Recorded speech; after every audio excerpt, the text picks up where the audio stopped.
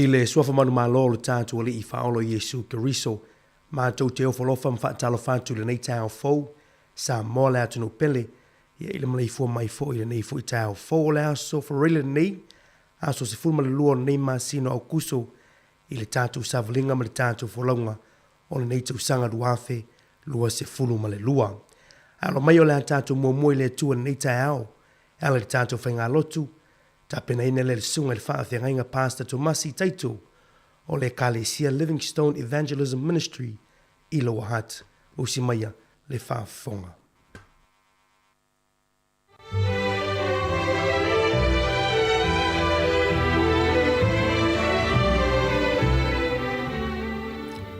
Yo vai, o lo umarosi, o te alofa lava ia te oe. O Yehova o lo'u papa ia, ma lo'u olo, ma lo'u whaaola, o lo'u atua, o lo'u papa, o te whaatua tua ia te ia, o lo'u talita, ma le nifo o lo'u olatanga, o lo'u olo mawalunga. O te wala au ia Yehova, e ta tau ona vi ia o ia, o lea e whaola ina iau I e waita mai ia te au. Na si o mia ui mai lei e oti ai. Na whaamata au tia fo I ia ui ta whianga a eula vavale. Na si o mia ui mai lei a se oli. Na ouru mana I o mata sele a le oti. O na o vala au atu lea ia Iova. I lo upua pua ngā. Ma ualanga atu I lo uatua. Na whaafofonga mai o ia. I lona malu malu. I lo uleo. Na o atu ia te ia. La ualanga. I ona lava fofonga. Vi ia oelo mātou watua. Ua mātou tau nu umai fo'i I le aso e whai ungole nei fo'i vai aso I ngā ruenga. Ma nisi o tiute na mātou a mata mātou savavali mai aile nei vai aso. A olo a aolo mātou watua. E le whaapupu ina lea. E le mawhaina e tu ula fua ina I mātou e peo lau fulafolanga. E te lawe a ia I le tangata mai le ngutu o le tu unga mau. E te whaatu mai fo I le tangata I le ngutu o le tu unga mau. A o mātou maua le ola. A o mātou maua le mānawa. Mātou e au na mātou vi ia I lo suafa lo mātou watua. I le mātou wola ia te oe. Whaftai tele lo mātou atua le nei tae au. Ua, me leifua mai sa moa lo mātou atua. I le manuia. I lau tau singa. I lau leo leoenga. I le lawe ia o mātou tau oto I o mātou moenga. O oe lo mātou atua o le manuia nei. E o oile whaavavau. E le suia lau wha malolonga. E le suia lava oelo mātou atua I lo wanga lele. E le se me ave sea lo wha maoni. E te tausia te I mātou. Awa o oeo le atua tausi whea ngainga lava oe. Le whea ngainga lea na e au mai ai lo walo pele o Yesu Keriso. Ina ia mātou hui atu ia te ia. Ma mātou tau nuku atu le ola e whaavavau. Vi ia oelo mātou atua le nei tae au. I aso wa e whaopopo. Le ola wa e toe fua ina mai a te I mātou. Mātou te ola au au na I la ua fio. Whaaftai ono le nei ala le olo mātou atua. Le ngate momoli ai lau whi ai. Alo wha pena ona momoli ai lo mātou atua. Le wha malo si ina o mātou tangata. Mātou te au auna ia te oe. Ai e mātou wola manuia I le lalo langi o lo mātou iai nei. Wha manuia mai oe ia sa moa le nei tae au. Lunga ia te I mātou umar manuia o lau a fio. E ala ia Yesu Keriso. Lo mātou a li ima lo mātou whaola. Amen. Le vi inga o le atua o saunia le nei tae au.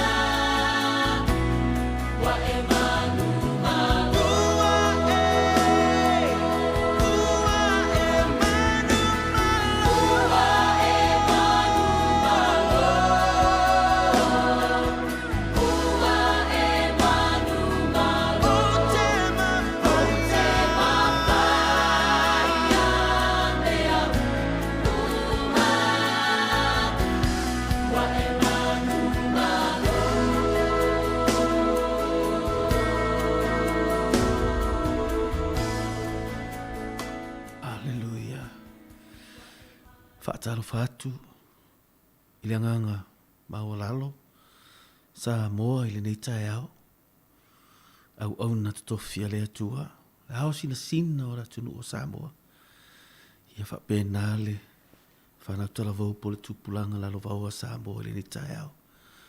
Whaatalo whatu le suafa manu malo i Jesu Keriso, i le nei tae au manu malo, na ia upo le pese le nei tae au, o ia leo tātou manu malo ai. Tātou matua le nei vai aso lo whape nana whamatala ina. Mai le tusia Ioane lo na matau pesi fulu mare wha. O Yesu o le ala. O Yesu le upumoni. O Yesu le ola. O te fia whaitau ina le tusile nei ai mai le tusio ngaluenga no mata upo e wha. Wha pene ilo na whaitau ina. Ia i loa e outou uma. A toa male nuu uma o Israelu. O le suafa o Yesu Keriso le Nasareta. O le na whaasata roina e outou. O le ua toi whaatuina e le atua na ie uoti. O ia lava lea. Na tu mai ai le nei tangata. Ua malo lo i o outou ruma. O le maale nei na whaalea o ngā ina e outou tufunga whai whale. Ua avea ia ma aturi manu au pito alunga. E lea i fo i se tasi ua iai le ola. E lea i lava se singoa i lalo o le langi ua fua ina mai i tangata. E mawhaia, o na whaaula ina ai o i tātou. Le tala lea pen tātou tala noa i le neiva i aso. I le sa ililinga e le fafine sa maria na tātou amata mai ai. O se ala e nate mawhaia o na momoli mai ai le fi le mu po se oli po se fia i lona loto. Na ia mafu aina whelua lua i whaapea, se i o na ia maua, se i o ina maua e Yesu ia. Se i o ina ua whai mai Yesu e awa ona o i Samaria, ona na i loa Yesu, o lo tātou whaapea nana sa ili se awala e mawhai ai, ona tātou wola fifi le mu ai, ma tātou wola sa o loto ai, ma tātou wola manu malo ai. Lea na mana o ai le whawhine e aisi a Yesu, pe whai atu a Yesu. Au mai ia le nā mea. Au mai ia le nā vai ia te au. Ua o le la vasa ili au wala. So ua o le la vasa ili lea mea ma lea mea. Lea tunu u ma lea tunu u. Au ana o oe ale tali Yesu Keriso. Tātou so o mai foila ia le tina ina ua maua ua se pena whai atu fo i se tala. Ina ua maua i tātou le tula fono pa o tātou sasi. E tusia lima o tangata. A o lau Yesu lea ua whamatala mai e Paulo. Na te le tula fo ina i ate oe. Le na whai a Yesu i le au farisaio ma le au tusi upu. Ai se sie le isa na salatongi sa na maa. Wana o Yesu e mawhaia, o na whaamanga loina a tātou wanga sala. Ian tātou o mai foila ia na nafi. O le temina, i le sau o le tina lea ua sau, ma le whangu ala pasa, ma na o nuti luma o lea tuala na taulanga. E whai taulanga i lona atua. E tau atu ai, watu atu lona ola a mō lea li. Ma tātou tala noa mai ai, ina ua ananafi i le te. Taita ina i le tangata o le pongi sao le lalolangi le nei. Pena whai atu e le teimi ua. Wa e manao i e tuu le mea lea. Wa e manao i te aru ese mai ai. Ai pe o lo o iai lava le pongi sao lea na te ma whai ana whaasero tātou ma whau. Ma ave e sero ma whau mai. Lena tātou i le tala na nafi ina ua maua e Yesu le tangata. Na i lalo le pongi sao. Whamai na nofo i vai o Yesu. Whamai ua ia ofu. O toe fo i mailo na mawhau. O i loa o i o le tali. O i o le awhawhinea a le atua. Mea leo tātou le nei tae au. O tātou o mai ai. O se whamatalanga e whamatala mai ai. E le tuspa ia ia te tātou la o apostolo le tusi angaruenga. E lea i lava se tasi ua iai le ola. E rea i lava se si ngoa i lalo o le lalolangi. Ua fua ina mai i tangata e mawhaia o na whaaola i nai i tātou uma. O le amatanga le tusi le whai upo se furu lo whai mai ei le whetalai o lo whapena na tusi la apostolo whapene. Ia e iloa e otou uma nu ese, tangata nu ese. Ma Israelu atoa, male Israelu. Longo mina, ele i whaapena o Israelu, ua whaamatala mai a te i tātou so se tangata. So se tangata. Wana o Yesu ale ala, upumoni, maleola, tātou te o ai i le tama. O lo whaamatala mai le tala le nei le tae au le nei. Ona, e pehe e saule tala mai le amata mai le mata upo e tolu le tusi o ngaluenga. O lo whaamatala mai mawhai tau whaapene, ona o le pipili na ilumo o le maru o le mata ngofie.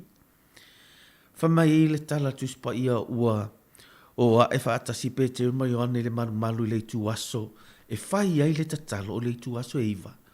Lea, ua ave fo i le tastangata ua pipili talu na whanau mai. Ua tu ina ifo o ia i la tau i aso whai so i le whaitotoa. O le maru o ingo i le mata ngofie. E whaatonga atu i se mea alofa e uru atu i le maru. Ua iloa mai e pe te uma i ane. A uru atu le maru. Ona whaatonga le ia i se mea alofa. Ona pulatoa leo pe te uma i ane i a te ia o whapea tu wa ai mai i a te i maua. Ona nau mai lea o ia i a te i la ua. Whai e maua se mea mai a te i la ua. Ona whai atu leo pe te e le isa auro se ario. A ole mea o te iate au o te avatu iate oe. o le suafa o Yesu Keriso le Nasareta i nā tūia i lunga masavali. O le ola manu mālo, pe o le pesi ana usuina, na tātou te maua ia Yesu Keriso. Pe le mānai o le tala, o le e whae u le tātou i le tala whape nei le. A o folau le folaunga le lua afe lua se fuluma le lua, le tātou savalinga foi. O le mānai ai o le mea, na mawhai ai e Peteru, na la maua le, na iate la ua le awala e fisosoani ai le tangata, ma whaatu mai le tangata i lona mana onga. Whai mai, o le tu lai o ai e tatalo, Samoa, e ese ma le tā ua o le mea lea. Whai mai o le tu la na ua o la ua e tatalo. O le, i lau savalinga, a e mana o ina ia mawhaia, ona e savali i le ala lea, ua tala noa mai ai le tātou whamanatu le nei vai aso. O le tatalo, e mawhaina e iloa ai, e mawhaina tala noa mai ai, e mawhaina wha iloa mai ai. O le tatalo le fisota inga lea a oe malo atua. E wha matala atua i lo nau o lo loto i ateia. O le mana ia ina ua ofai tau le tala i le mea lea. O le mana onga o le atua i ate o le ngata e te malo lolele. Ai mana o ale atua te manuia. E pei e fōlinga mai le tala lea. Ua mali ale loto o le pipili lea. Ia matangata na lato tuina ia po au nisi fo iolona ainga. Pei ua ngata le lato i loa i le mea le, pe ua ngata lava le lato wa ai. O le au wala le maua mai ei le tupe le pipili. Ia ma lato foi. Awa foi ua la fai mama sani e pei ona fai mai o le tuspa ia. Ua lato tu u le pipili pe o le au wala lea, le tu tala not, pei fōringa mai o le au wala lea. Ua mauti noa i o lato loto. E maua mai ai le fisosoani pe maua mai ai a lato tupe. A le maalia i o le mea, pei o le mea le. Ua lato tu ua ia le tangata le nei. I le, ua le avei to tonu o le faresa. A e tu i fafu. E pei o le to a telefo, i o niso tātou te tala, e o atu. O lai fai le lotu to tonu atu le lotu. A e le lotu to tonu le lotu i fafu. Ia, e pei ia, e whape ngale, E pei e o atu tu i fafo le pipili. A o to tonu le mea lai fai e le tatalo. Le maana ia pa e vai tau le tuspa. Ia fai foi o nai te maua le nao langa. O lai fai le lotu e tu i fafo. Ia ele mawhaina e ilo le wha malo longa le tu. Se ilonga te o to tonu te la ngona i le mawhana ma le upua le atua. Ma vi inga o le atua. O le tala fo ina le ina ua lato o mai. O le mawhau a le tangata. O le pau lava leo le awala. Samoa. Te ilo o le mawhau le atua i atu. E mana o te maua mea sili atu. E te mana o le atua te manuia. Sili atu le mea lea. O le vaaia le atua i atu. E pe o le vaaia le atua malana tala na whaia Yeremia. E manuia oe. O la ufofuanga ma le plan wo manu tusia e manuia oe. O le vaai le nā le atua le vaai mai ai ati oe. A olona lave, pe ua ngata lo tātou i loi le awala, lava le tātou te ilo e pe na whai e le awari ia, o le ave o si pipili e tu uluma, e sa ili mai e ni mea lātou te mana na oai. Ai te ilo le tala, na aisi atu e mana oai mai le tupe, ai mana o le atua te manuia i ona manuia. Ne whangai aisi atu e mai le tupe, ai ave i le atua vai. E matua i le make sense a pina o le atua na te sila fia. E manuia atu oi le manuia le mana oi le atua sabo. Me fo ingale ua nata fa pe oi okay o a ulava lea. Pa ulava leo le meo te mawhaia. E le mawhaina o whaia le mea lea. O le ale mai o lo fa pe na. O na e ta oto fa ta oto li ai oi. Le neiva i taumale. O le upa le atua. O Yesu. O i o le ala. O i o le upumoni. O i o le ola. E te tū i lunga le tae aole nei. I le suafa manu malo o Yesu Keriso. Tali tonu mai i lau tala leo ua whai atu i ati. A whai o e ma i le tae au le nei. O e whata o tolia o e o no ngase ngase o le tino. Tu ulau whatu o tu le tae au le nei. Leo o te tatalo atu ia te oi le tae au le po o fele mea nai ti ngā o tino. I le suafa manu ma lo o Yesu Keriso tu lai i le tae au le nei. I le mana o le suafa o Yesu. Le mea lea, e aisi mai le tangata e mana o. Ai fai mai lea tu, le ai o te le to fia oe e te ngata ina. Le ai e le mea o te mana o ai ia te oe e fai ai oe. Ma mauri mau, e manui ai, nisi tangata, ona oe. Pena whai atu, na aise mana o le tupe. Ai maa nei ai o le tangata na ola le manu maa lo Yesu Keriso. Na sa vali i le whaatua tua. Whai mai le tala le apostolo Peteru, e le o ia te maa ua se auropo o se ario. Ai i le suafa o Yesu, tu ilunga, ma e sa vali. Na tu ilunga le pipiri, ua te ua ta mo i to tonu le fale sa, ua oso, ua oli, ua malolo, ua ina iloa, so le ai, ele ena ori si i mai oa, ua lava le taimi, e si ia i pe wha o ngai, o le tele o tangata i mea la tu te manana oai. A o le taimi o lou tū la ilunga, le wha maalosi mo oi le tae aole nei, tū ilunga, i le suafo Yesu Keriso, te malolo e manu wi ai, le to a tele o tangata, ina ua fai e le atua le vāvenga i ate oe. Ua te i le pipili. Ina ua tū ilunga wha tū ilunga e la ua apostolo. Fai mai le tala tu spa ia ua oso ma vivi i le atua. Le mea lea, o le manuia o le atua, e te le maua pēha e tū i fafo. O le manuia o le atua, e maua ina ua e sau i a Yesu Keriso. E te le maua pēha tu u Yesu i fafo. A e nofo i tutonu. O le fina ngalo lo watua, e te maua le manuia o lo tātou wali i o Yesu Keriso. Na fua ina mai e le atua, e manuia ai oe, o lou ainga, o lau whanau, ma whanau a lau whanau. E manuia ai tutonu o lau ngaruenga, e manuia ai tutonu e ka lesia. O Yesu, o ia, o le ala, upumoni, ma leola. Whaftailo mātou atua le nei taeo. Mātou vi ia oe. Le suafa manu mā lo Yesu Keriso. Ua mālo lo ai au tangata i le taeo le nei. Tatalo i le whaatua atua i lunga ia te i lātou umalava. Mai lava i le neiva i aso i nisi na whaalongolongo. I le suafa manu mā lo Yesu Keriso. Tatalo ai i lo whaatua atua. Ua mālo lo le ngata i le tino. O le mawhau. O le loto, ua whaasa o loto ina, mai ia nganga o le pauli ole. Ua wha oli ina, ua wha mawhana ina, ua manu malo, ono le suafa o Yesu le Keriso. Vi ia oelo mātou atua le nei vai aso. Tatalo i lau wha manuianga, e totonu o le letio wha sala lau nei.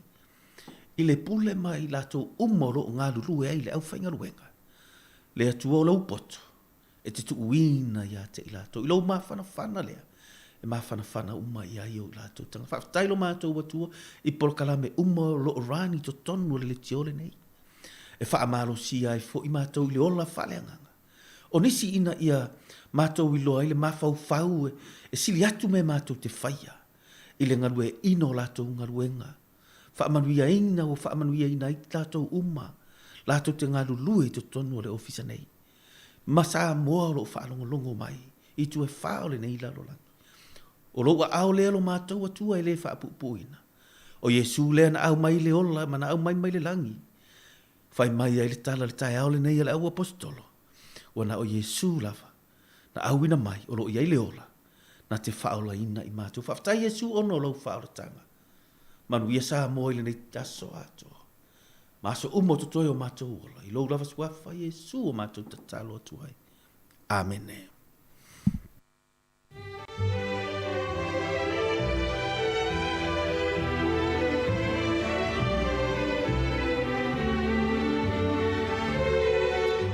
Ia ora na ua whaafonga le tātou tino ure nei tae ao e ala le tātou sauni ngā lotu. Ia sa tāpena ina le sunga i le whaafengainga le ona le tua Pastor Tomasi Taito o le Kalesia Livingstone Evangelism Ministry i Lower Hutt. Ia mai vea i fo ilo leo whaatau vae whai mafonga tamu molo le tātou tino. i le nei tai au lau sunga le wha athengainga. Mo le atu whaftai mo le wha malo, ono le tāpenanga mātongo fie, mai lawe la sunga fua, i la matanga o nei fwoi vai aso, ia lewa whaiu, ia whaiva matute fwoi o nei tai au. O le mātu stalo whamanuia tele le tue lau sunga le wha athengainga, whapere whare tua whapere fwoi no whalo, ai mai se tapo inga le kale sia, manuia tele nei aso, ma ona fua fuanga. O leo o lo minuto na afale o tulai fitu, ia tau tua nere si fonga la mua i Wellingtoni.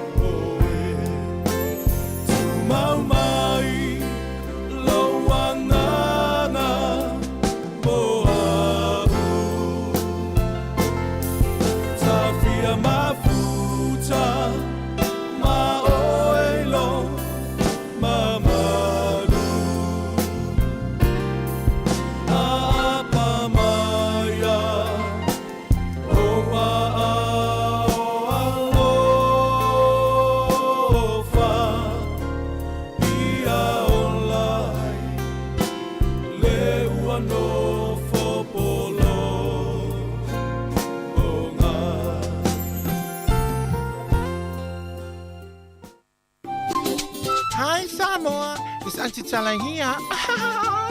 Instead of Fifi Fallo, ile atau le tayao. Laugh of the morning. Amat semel apple feet to the bamboo. Su fongalo mua. Atau le tayao.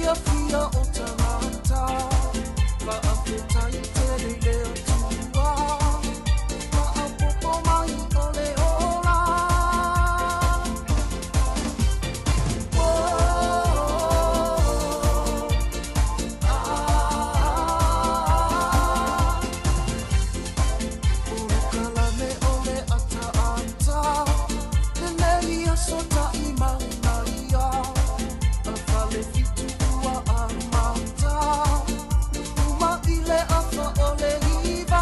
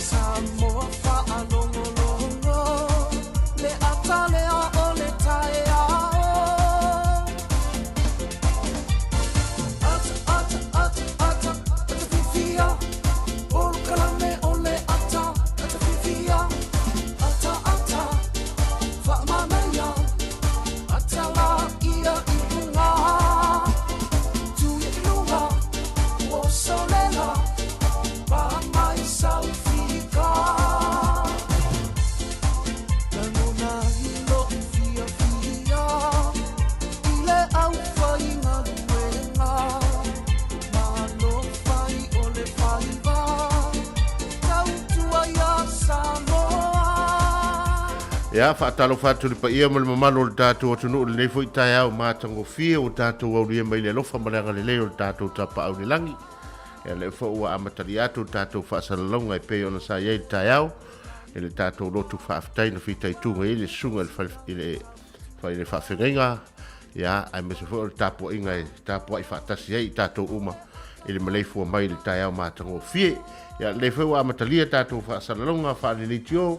Ia sa farele ta itase mai lawa le tulai fitu se ia pa ia le tulai lima i le fiafi le fo mama futatu ia male sunga ia mari fai valu ia oila ia lava le o taula fo im kapiteni le ia son ma le mato va le ta au ma ro se fo mnuia mari le ta ia atalo fatu i lo sunga le lia o si le la i le ta au ia ma lo se fo mnuia le fo ia fo foi na mai le tua tātou te whilo i foi lunga tātou atunu e mesi tātou tautua jau o le vaso pe o pisa o bo le vaso ta te whilo pe te sau ai ia e sau foi nei o walo wi ia fa tau mo le vano a mai le ia tai am wi le pe no fa tu matal no from tu foi na fi e foi le vi mai le si vai ngai tai Wellington ma o le timuna to ale suru la ya tato ya le foi lava va ya tu il leta ya pe foringa mai o le foi o se aso mane ya foi ni ya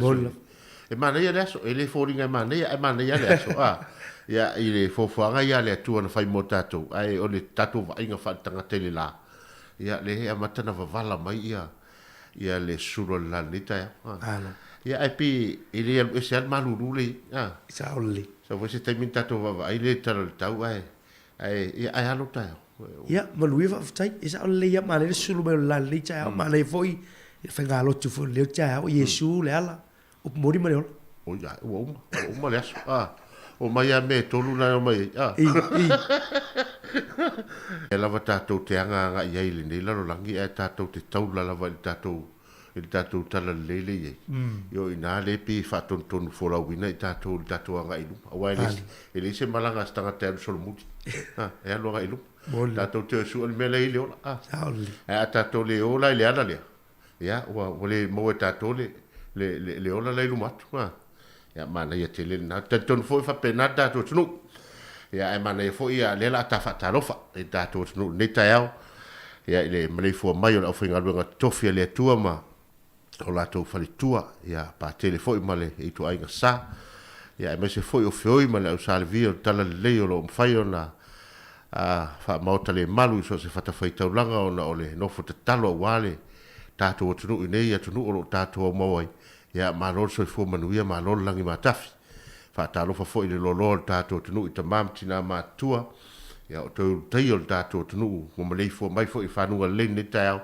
ia malol so fo manuia fa talo fa foi le lolo tatou tunu ia na to uma foi o hanga ia tu au mga ruenga masani nisi foi o nafa matiute ma fai wei tonu o mauta malawa walta usingo matua ma se foi o whanau ia malol fa toa malol tau atai ia tatou pengo so ta inga o mafuta mai ai le malol tatou tunu ia tunu mamau ia ilunga o peanga ngalo le el tatou Facebook ma se foi o le YouTube ma lunga o tatou app fatalo fatu si fonga la mo ile no ofisa i Wellington porua Wellington ile nei tai au matango fie ya talofa lava ya ole ta fatalofa le na ai tel tonu o lewa fenga solo ya tatu tunu i tulanga masani ya awala va fe au mo faiva o fai o wa piolas falile ya e se foi la ngono ta fenga lo soli ya wala so le o fa ma e fenga lo ngon nevias o le stanga to leva ai le July fa o le July lima malo lo mai fenga lo ya le ngata foi le ya la to e fenga mga lo ngol weekend ya fa malo alon sa le o mau yo no mai foi le dias ya la va tato pese ya on tato to ya foi la ele tal me fa solo tato programa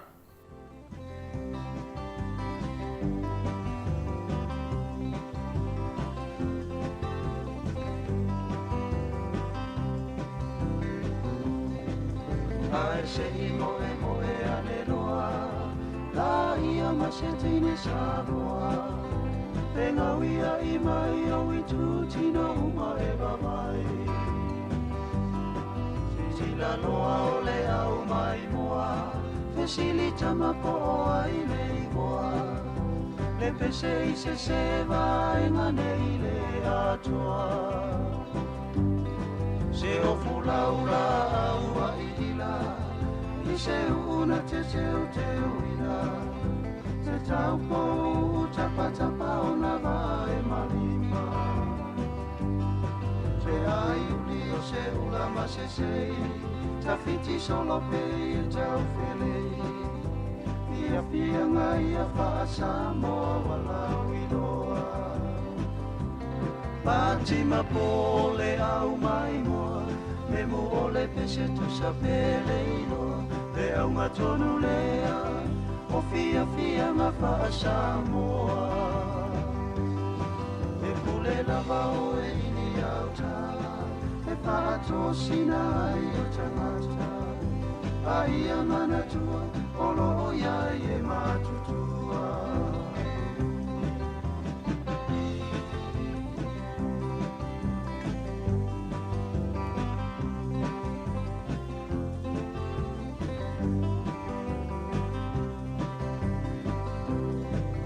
Tula iloa se toe a ina Tanava ai ua sautua lima Ai sa inui se whaamafua se ainga E whana ua tau whetuliane Tau mawhai e tau ave I le whare E tupe aia o anga lava o le fia fia Le taimi lao le tau alunga Ua tau au ina sisi wa uma Ai malo e wala au mai lunga Tala o se lo matua Papa o masasa mai se lo tua Wale o lele o tafia pale a lilifua Tukulanga e ia e mana tua Lau fia ngai a le sualua Isiva mai whako To a angani si e apo Sili la malo pa amasani Fia ngau amasani ai Te ono me ai Te ai se fai ti o mai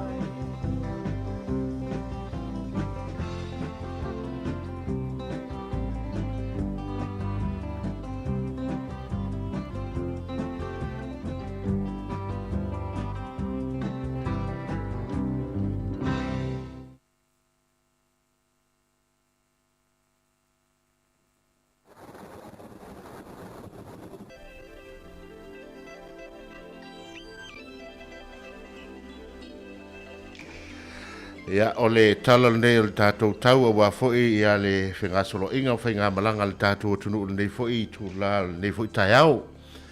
Ia o le eva ai atu ia e pe fōlinga e le motu I mātū e mātele lava ina langi le lei. Ia e suru mānaia le la le nei aso se wangana nisi vaenga. Ia e tō uru wha vā solo le timu. Ia o kaitaia e tolu tikiri le maluru le nei aso. Ia whaasoro mai whangarei e whaare maluru. Ia so mai e whaasoro mai lalo I Aukilani. Ia e 5 le tikiri le maluru le nei aso. O Hamiltone e tasi tikiri lo na maluru tele ia Hamiltone temil nei. Ia whaasoro mai ai I Tauranga. Ia e 5 foi tikiri lo na maluru. Pe o Kispen leva ai atu ia e whaisi whaati munga le aso le nei. Ia ai fitu ia tikiri lo na maluru. Ia mana ia foi le lao New Plymouth I le tu I Sisifo ia e fitu ia tikelilo na malulu le nei aso ia au taupo e ia matua siro lava taupo temil nei ia au lo susuru mana ia le lai le nei aso ia so mai ia Palmerston North e ono tikelilo na malulu fa pena foi ia Napier e fa solo mai ai e 5 tikelilo na malulu fa solo mai rapa I Macedone ia fa pena lava o matua malulu lava mastone fatalo fatu e te o tolu nei tai au o le nā foi ia e fōringa mai e to uru wawa solo timu I le nei aso ia ai matele lava ina susuru le la ia wha solo mai Wellingtone e ono tikelilo na malulu pe on tātou whalogoina le nei tai au ia e susuru le la ai to uru wawa solo foi le timu ini nei taimi ia wha solo atu le motu I saute ia o Pelenem ne le soni e lua tikeli lona malulu ia e to uru vavasolo foʻi timu lenei aso ia seʻi vagana ai ia plenem ma tuasulu matagofie le la i le tolu le tikeli le malulu ia faasolo atu lava i kalaisi tete susulu manai le la lenei aso leai se puaoa ia e tolu tikeli lona malulu ia faapena foʻi timaru e tasi tikeli lona malulu seʻia faasolo atu lava i Queenstown le mea o loo fiafia i latou e o faaseʻe le aisa ia e tolu tikeli lona malulu ae matuā susulu matagofie le la o tanilen faapena foʻi tasi le tikeli tuā malulu foʻi tanilen a o loo toʻulu vavasolo foʻi le timu ia manisi taimi e susulu mai ai le matou le la seʻia o lava i Invercargill le motu i pito i lalo i le pito i lalo le motu i saute ia e toʻulu vavasolo le timu ia e susulu foʻi le la i nisi taimi ia a ua matuā malulu lava outou e 0 tikui le toʻo le aisa o loo iai outou taimi lenei ia pe foliga mai o le tatou tala le tai mo i latou foʻi e fagogota ia i nei lava ia i mana seʻi faasolo atu i kapiti i le hapa le iai ia pe le tai i le itulā e toe 8 minute le itulā e 2 nei le taeao ia e toe sua atu le tai i le itulā e 10 e 15 minute te ele tu la sfulu nei taeao ia ona toe pele o le tai i le toe 25 minute le 5 na nei le afiafi ia ona toe sua la ia le o le tai i le toe 27 minute te ele tu la e 10 le po na le afiafi na nei ia fa pena fo il tato talafatai i makra ma le faanga iatu i le tu le i sifo ia le na pe le tai le toe 1 minute le tu la e tolu le vaveao nei ia ona sua leo le tai le 5 minute te ele iva nei le taeao ia nau fa solo ina sua atu ia ona toe pele o le tatou tai i le itu la e 5 minute te ele itu la tolu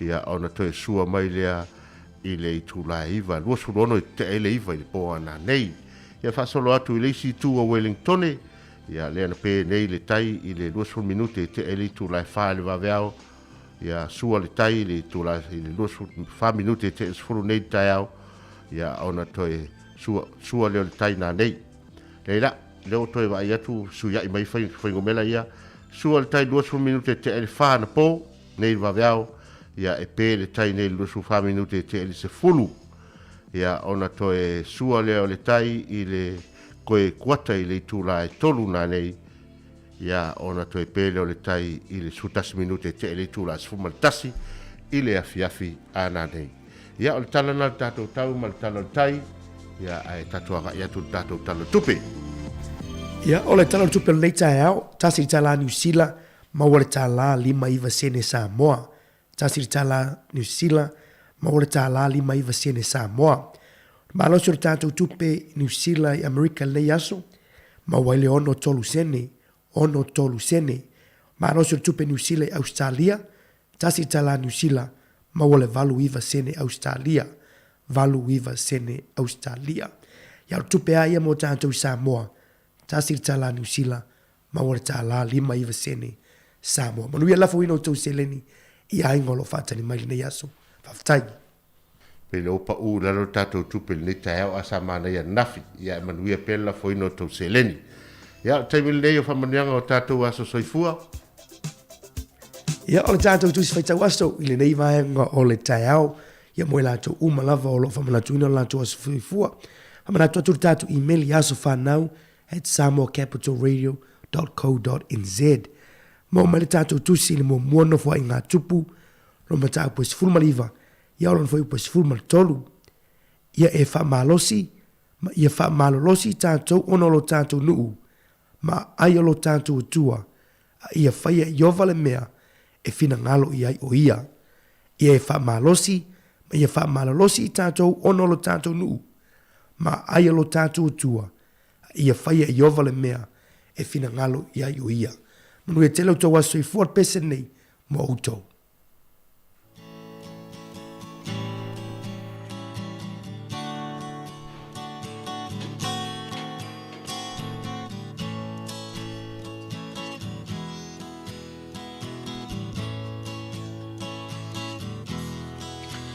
I ia vi ia le atua ua ulia loa sosoifua ia manu ia loa sofanau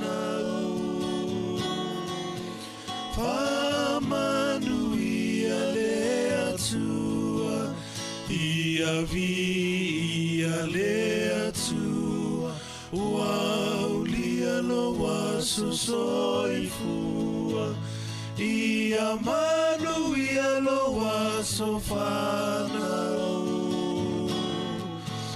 famanu ia le atua ia avea ne Yesu matautai o la umalanga ao fesoa ina loolanga o Yesu le tai ala ia avea ne Yesu matautai o la umalanga ao fesoa ina loolanga o Yesu le tai ala ao fesoa ina loolanga o Yesu le tai ala.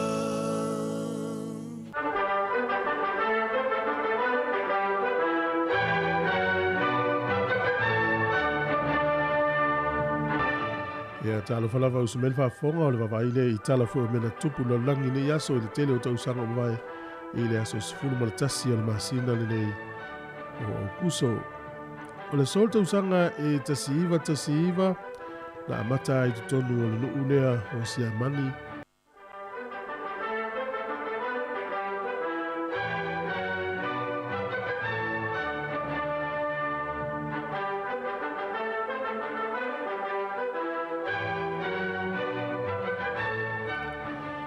Ia talo falava usmel whafonga le wawaile I tala fo I mena tupu la langi ne yaso tato ria le aso sifunu ma le lua o kuso. O le sol tausanga e tasi valu lima sifunu ma le tasi o le tamanoa leo Isaac Singer. O ia na toi whaatulanga ina I le so ia le whai o le sewing machine po le la au le la usu isui. Tata waina I la usu isui pito sili na le lei la langi o lo tusi el whai ule le Singer. Ia le tamanoa na fausia ia antoi whaatulanga ia le Isaac Singer. Ia po le la au so I le nā. Tausanga e tasi valu lima sifunu ma le tasi. O le sol tausanga e tasi valu iwa sifunu valu na te wha aititi pe na tutu ifo I lalo le tanga vai o le nuu leo Hawaii. Ia wasata ua le Republic of Hawaii po Hawaii. Ia ele nofuanga lea o Lolani Palace. Ile aso ne na whai ele sauringa whapitoa tutu ifo I lalo lo lato tanga vai.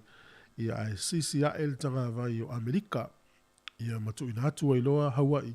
O Hawaii I lalo le vainga le malo tele o Amerika. Na tupu ila sol tausanga e tasi valu iwa sifuru valu. O le sol tausanga e tasi iwa o valu. Na whaatau itua.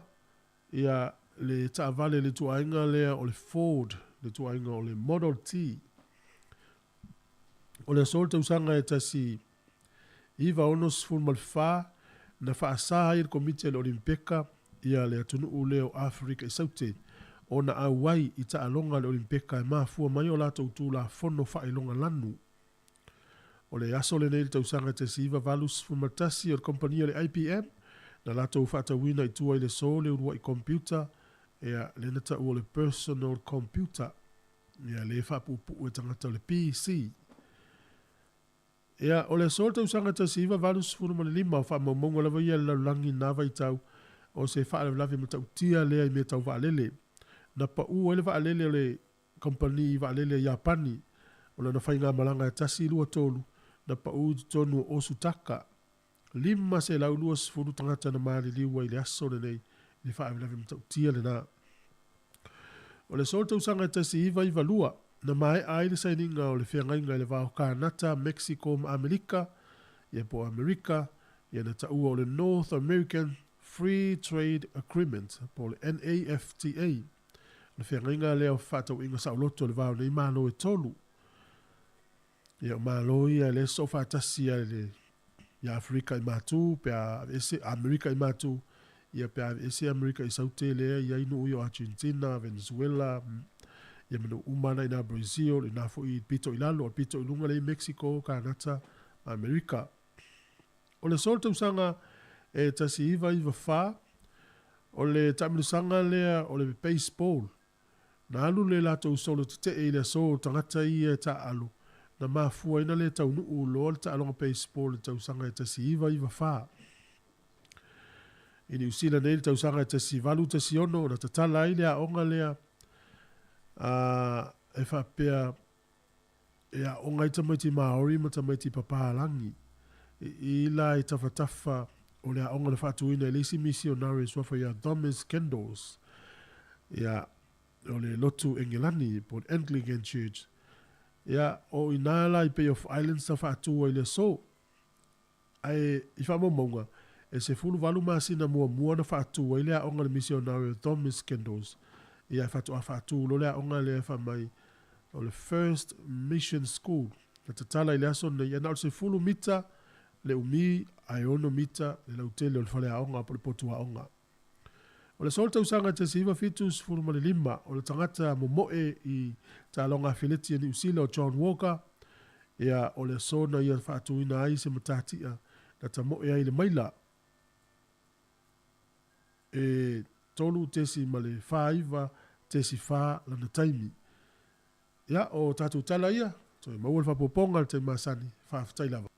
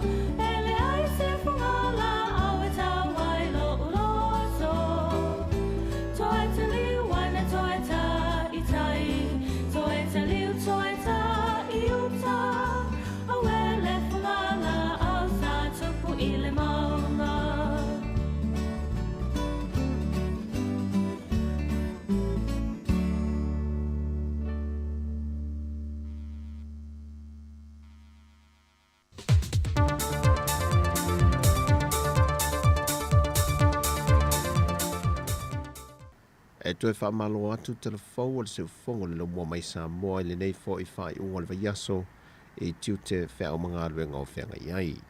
Ai o se wha o poponga le nei o tala mai Samoa.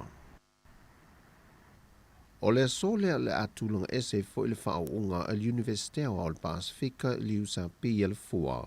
E le ngata o le wha o wino alo ma whanau e to lua se fulma le fitu wa maua wha ai lunga tikiri, ma se vaenga si lia ma le lua se fulu wa maua wha ai lunga le Masters in Business Administration. Ai o loo tau lai le nei wha au unga, e le tu inato i le fionga le ministawa o ngata longa maanga nu, le fionga se ula yoane, o le whapale ina leo le au le malo Samoa tui ma le di whano vale to soa lo vi le lua, o ia le uwhidiwhidia o le au o ma ia i le wha o le Universitea le Pasifika, e pe o na wha solo ai mo le ta i se fulma le lua tausanga, e whidiwhidi mai e atunu o le Pasifika, o lo ia i la la o le Universitea. Pei foi ona se le fia wa whaonga aina le awala wha teknolosi, le o lo tau mawhai e se isi la asanga fau mo le Universitea le usa PL4. Le umwhaun wha tau teia o ngā wha awau mai le motu tele i sa la whai, e na ia wha whai ngō fia e mo alo ma whana wale atunu upo o tangata foi o lo whai ngā luenga, ai o lo fia ave la tau mata o pu le Universitea le fua, nai lo le tau malanga mai e pia. O le vai aso nei leo o te tala lo i ainai le ofisa fau o le mtanga luenga o ngā luenga mwhela o inga mati na e te tele, e le whonga whale ilungo le maketi san lolonga, e se mai lo na vaenga wa sa iai mo mua i san lolonga lava. E le saunoanga le fionga le minista o le mtanga luenga o ngā luenga te tele, le fionga o lo fiti a fōwa ai. O tau o whonga mo se konkarate la to te fausia le ofisa fau lea, sa whaatu la whanuine le malo e na o ka muta mai sa la whai mwhai o ta lia la tu talo sanga. Nei ule whiliwhilinga, ma tō fiai le fionga whono ia si osi whono ia. Ma ia whaatino i naile ngā luenga i le tau e luas fulma le lua afe, luas e lau fast food wiva ta la ma le ivas food sene. O le ofisa sa i le lau i le LLTA sa lolonga lava, au le ua wha me ia tu nei lona ofisa fau ia le puma i talo sanga mua maalienga tawati nae, po le Development Consent Applications, fa te seima le vaenga o fale i talo sanga mo pe mita o fale, po le Building Permit, ma iei le talitanungo le fionga le minister, o le awha whaingo fia mōl mamalulau telo le antunu le motutele i sa la whai, o nā whea mua la tumata upo le no whanga fau le ua wha atuai le ofisa. Sau no fo i olo, wa whata atia fo i le fuawhanga o le anga lulue lava tangata o le motutele i sa la whai le ofisa, ma le toi tau malanga toi la toi tu mua, mō ngā luenga wha tino le motutele. Na whafteia fwe le fionga al ministaia o lo fiti a fōwa ai, le whaala puputongo ele Samoa po le Samoa Land Corporation, le pule sili ma le pulenga, ona o le whaawa no le vaenga le maketi i san lolonga, wa fausi ai lo lato officer fau. Wa whaamautu mai le mpasa o le malo Amerika i Samoa le sunga Udall, le tamai tai sui whailo tuse le malo Amerika le na Asia Samoa, le sunga Wendy Sherman, o le ato e whaawa wai le au nanga le fo i malo e fsosua nei mo Samoa, e ala le ana Peace Corps sa awina mai le telu tausanga o mawai. O le whailo inga Udall ma le fionga le tamai tai pā le mia le neiva Yasofia me na o mi mata afa, na ia wha ai loa ei, o le tausanga faulua whelua sa fulmaltonu le wa iei le wha moe moe, o le ato nuu mai iei lau whanua le au nanga Peace Corps mai Amerika, e tautua i matata SS i mtanga luenga le atunu, ai mai se lava i le au nanga mtanga luenga wa onga ta alonga maanga nuu. O Samoa le ua mua i atunu e iwa whaatu langa i mea lofa le malo New Zealand, mō masini po o system le whaongaina e fausi ai kāte po ID, mō le au whai ngā luenga ngā lulue le malai wā lele whaavao malo i whaliolo, whapea fo i matangata e malanga mai atunu i whafui le atunu. O le vea so neile ua whaapipi i le masini e o atu lona tau le limas furuafe tā la Samoa, le ua fo i mai le malo New Zealand mō na tangata anu, pe ona tau o atu le kumsino le malo New Zealand i Samoa, Dr. Trevor Matheson, e le fionga le minista o ngā luenga te tele, le fionga o lo fiti a fōwa ai. Ta ue Matheson, O se tasi leo vaenga o le wha wo wha umia sa mo le ono sfutau sanga mani usila. Mo wha au popo atui le fo inga ruenga tele. Wha tasi eima se wha ata e whaitau miliona lo na tau. O le a fo ina mai e fo ene usila mon malai wa lele i whaleolo. Mo le siaki nei leo tangata whi malanga e. Wha pe fo i malato uta. Sau no fo i Matheson. O nisi o feso swani mo le atoa ngo le ono sfutau sanga o le wha wo malo e lua. E wha au popo atu i le whausia ina leo le maketi fungalei. Wha tasi e mawhiso swani mo le pui pui a leo swinga o le tau mo le atunu. Na whaftai e le whionga le minista le maloni usila. Ma ua ta le whionga fo i le whiso swani peo na ia ta ua. Ma le tali ngā māloa te itai o atunu te tele. Le ua wha ata oto o le a whaia mai sa mo le tausanga e lua afe lua se funmal wha.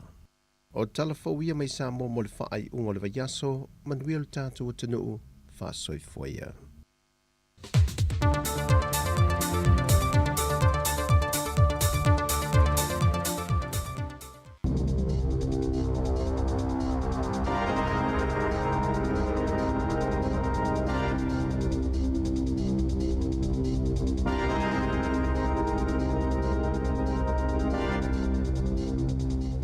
Tala flaval fa poponga mo talafou ma le si ufonga le lau mo le nei tai ao o le aso sfulma lua au kuso lua fe lua. Ua fa ato e selfa le mai middle moi au kilani i tangatanga senga sena va ai se li ina pepelo o io se fo mai. O lo so ina nei leo ni atunga lunga e fa atitaule taule lea na ia siaki ina ngā senga senei na ia fa ngai nei ni fa mo nga pepelo. Le sa mawaila na ngā luenga. Na ta ue Andrew Connolly o le te whātu ora Countess Manukau e whaapea na whaato ese le pūlenga ona o le asasi ma ua mai ona whaafsota i ngā senga se umana a fia wola tō wilo ilo ina le vainga o ngā senga se taitasi na siaki lea taule e lea o lo o au fiele suenga fuafuanga mō tonga fitinga whaatase male avengo fuala au mawaila au i le taimi na iai lea tangata le whalema i middle moa. Na amatona whai ngā alwenga lea taulele al masino Februari e na wha amalolo i lea somo mo au kuso ina wala ngāni a tungalunga pe o le mea ua mai ona restala o se fo mai. A o lea solulun wha amutalo i e lana ngā alwenga le te whātu ora Countess Manukau ma wha o fo i le wha aseai wha asanga ia te ia i leo i lea solava e tasi. Ua popole pisinisi o na o amio ngā nisi o tangatanga hoi na toi fo i ato matau wha alilili ia i lātou. Ma oloa ia na lātou ngaoi na mai a lātou pisinisi i se ngaoi ngā na whaia i ni whale oloa i Palmerston North. Na whao o li mai le to o tele o ni tupulanga talavou i se tangata whai ngā luenga. O le pole solua e tu samal to o tolu se fulu ni tupulanga talavou. Na alula lātou o se whainga i pisinisi le no fuanga o iei whaatasi ni whale oloa i le Downtown Shopping Centre e matautia wa ainga i se ata na pueina. Ma whao i nātu le au nanga whaasalalau o le News Hub. Le ia le talitonunga na pue la taulawa ia na whaia le solto la fono ma ua whaasalalau solo i lunga upenga ta whailangi. Ma olo o māua i le atau stanga ta whainga luenga talavou o whaia i eini whainga wha o lima e tali e ia isio i la tau nei na o la tau os whaia whale o loa na o atu se tasi la vea i le teina whainga luenga le wha apeni reporti o lona tamaa ma tau fia whainga whao lima e taunu o atu leo petu sa o luas fuluminu te mulmuliane o so sola isio i la tau peita ina mwhai o na maua nisi tēnei ti se to o lua. Ma mōli e le whao lima malanga oi o le isi na ave i le Youth Aid. A o le tala se tasi o whai pisinisi na tau usu atu i la tau nei le tai au na soai ma la tau tō nginga o ofu na o la tau ngaoi na mai whale o loa ia na la tau o sofa eina. E na amu matali e i au whai ngā luenga. Ma o atu maki o whale o loa, sao la tau ngaoi ina. Na wha maoni e leo e wha apea ua mai o na whai ele fuafanga i e la tau ia ai o loo wha awau pea lesu enga. Na poloka la vaenga wha upwhai le leipani tau mwhainga mo se iloilonga wha atuma oti i le tali e le malo COVID-19 i le tūlanga le tamau ainga mo le silia malilima masina i se tau mwhainga muli lava na tusia tuaisu i umo isi vaenga wha upwhai le minista o tupe ina ia tali ini a lātou wha afesili e le o se tūlanga masania i le vaai o le National Green Māori Male Act. Wa tutu whaatasi e whaatino se ngā yoinga whaapea beo na tā ua na sauno le minista o tupe Grant Robertson. O le taimi nei, o le whea ngai pēa ma le pepesi o le Omicron, mai le o se taimi tāla whea ngai, ai e mautinoa o le ai e lava le taimi o se iloilonga. Na saunole sa upo le National Momta o Tautupe, Nicola Willis, e mo mia tangata o na sila fia, po o a whewha atino i le iloilonga, ma e io i ai Chloe Swarbrick, o le vaenga whai le Green, e to Saima report le News Hub. E to a whawhe walu se lau sifulu walu tangata whauna whaamaonia mai titono le atunu ul COVID sifulu wiwa, pio na whaasisila mtanga luenga o soifua maloloina, i le aso ana nafi, e to o lima se lau fitu sifulu tasi tangata i whale mai o lo o a fia le vairusi, e to o sifulu tolo lo tau fia i potu mo ngā se tinga aina, a e to o lua sifulu wha isi tangata na maali liu, sa a fia le vairusi, to o tasi onu sifulu anga ilunga tau sanga, to o tasi le fitu sifulu anga ilunga, sifulu tolo e ta iwalu sifulu tau sanga anga ilunga, ma le to a iwa, e ta iwa sifulu tau sanga anga ilunga le mātutua, e to o sifulu ono tina matamai tai, a e to o walu leito bawa lii. O toi tasi le masina mai a leo ngau toi pui al AstraZeneca, mo le COVID sifulu iwa ini usila, ma o le tele la voia toi pui a le tunu o, ele i wha o ngā ina, a e tasi tesi ma le 2 miliona tāla na wha atau ina ai. E lalo i fo le i wafe leo wha ingo tui pui ua mai o na wha o ngā, mai leo wha inga se lau lua sifulu afe o tui na oka, e wha o ngā i te tonu lava o New Zealand. O le vai asu talwaina toi wala a wale pule ngor soifua maloloina, i tangata o le atunu ulo o fia mawaina le tui pui a le AstraZeneca, e wha apeolo o avanole wha ingo tui mai lea vaila au, e o atu lea sofa o se tema, o lea soisa so oai, e mai ai leo ngau ia tui pui, e tu saima se wha amatalanga ase so opo, ale te whātu ora, pole soifua maloloina New Zealand, na wha atawina tui pui o le AstraZeneca mō tangata New Zealand, e le mawhaio na wha o ngaina le tui o le Pfizer.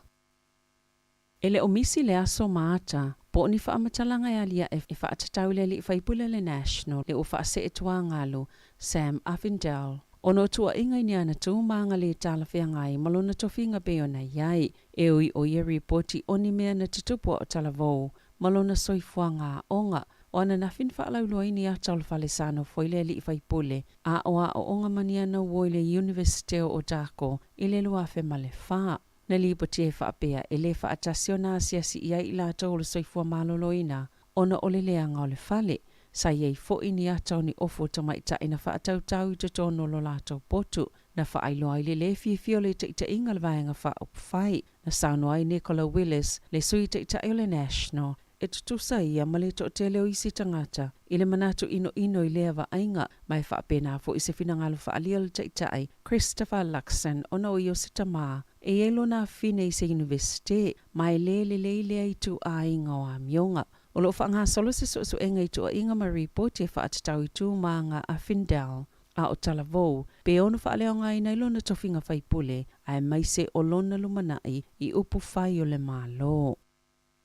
I le whaamasinonga whaitu malo Palmerston North i le asoana nafi, na whaasala i nei le whale pui le ali o David Allen Davis, o na olona titala i na whaasolutu la whono Paul Kalame ale la lau whila awa inga, a e tasui ni whaamaumaunga, a o whaingalue ngai le tausanga i lua festival valu. Na whai e Davis tolu valu tausanga le matua mai le ven, ni ID bepelo i lalo i ngō istangata, a e whaonga e whaiea na ai tā lafu, na i e tā ua, na alau na i e whaiea solutu la whono, ona oni tangata i ni kengi, sa wala awatu ia te ia mo ai tā lafu mai whala au whaasaina, a se tangata sa no fo mautotongi i lona tina, ma sa wha amata uina o ia, pe a whaina te lea sui ina wha maunga la lau whila awa inga, pe le avatua fo ini tupe ia i la taupe tai, na te enel wha amasino ia tau tinonga, o le tala le tangata na nofu le whale o lona tina e wha pea, na wha o ngaina lava e Davis wala au whaasaina mo ia lava, mai maasani ona nofo i lona potu, maula i le methamphetamine, ma sa ia suia wha maunga lai sene, ai wha awhisuia i mawhala au wha asaina, e yeise tama au kilani, le ana wha o ngaina e Davis lona ingoa, na mawaini ana ai tā lafo e luas fulono a whetā la, sa wha le tono i wha maunga le leo le tama, mai una wha mawai malana ngā luenga le le sa iai, e ngā lue aveloli ma wha o ngani masini ma mafa, sa le mawhai ei fo ina taliela na talo sanga, i le fia wha atau o sona whale fau, e lua tau sanga ma masina e 5, wha pia mawai aso e lua, wa wha asala ina ile tau lele al whale pui, ai 5 afe tālani ai tālafo tangata na whaongai nei Davis o lātou ingoa. E sa ia tau mawhaifo ia toe maua sa isi tupe e iwa se 10 afe tāla. Watu ina atule ioenga i stangata i fuafoina le whaungo whale au mau i Melepone e whauese tase o whale pitosilo na mawalunga i tutono au kilani. E se lau valus 10 mita le mawalunga le whale i le ono 5 Federal Street e le mau ese mai ma le Sky Tower. E ono se lau onus 4 miliona tāla le tau o le ngaluenga a toa. E yele fofanga le ICD property e amatai le ngaluenga le tau sanga i luafi lua wha ai wha mai aina i le tau sanga luafi lua fitu whato ai loa i ma le tau wha ai o le ngaluenga o nei fua i se pa anga le ICD e ngā lulu e whaatasi le whaungo le ngā luenga. E 5 o na whunga whale e au whia i potu e no whaitanga te tolu se lau 5 o le a iei ma se no whanga au tū moro sei fua maloloina whaapia ma se paka mo ta avale ma se maketi e au whia ini whale ainga whale kofi ma whale o loa. I ta alonga, na ta uele li o Ross Taylor lo na nganga mita o na ole awala na tali atuai ina ua ave sea mai le tofinga kapeteni o le au kilikiti ni usila mai a te ia i le luafis fuluiva.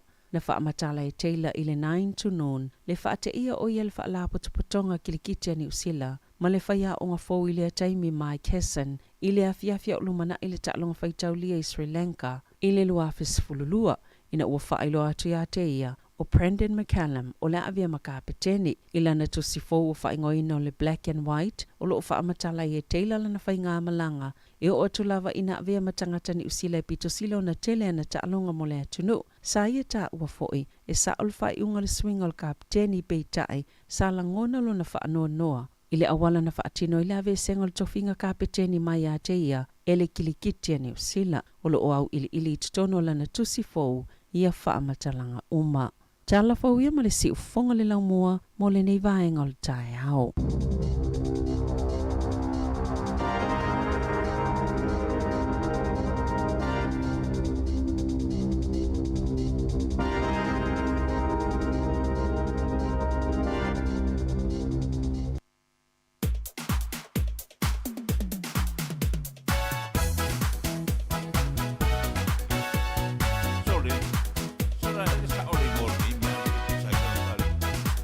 Mai ora sum, sum, sum,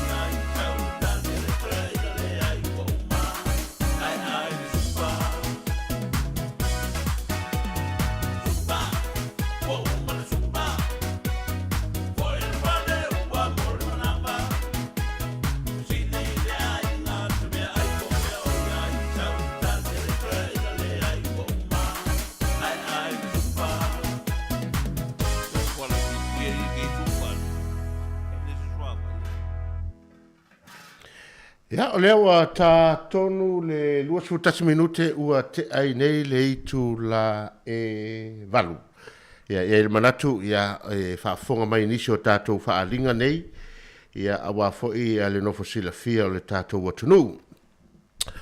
I le awa tele ma le whaaloalo, e wala awa tuai i le paia ma le mamalu o le mafutanga, whaife au so whaatasi, i Wellingtone ma Porirua ma le Heart Valley. O le a whaataunu wina le tātou whanotanga a le Port, i le asolua se fulu ma le ono o aukuso, i le ekalesia e whakasa Cannons Creek, tasi Casta Crescent i Porirua, i le se fulu i le taiao, ma e tatala fo i le avanoa i so se whaafeangainga e fia a waimai i lea whanotanga ma le whaaloalo lava whaafitai. Ia o le tātou whanotanga le nā, le mawhtanga whaifi au so whaatasi, ia e mai lava i Wellingtone ma Porirua ma le Heart Valley, whaia lea i le aso se fulu ma le ono, o le aso lua lea le vai aso lumanai, se fulu ma le ono, e whaia i le itula e se fulu i le taiao, ia e whai le e whakasa i nā i Casta Crescent. Ia o lesi e tātou whaalinga, se watu le tātou whaalinga lea, o le whaasilasilanga, ta oto ia le fitiuta ma le folasa e peio upu i le motu sā, a wā ua tātou tātiu i le alofa ma le anga le leo le tātou atua, o na mātou whaatulou lea i le whaafonga tāpua i mai a Samoa i tue fia Wellington nei, tulou na lava. Tulou fo i le tāpua inga i le paia i le ainga Salevi o lo no manu a wā se manuia o Samoa. O mātou whailoa tuai le avatele ma le whaaloalo, o le a whaia sa tātou whailo inga ma le whainga malanga le taitai fono o le vaenga whaupawhai, a le whaatua i le atua Samoa Watasi, whaapea le mamalu o sui o le vaenga whaupawhai, i le aso tofi aso se furu valu au kuso, i le itu lai ono i le afiafi, i le hola e whakasa Cannons Creek, tasi o iwa tasi Casta Crescent i Porirua, o le whaamoemoe le nei whainga malanga, se i whaaleo le nganga o le whaafitai, mai le taitai o le vaenga whaupawhai, fia me Naomi i mata afa, i le mamalu o le atunuu na tatalo ma tāpua ia, ai mai se fo ie na sa ili se leni ma anga le lei atu, a o alo le vaenga whaupawhai i le whainga pālota a le atunuu lua afe lua sfumaltasi. E talo atuai ma le whaalo alo tele i saporas uma a le vaenga whaupawhai, ai mai se le mamalu o le atunuu, ina ia fifia mai ma su mai tātou whailoa i ma le whainga malanga i le a fiafi. O le lisi o le whainga malanga o le taitai fono, o le vaenga whaupawhai, o le lauri le mali etoa, palata i Val Smith, o le minsta foi o whatoanga ma whainga whaiva, o le afionga le minsta soifua maloloina, vālasi lua pito whanua tā fito, le minsta langolango leo ma whalpuipui, whepuleai, whaimata, sua, ia le minsta langolango ia ni wawa eti malolo. Ia whapele whailau tusi o le whatuatua le atua Samoa Watasi wa au alo fipo, ia o le whetalainga ia sa le aula manisi o le whainga malanga o loo a fio mai. O le nei whamoe o loo ngā lulue so tau au wai le mawhtanga a le Fast Supporters Wellingtone ma le whaasino manga ma tupu anga trust. Whamoe o le a tātou wheloa ia i lea fiafi i le lofa ma le anga le leo le atua, whaafitai sainia e palata i vau matangi au lele teitei fono a le Fast Supporters, ia whapea fo i le fionga le teitei fono, ia tau vau fuia Wailili Rivo, teitei fono whaasino manga matupu anga trust i Wellingtone. O le se tātou whaalinga le nei, o le siva, e whaasilisilatu i le awa tele ma le whaaloalo, o le a whaia i le siva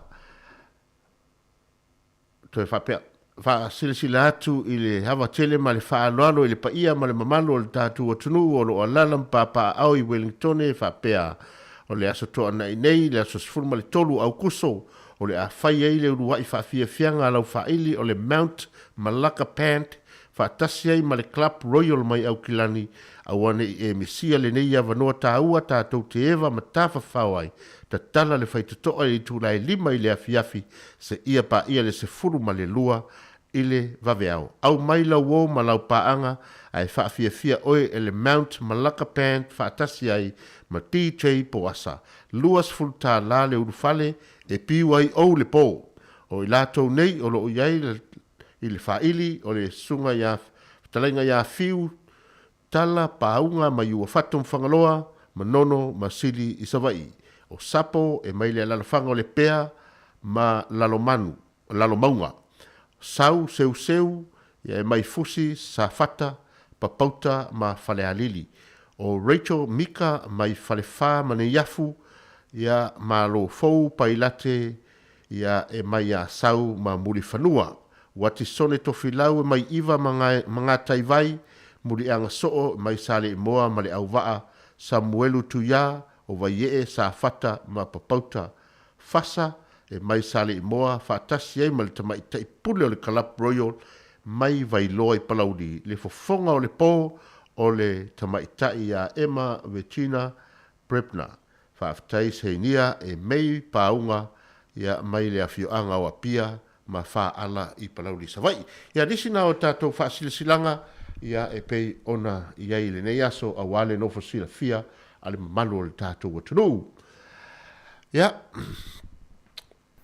wa whanongolongo atu e me tautia o laso tau silfia le fō mai lea ua talo sia e tatu i e nisi o le tatou atunu i manukau i le fō mai lea ole malai o tala le mai i le malai e o malai o tala i va peo se stangata o le tō vai atu le ata peo sintia i au te le mana fuile wa ero ilo po le ale a o le tangata sa va pe ana whainga luenga fuile na ili whan mai al miro moa i manukau i o lo fa pe lai o ni tangata e le ia onga aina alu i le university au kilani mo le lua tau sanga i man tua onga nem e fuile le tu sa pete la tua e te le wa onga ele isa faina au fa longo i mata au ale u fai mai le a foi le university au kilani ele i ua onga le tangata le ale ua alu fai ngaluenga a matana na ngaluenga ya fuwar fitu masina le fatu a maua ni au kuso ia maua ia o fesiri la po peto vieta kata na to fiti ele ni foma bipel alu ia o tala vai ia o tu sola o alu fora au lau fa ngai tangata alo no winga la o se te le o se su nga le la to fai nei le to sa ilinga mai ngo o tangata i sa tonga fiti pero ye ni so afia ai tal sia ele su e tu ma le liunis mar jo fo yo a miro moli to telo ta to pacifica ia ia ala lama papa au le vai ngo o kilani ia o te ofo ile falma ile ma fai ona fa fai galuenga ino litangat ai le o siso isu ile po le ale tua inga tangata pe na fa maonia o le si vanga le au mai ile talo tua i tau tua e no fua ia fai la fake documents fu ile o se qualification po sa na fai longa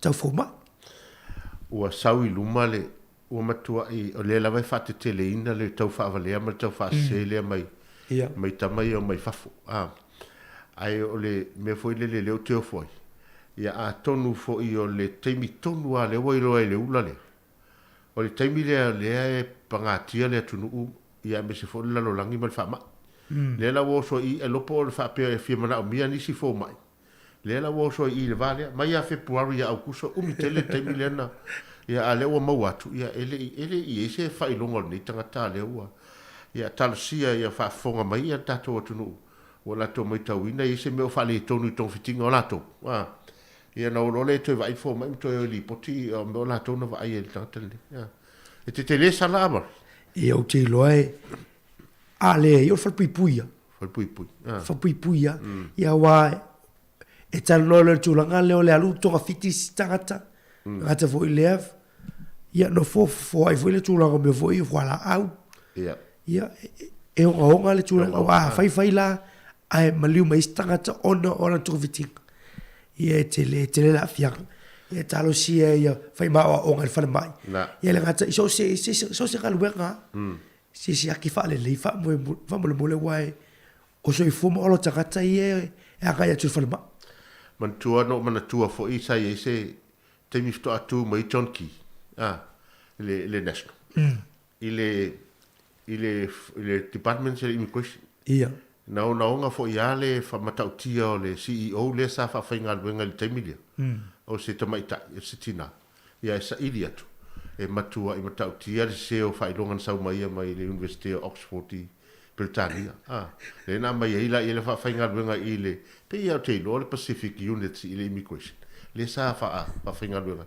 ile na ve se na e su e tu matua le ai mani o me fai me saul ia le nga lo matua le na me ia le foto ia le mai teme pe ia no fa tu talo sia ai lo ia di si o mali di wai il se se oni vai la wa le o fai to ala o tau o le mali ko viti ia ai matai tu ta to no wang fa pe ia talo sia o ni to tupu nei me va pe nei ia ale tupu mai tamai fa malo se teknologi sa le ia o fa wai le IT ia o no fa le IT no fo ia fa la nei pe pa fu le mal tua so se tata e fai umai le university ia la qualification na sa mai ia lo vika walu copy mai ia lo lombi mai pe ia se bebo lo pose copy o se ai lo pose certificate o se skaka ia lo mai tu ia lo ngai ngoa talo sia e ona i pe masini lo fa lo ngotu lo fai me lo fai ia le malo ni sile le mala le sa mo le masini ave fai ia mo IT cards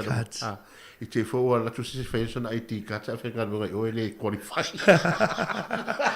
after il malo Lucilla o no na fo i proketti ma le fiso suani fo i si tato tu i samo io lo vinga ia la fio tamala i samo ma IT fo i e fai na fa ma unia fo le wai o tele tu vai i samo te mi mo ia ele o ele tu nga teknologi le fai ona fai tato ID so i verify fa le tu e maleata mai lo le kat malol na le tau ia talusia i suat fonte masini wasi se la tu ainga ia fai mai o marepe ia ona me alo fane ia le tau fie fa ftai foi maloni sila ia va vai se na pese ia on tato tal no ele ne ia so ni so tato programe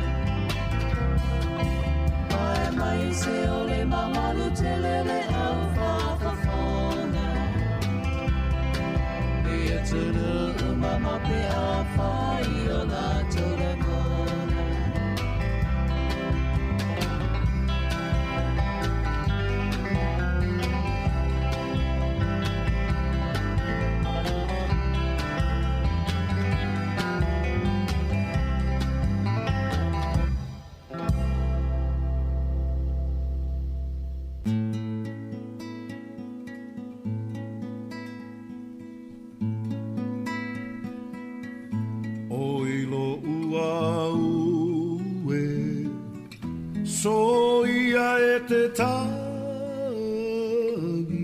ana e iloina na o e lo uola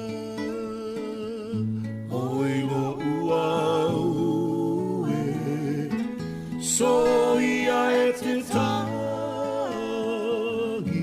ana e iloina na o e lo uola to e fo i mai fa'ata sita to e fo i mai fa'ata sita to e fo i mai to e fo i mai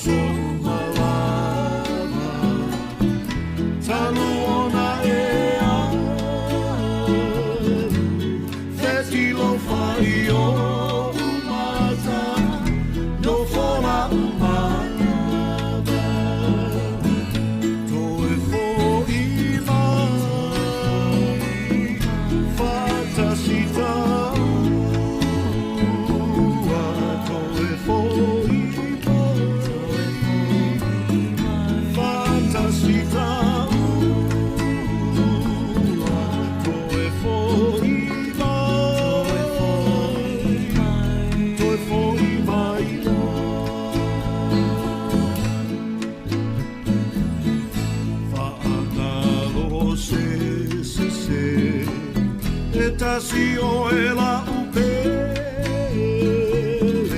le maua o se mo fia ia o ana no se e ta si o e la upe le maua o se mo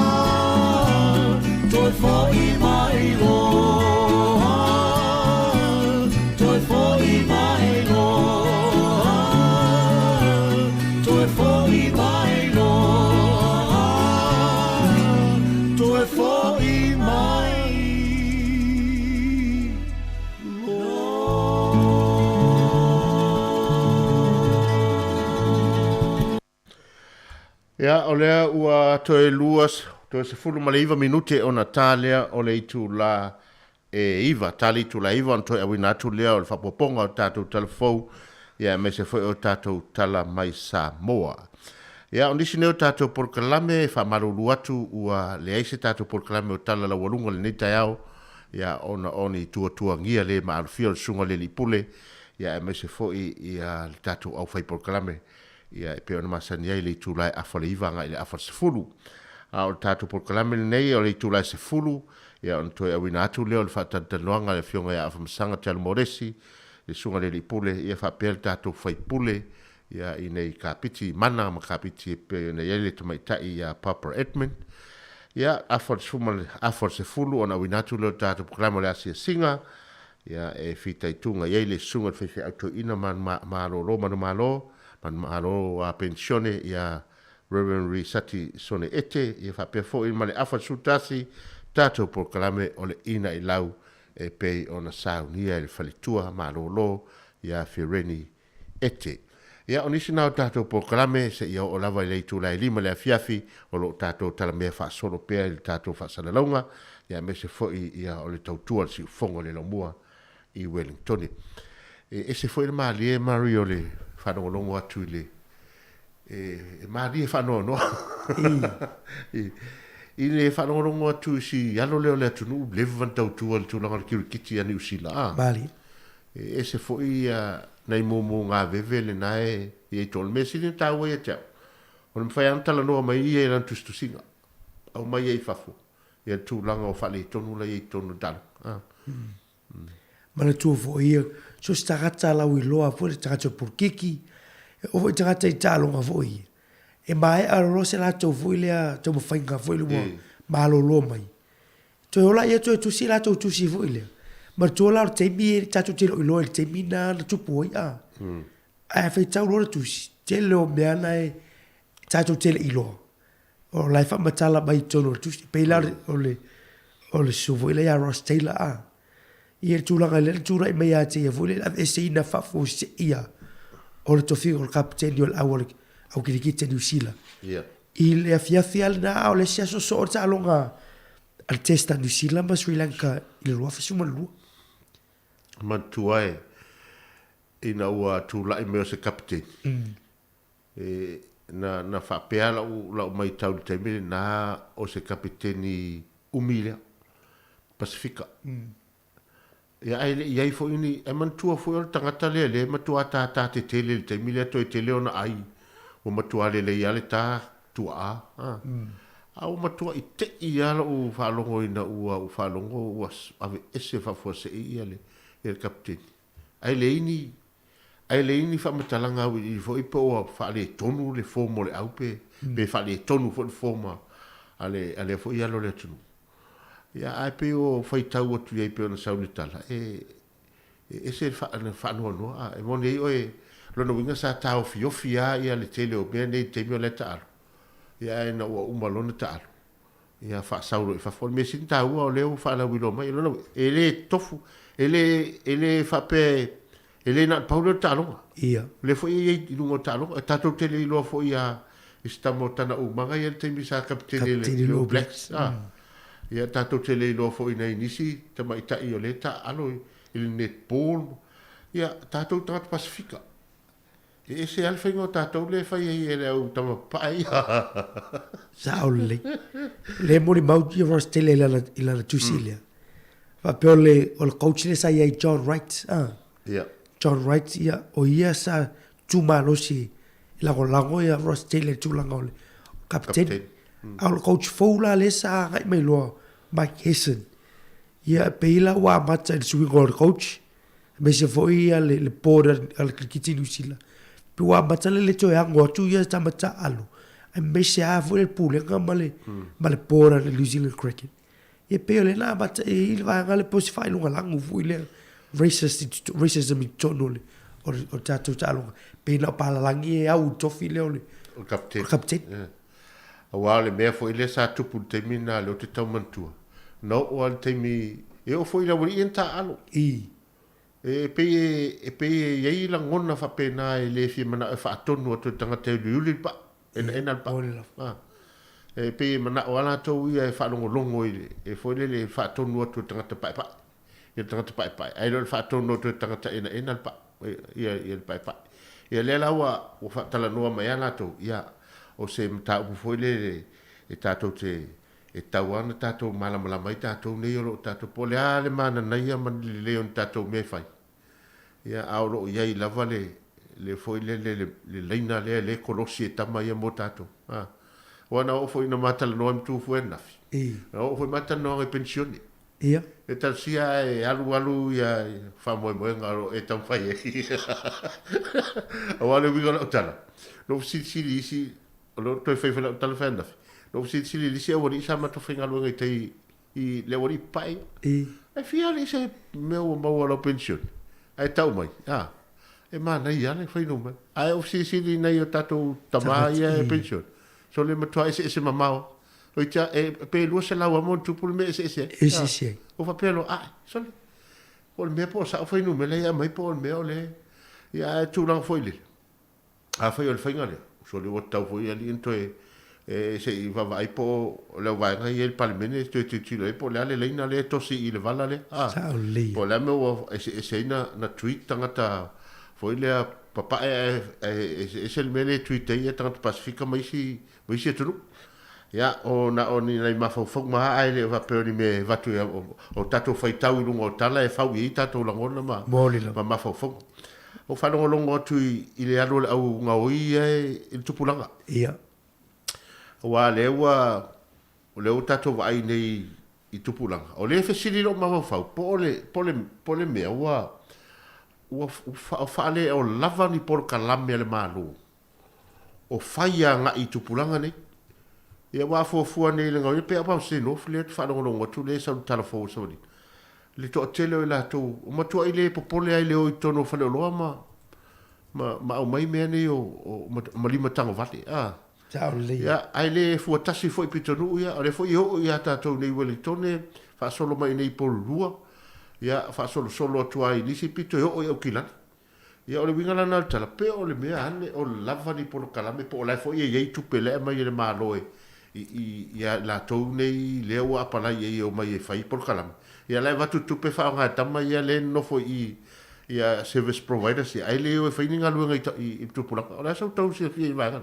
sa o le ia wa le e mai al le fa vitauli nei le gati au kilani au solo mai foi nei Wellington ia pa me se no flela mo mel tatu tala le tai au ai pe o la vai foi le e sa o le ia wa o lo I tupe o lo fa nga I paketi mo va nga nei e fi so swani tauno e fi fai ni por kala bi foi fo te ina I pe lui tau e foi fa na tu pula telefon I tūlanga o whai unga le le tauna whai good choices ia e peila ia o te roa le si whawhi tauli ia pe e lau vai pe e tuwai a whainga le whaunga I risio tatou service providers tu lo e le whape whalea ngā ina le ngalue ngā fo lea ai tauna mai le levo le I talavou o le talavou e aro le whape na I mafu anga le tupu mai tono la inga I talavou e o whai vaenga whape na o le I mea lai tupu ale o mātua le ai tono o whai ngā wō o le sifoi o tā inga fo I le influence fo I vaenga uman lai o te lo ai tā ua te taru selo ni whanau Samoa ia wao tātou o le ai ngā a matamai ai mantua tā ua I le vaenga le taloi ni o le au mai o le tangata matua I lalo I le levo le I le tangata le laititi le tangata le whale tonu a wa a whape mai nei o le ua aru a u le au mai le fant le lau sau whalipo kalame no sau lea tam whaia o la tau e toso mai le mea le te ilo ma le mea a e ta tauna o mawhauwhau e le ai e fiu e tau matatala e mawhauwhau tamai alo na winga aru o I lalo I o aru o e o la whaatasi ma le awari ia ma ia e tam whaia mana malama le leto I ngā levo le I le iloa le mafua I ona whaapetang ia tamiti ia ona fuafua lo le ia ni por kalame fo ina ni por kalame e whetau I le mo lato mana onga la ina ia to sina ia lato mafau fau por kalame ave ese mai ai mai me se ia lato te whai a wao te iloa o le whai ngō fie fo a wā lopo atu le vanga le ave ini me whainta ni por kalame whaingata na whaatino ele o fie fo itamiti ai tau no ave ia ini Wal fa te teinga ava pe ne o te latu le vai nga le no fo me mata alo ia o lo fa ko mai yo ta latu rotu fo ini tusi fo ia vai tau wale al to inga me fo le ata vai ala fa pe le fie talo no ta alu rola ia le tam fai mai ni si ta longa ese mai li ta longa le ta e tam fai to so ye pe mai le la lo piliati ia wa o ina e fiso ta inga ta mai te tala no ai lo piliati ave ese mai ai ta longa fa computer la ye o te lo e tau le alu si la i ya si po kala va pe wai e tau o teli wai o vai ga pe o building relationship fu ile e un fie fu ile fe au fu ile la bo tu la ngol piliaki ala bo fe au bo le tu fe au fu ile e a mata su ye fu i ma fu fa na u i si o me la tu pu mai ma o wala i to si na fe ngo fie fu ile i me la tu ra i mai e wa na o ye tata no vai te wa fo le telefone fam tala mai sa linga o mo to nga o ya o to nga me pene o le o tanga te tala fa lo eto pito ye i le fa ya e ma fu o le ma fo ta mai ti le e te taula ona avel fa mo na to le o mai fanta le malo ai le mai el malo o fanta ai mai la to ese me ye fatin pina tau na fa matari o le fai ia por kalam ai lo yese fa maoni ni fai o me mai tau na fai fa maoni ia ma ia ise ia fu mai yese sei unha fo le ama ai le va pe va tu o tau sanga le to fie fo mai le si fan ala sala lau ale o ta mai ti la to ia ma le mo se la tata pese ia ona tato e tadiu mai fo la ia le tata loa ma ta awina tata foli tu la iva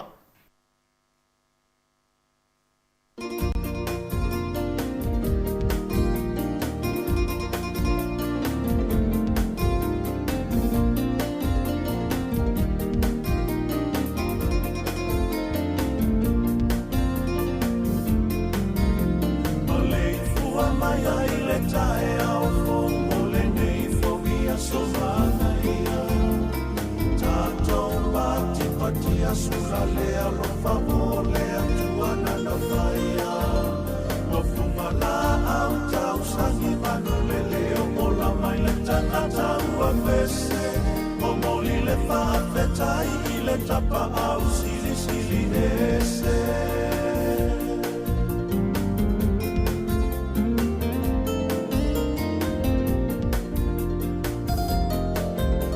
mana tutua tato atasi ole nei aso manuia laua fionga ilea ole malo taina nela susu mai le pale mia le mamalu ole kapeneta ale atunu ai mai se o tangata lau tele alofana o alotu atunu fa apele pele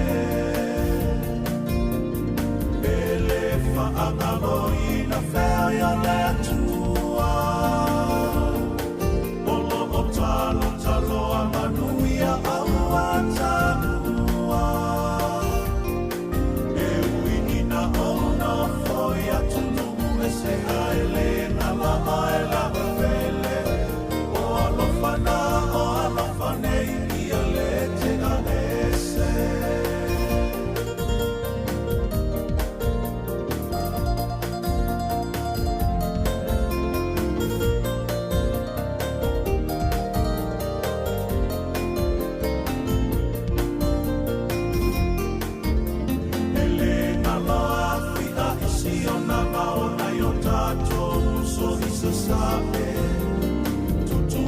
Mama no ba o te talitono olo o manuia mea uma e uila marina pulea e meleke nai o nuala ufanua a ole Samoa ena lama e tasita ua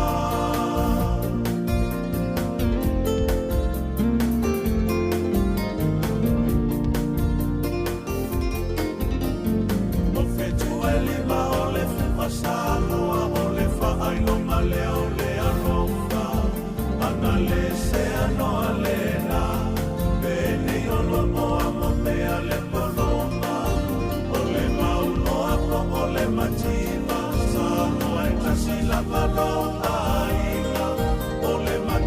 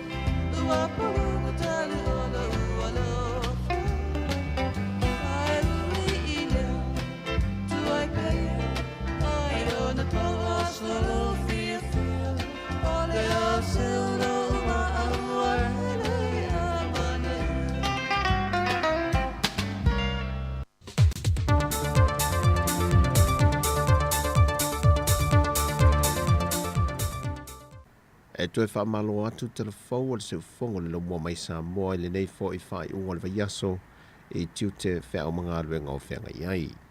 Ai o se whaopoponga le nei o tala mai Samoa.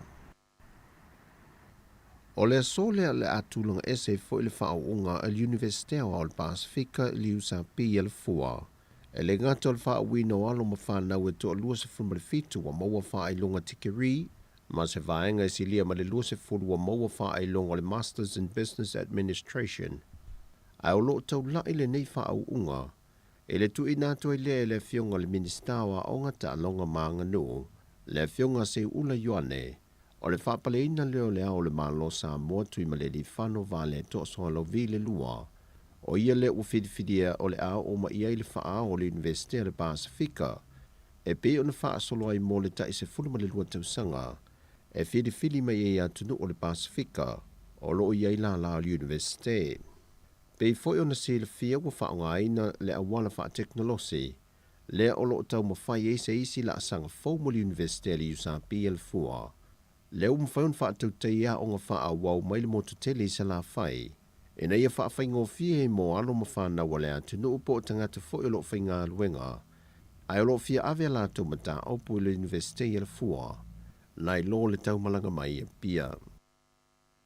O le vai aso nei leo o te tala lo i ainai le ofisa fau o le mtanga luenga o ngā luenga mwhela o inga mati na e te tele, e le whonga whale ilunga o le maketi san lolonga, e se mai lo na vaenga wa sa iai mo mua, i san lolonga lava. E le saunoanga le fionga le minista o le mtanga luenga o ngā luenga te tele, le fionga o lo fiti a fōwa ai. O tau o whonga mo se konkarate la to te fausia le ofisa fau lea, sa whaatu la whanuine le malo e na o ka muta mai sa la whai mwhai o ta lia la tu tālo sanga. Nei ule whiliwhilinga, ma tō fiai le fionga whono ia si osi whono ia. Ma ia whaatino i naile ngā luenga i le tau e luas fulma le lua afe, luas e lau fast fulwiva tā la, ma le ivas fulsene. O le ofisa sa i le lau i le LLTA sa lolonga lava, au le ua wha me ia tu nei lona ofisa fau i le pōma i tālo sanga mō maalienga tawati nae, po le Development Consent Applications, fa te sei male vaenga o whale i tālo sanga mō pe mita o whale, po le Building Permit, ma iei le talitanunga le fionga le minister, o le awha whai ngō fia mōl ma malulau telo le antunu le motu tele i sa la whai, o nā whea mō la tu mata opo le no whanga fau le ua wha atuai le ofisa. Sau no fo i olo, wa whata atia fo i le fuawhanga o le anga lulue lava tangata o le motu tele sa la whai lea ofisa, ma le toi tau malanga toi la toi tu mua, mō ngā luenga wha atino le motu tele. Na whafteia fwe le fionga al ministaia o lo fiti a fōwa ai, le whaala pupitongo ele Samoa po le Samoa Land Corporation, le pule sili ma le pulenga, ona o le whaawa no le vaenga le maketi i san lolonga, wa fausi ai lo lato officer fau. Wa whaamautu mai le mpasa le malo Amerika i Samoa le sunga Udall, le tamai taisui whailo tuse le malo Amerika le na Asia Samoa, le sunga Wendy Sherman, o le ato e whaawa waile au au nanga le fo i malo e fsoso nei mo Samoa, e ala le ana Peace Corps sa awina mai le telu tau sanga o mawai. O le whailo inga Udall ma le fionga le tamai tai pā le mia le neiva ya Sofia me na omi mata afa, na ia wha ai loa e, o le tau sanga fōlua whelua sa fulmaltonu le wa iei le wha moe moe, o le atau nuu mai iei lau whanua le au nanga Peace Corps mai Amerika, e tau tua i matata SS i mtanga ruenga le atunu, ai mai se lava i le au nanga mtanga ruenga wa onga ta alonga maanga nuu. O Samoa le ua mua i atunu e iwa whaatu langa i mea lofa le malo New Zealand, mō masini po o system le whaongaina e fausi ai kāte po ID, mō le au whai ngā luenga ngā lulue le malai wā lele whaavao malo i whaliolo, whapea fo i matangata e malanga mai atunu i whafui le atunu. O le vēso neile ua whapipi i le masini e o atulo na tau le limas furuafe tā la Samoa, le ua fo i mai le malo New Zealand mō na tangata anu, pe o na tau o atu kumsino le malo New Zealand i Samoa, Dr. Trevor Matheson, e le fionga le minista o ngā luenga te tele, le fionga o lo fiti a fōwa ai. Ta ue Matheson, o se tasi leo vaenga o le wha wo wha umia Samoa mo le ono sfutau sanga ma New Zealand, wa wha au popo atoi le fo i ngā luenga tele, wha tasi eima se wha ata e whaitau miliona lo na tau, O le a fo ina mai fo ina sila mol malai va lele faleolo, mo le siaki nai leo tangata fe malanga e, fa pe fo i malato uta. Sau no fo i Matheson, o nisi o feso swani mo le ato ang o le onos fultau sang o le faa wo malo e lua, e faa o popo atu i le fausia ina leo le maketi fungalei, faa tasi e ma feso swani mo le pui pui a leo swinga o le tau mo le atinu. Na faa ftai e le feonga le minista le malo ni usila, ma ua tala feunga fo i le feso swani peo na ia ta ua, ma le tali ngā malo te itai o atinu te tele, le ua faa ta oto, o le a whaia mai sa mo le tausanga e lua afe lo se fulmal faa. O tala whauia mai sa mo le faa i unga le vaiaso, manuia le tātou atinu, faa soi fwaya.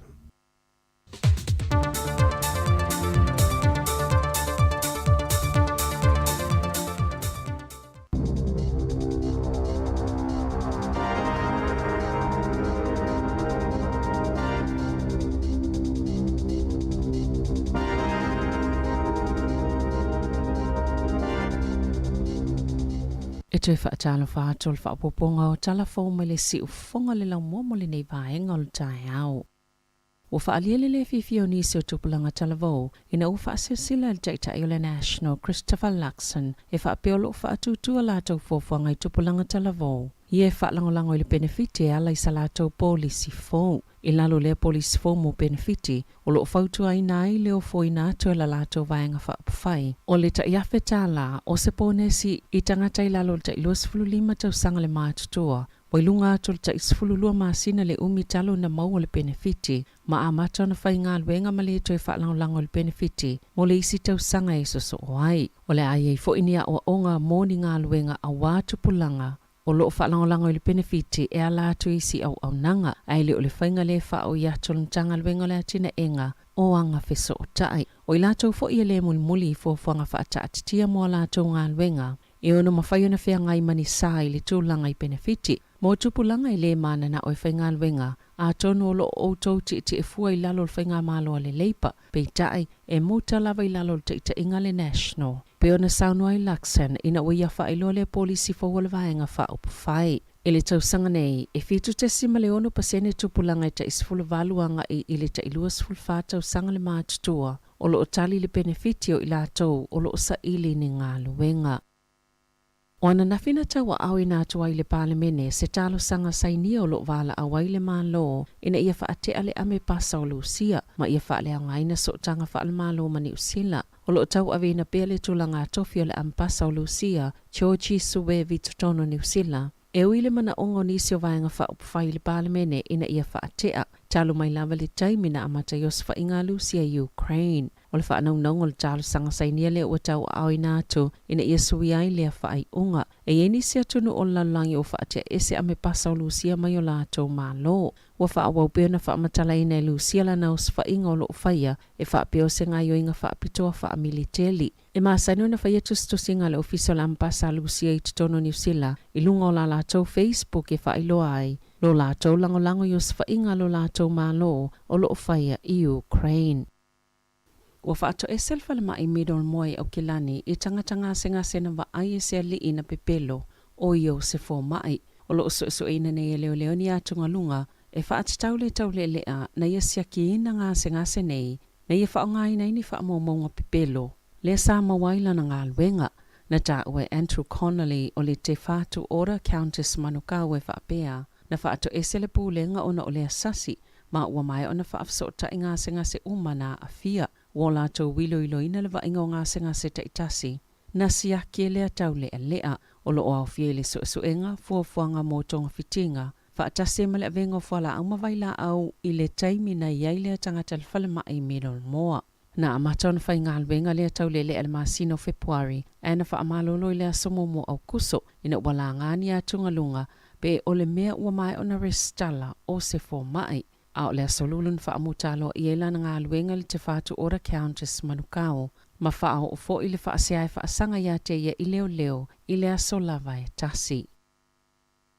Na poloka la vaenga wha upwhai le leipani tau mwhainga mo se ilo ilonga wha atuma oti i le tali le malo COVID-19 i le tūlanga le tamau ainga mo le silia malilima masina i se tau mwhainga muli lava na tusi atu ai sui o moisi vaenga whaupawhai le minista o tupe ina ia tali ini a lātou whaafesili ele o se tūlanga māsania i le vaai o le National Green Māori Male Act. Ua tutu whaatasi e whaatino se ngā yoinga whaapea beo na tā ua na sauno le minista o tupe Grant Robertson.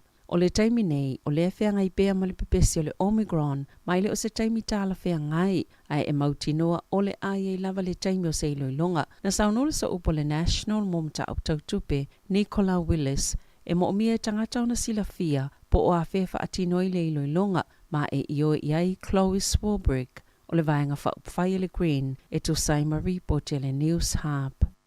O te tasi le masina mai a leo ngā o tuipuipui al AstraZeneca, mo le COVID-19 vaini usila, ma o le tele la voia tuipuipui a le tunu o, ele i whao ngā ina, a e tasi tesi ma le 2 miliona tāla na whaatau ina ai. E lalo i fole i wafe leo whainga o tuipuipui ua mai o na whao ngā, mai leo whainga se lau luas fuluafe o tui na oka, e whao ngā i te tonu lava o New Zealand. O le vai astalwaina toi wala a wale pulenga o le soifua maloloina, i tangata o le atunu ulo o fia mawaina le tuipuipui a le AstraZeneca, e whaapeolo o avanole whaingo tui mai lea vaila au, e o atu lea sofao se tema, o lea soisa so oai, e mai ai lea o ngau ia tuipuipui, e tu saima se whaamatalanga ase so upo, ale te whātu ora, po le soifua maloloina New Zealand, na whaatawina tuipuipui o le AstraZeneca mō tangata New Zealand, e le mawhaio na whaongaina le tui o le Pfizer.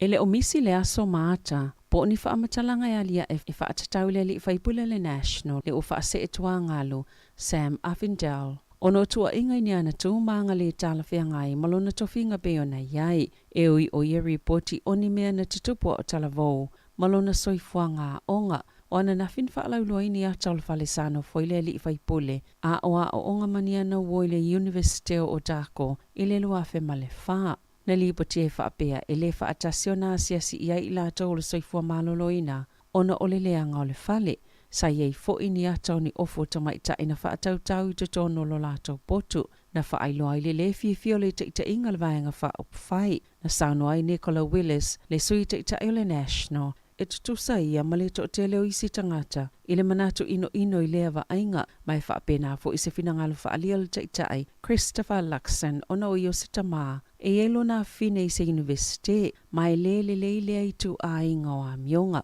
O lo whaanga solo se so enga i tu a inga ma report e whaatatau i tu maanga a Findel, a o tala vou, pe ono whaaleo ngai nei lona tofinga whaipule, a mai se o lona lumanai i upu whai o le malo.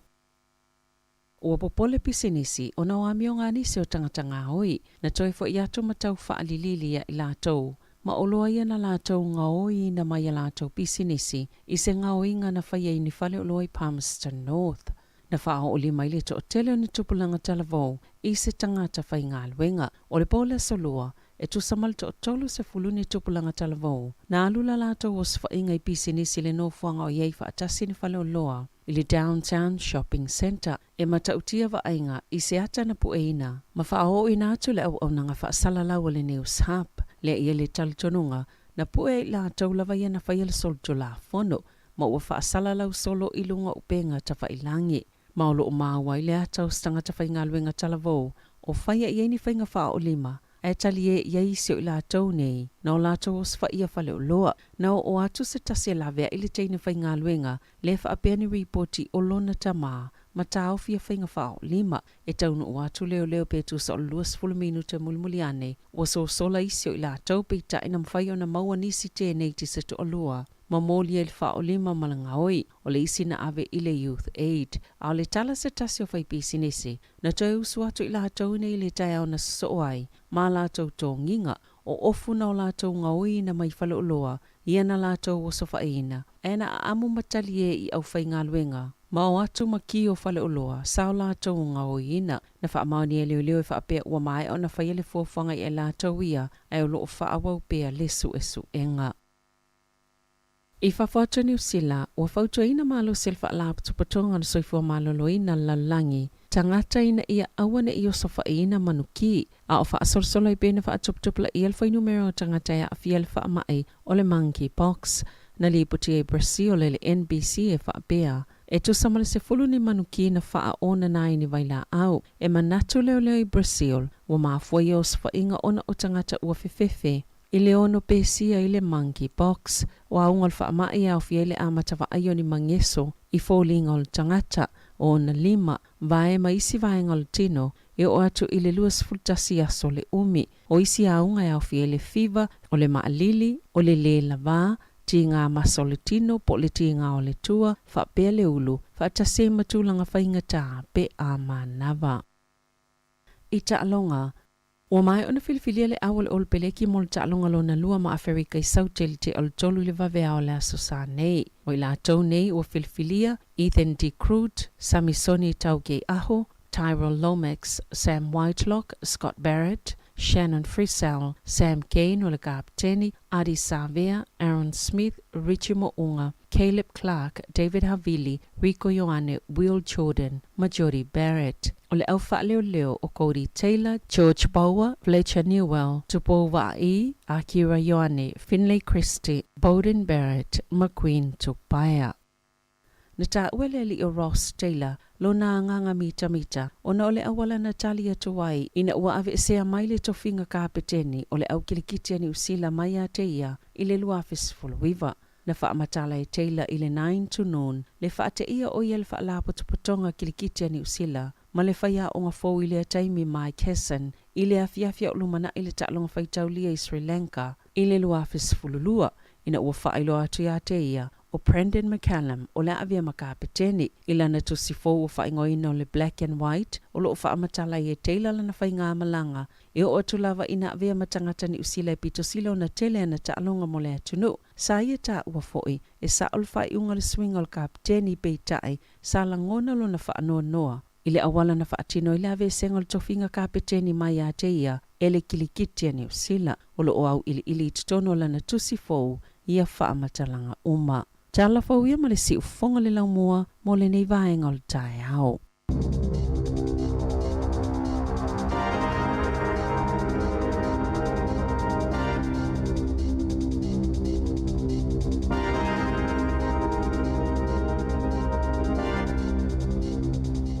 Talofa a o tano pelongi o lo e whafonga mai I le si ufonga le lau mua I Wellington.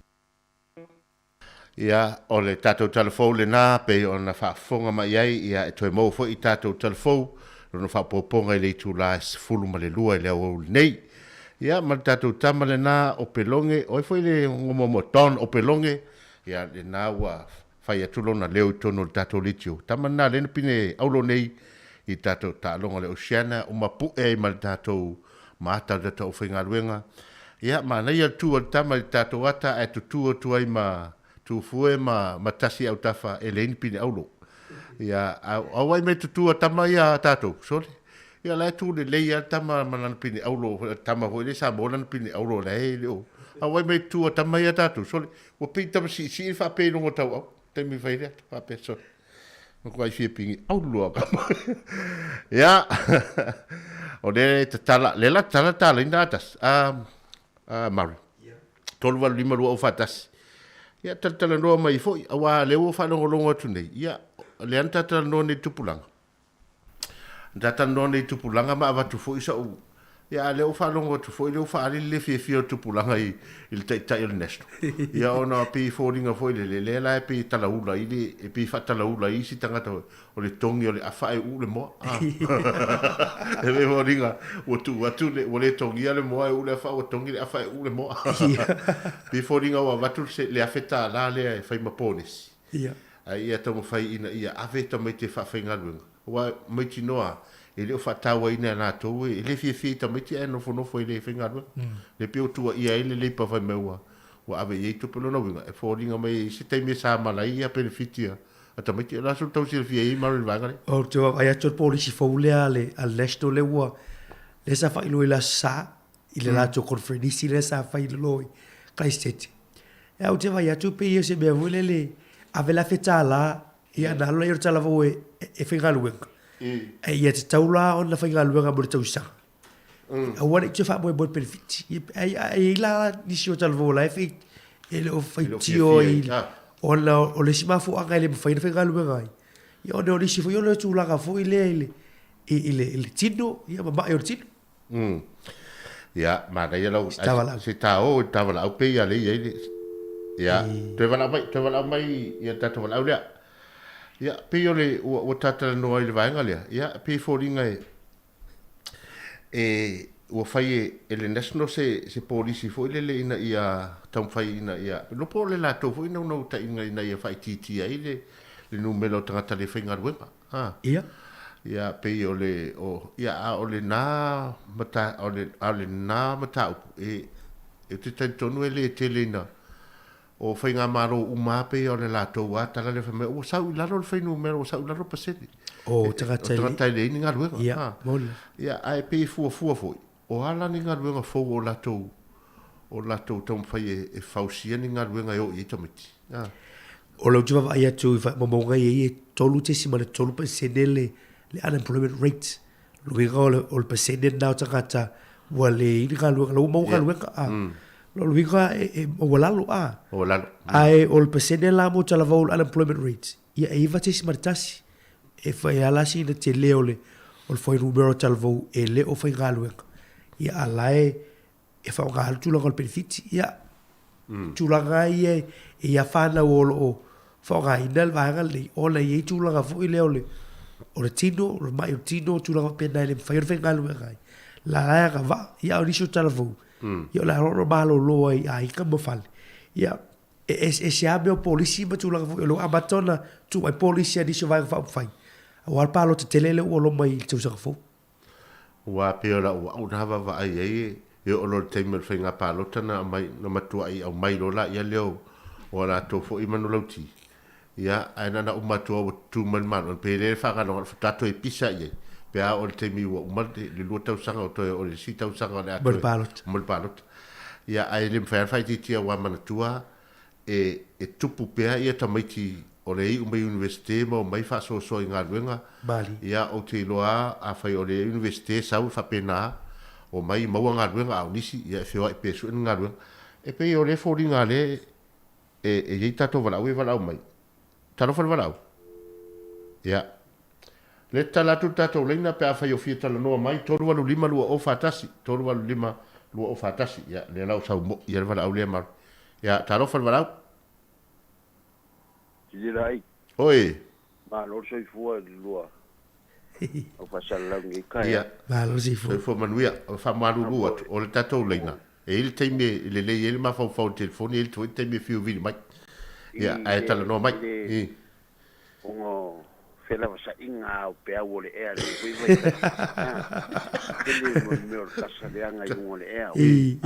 Ia. Ai. Ni ke o sala isela o maka o pole. Mana ia, sau tatou. Ia kala ngo fa mo le. Ia. Ili fo ma inga nga rua. Ia. ia o ka kongo di sidela ima mari pe ia fa kupula ia le mele ia ele nga ka foi ne menga o foi si o mio kupu mele o sa ka kam fai longa se ai vai foi le o so se nga luenga wa ia ma menga ia o kele ai so se nga luenga o foi kai sia nga luenga o ke lo a winga o ka pa pe ma sau mai ngai kama ia mala ko fusiwa ai kasi ala wa ku ngal fucking ngolang ngalu ngai le lo fa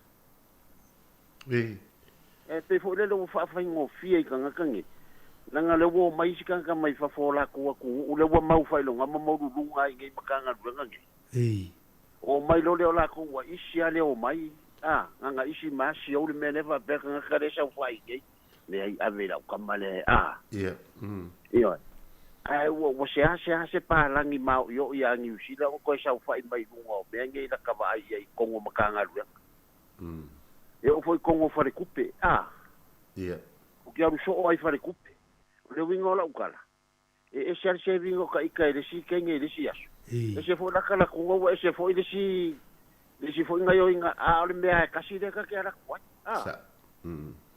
pe fo ngale ia nga umala ia pe ko sa le si fesili le si ia nga fa ko mo bo le me nga e masa nga fa ia ka ika mai sa e pe fo ringa va pe nga le me a fa wa pa lai nga lu nga le kasi no winga e sa fo o si di lai e ke masangi nga luenga le apala ia ku o ke ala ko le awala le sa ele ila se me la fuanga nga kau se vinga ele sio le simbale sa nga kasin maka nga luenga le wo mai ya alfa la venga le le o ke maka ia i kai la on e nga le wo mau ku langa ka nga kai nga o mai fa fui lunga i me ia ko langa interview nga la ka nga kai sa yang mau le wala nga yo le nga ko fa ko se tanga fa pe solo nga o ki me le wa sa ku so le winga la kala fo o le me pe yo le wo lo nga ya u yo le kupu ale me le ko kongo so se kampania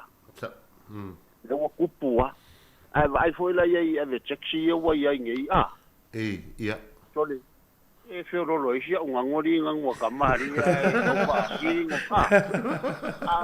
a kalu era su esa kala ise ki ametek so le e makua paso ala ka ika foi kama inga ngwede mo sa kala ise wa foi maro si tupe ia e pira o winga ia o ko nga fainga ia ole ale bawa ilo ala fa maungi mare sa ole me bali ai pe ka fo de nko si de sila mamao ia makanga ruenga ma fa urulunga langa o le winga nga la kala e fa o soi ka fo ila desi kai mi sa e fa la kala wa ke alu so o le fale ku e shara o la ku o maka o pare kas soli aka ke fiu e ku kalifesidi desi sa ai aka alu desi nga la ku ka vega la ku maka ika ele umia ya umba kasa o fa pelo ola me nga ese le mela nga e ko sa lo si kenga ka u ye ve mai sorry bye o fa pelo si di ai da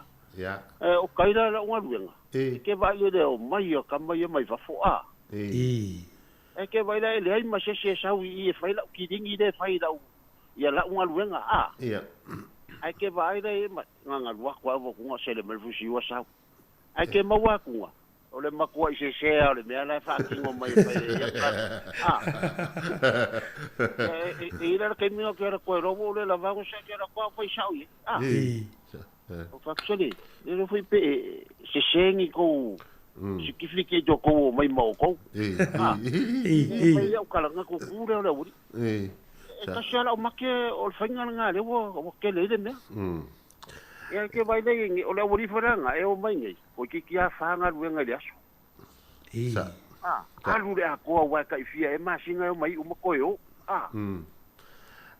sa Maria tele lo fa tupu manatu i whafonga e lau loele na o tātou le tupu o melna o le lava e ua wawa ai atua e se sao ai masiala ia o tunu ia a sia le pe i tele ina maua mai le vaenga le ne matano tu ma mari ai sa oi nei lopo le wa ye ndi si o amari li wa ia le tau tu tono o mali li o fa ma ja o no tu lang o vela au se ia ai tarsia o le si mesi dia le bele wa kupu mai pa masteno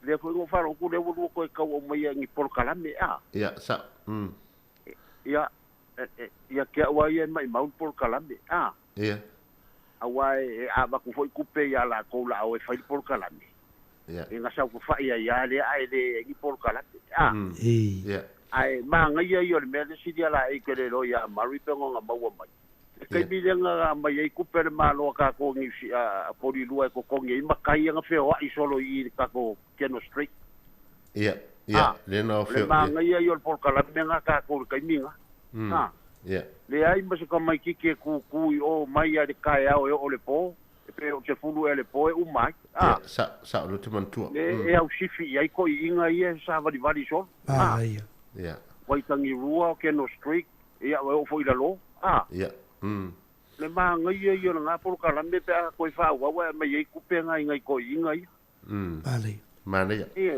ngai lo le melo le ame ia waka kera fuka ka fara ka por kala nga mai o ka mai ki ku ia lau papang fai karia le ai pa kari ro popo ia e pe se manga ku fa pe ia ra i mamaru wa nga sa ungi maru ko ngo me e mo wai mana to me ia ai pe nga ka ku ko e fo ia ve mai ngai ko inga ia wa le se TAP e kumu ia ia na sa ko kongi lo le ngai ko inga vai le manga yo nga me ke va ai ka me ki nga vai kai sa mana alo ai nga se manga ku ai ngai maka upu nga manga ya ke de ya fa mai fu va ai mau iska ko pico ya mana ya we si lo fa lo waktu marin ta pule ya fa ta fa ya manguia le so ya fa mane o to fa manda tu me ta fa va nga le ma sai por kala pe pe vai te mo hele ka na mai ai la le fantna ai fa nga ia tatu tangata matutua la to te o la ia va ai ia to no fa o le ke no squik le va ai mo ta mai titi le o ta mai o te ine o ta mai ti o fe ai solo can I have a $2 change o le nga le fa ngai o le $2 change ele va is kala ai va fa me luata ya na wo fe ai me ye fulo ita vale ai wo le po le tonu fulo fa mala mo ta vale ai fulo a terminalia ele i mani sin to va ai me wo fa ngale pe yo se fulo o le po sa nga tai le tau tu le fa na mai la tu pe fa tu pe la to nei le sa fa ngai ya mai nga fo so ni fo nei a o to ta u ai la va ngale e ta ua vai na mo tu pulanga vale awa to vai nei il no fonga le ken skui ko wai tangi rua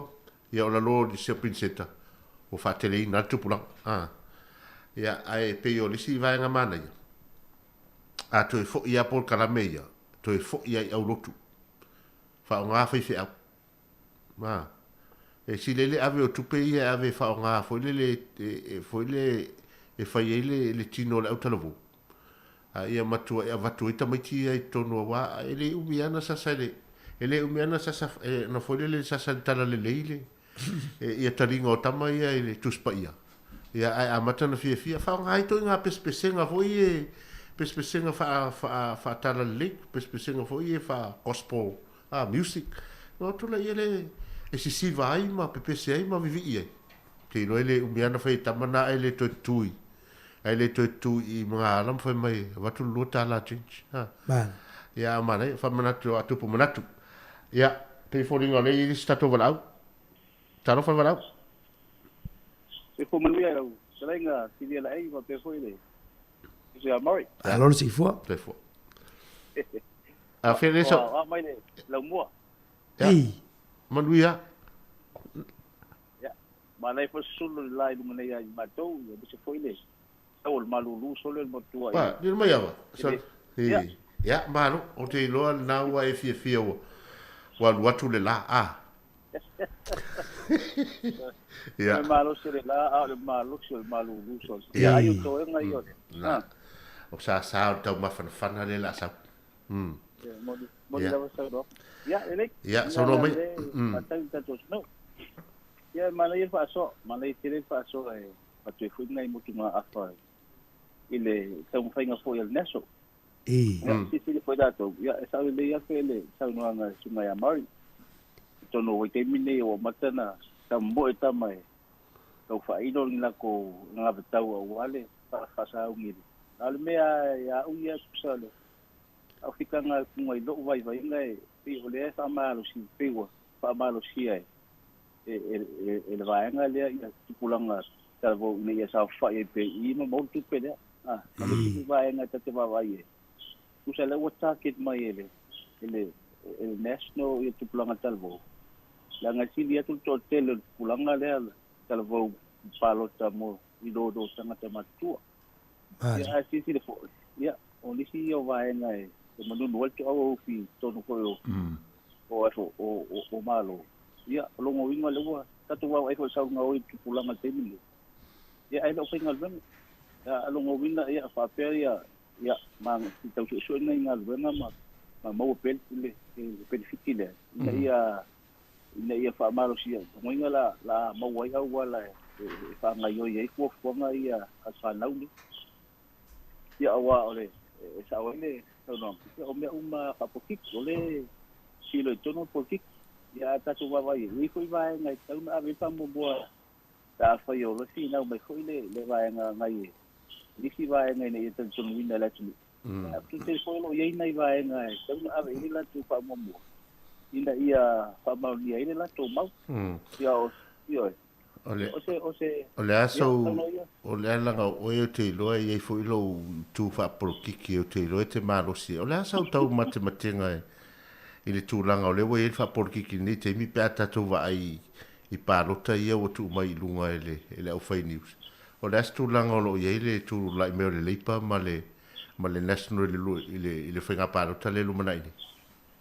Wa pēsi da ai o le me mua e tauna sila fia laki. Otherwise, when I'm right, no one remember. Yeah. When I'm wrong, no one forget. Yeah. Ata sintilo la ile le asa sanga menga ile lipa. Upafita uli ndei mai fama. O ngasa ka tatu sintilo ia. Ile sofa ma o to mai tai pandia. Ai se foi le van pa foi. Se o le foi la ta mo fai a kusala le wo mai longa tu mo le fa ki pula ia sa ba.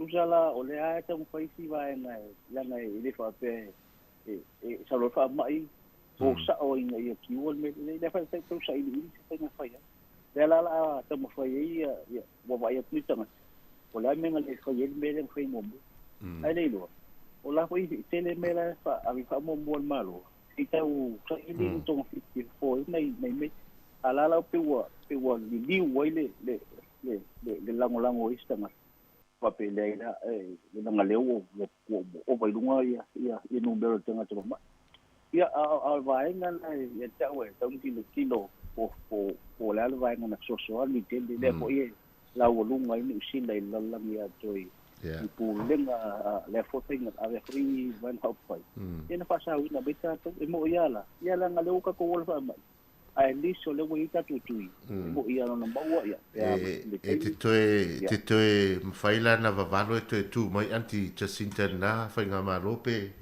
pe o tau whale ton i la ei i la ua mai tau e au ngal me ta tu te le uno a fina ngalo yo le tua fa pe si fina ngal ma si le tua e tenga malo e o la itanga o tenga malo awai sa titilo tu sa le mele tu puni con le tu usamo ado tiene o le voy a tanto malo ya lai le ya la le lo fare le ya la fare tu ya ada fu ti ile pa pe eta ta si ta la ngolang le yo o tanga te la ngolang oi i vai nga umai lo sabo i a le mena tanta titilo ye te lo ngo fia le me le ya mal me la eto sai mai e la ia fale nga i kusi tinga malo ia le si vai nga le tau ma uo foi ile tau no nga si malo ma to ile fo ma ile ia lo to nunga la si la ini ma ava no to no le tas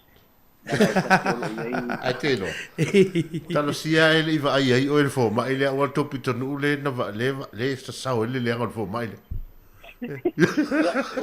porque le iba ai no cupo fa leto o lo le yo tasi le ngo tasi yo na to mai fa leo malo tamare tato e pe on to mai fa po na o tasi la ia mo oi la usa mo ngal mo la makalafi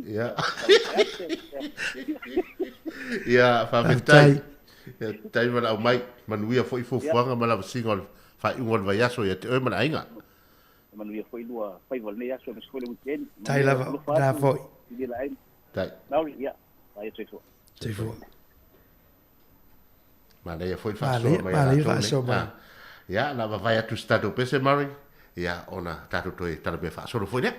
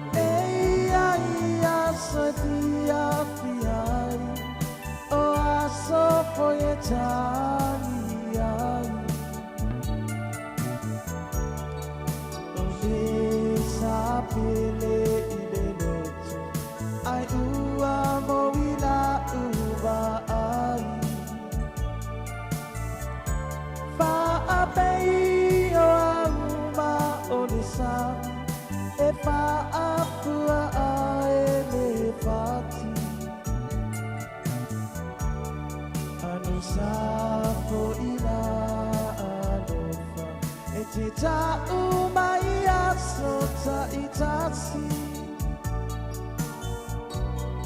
Anu sapo ina alofa e te ta'u mai aso ta'itasi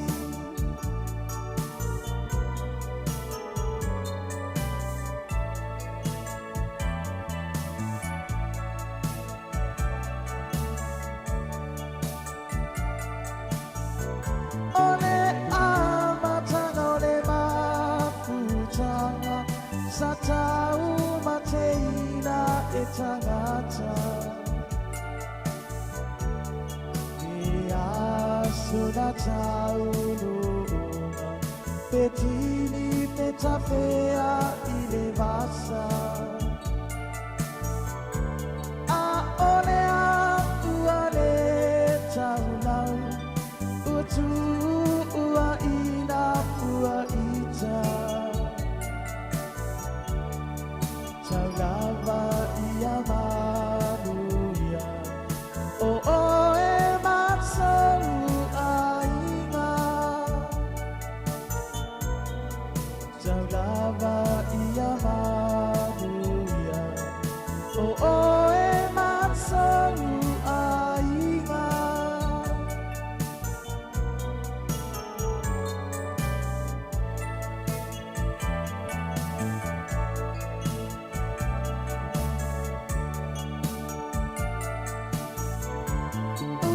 Bona ia ivao ailia ina ileala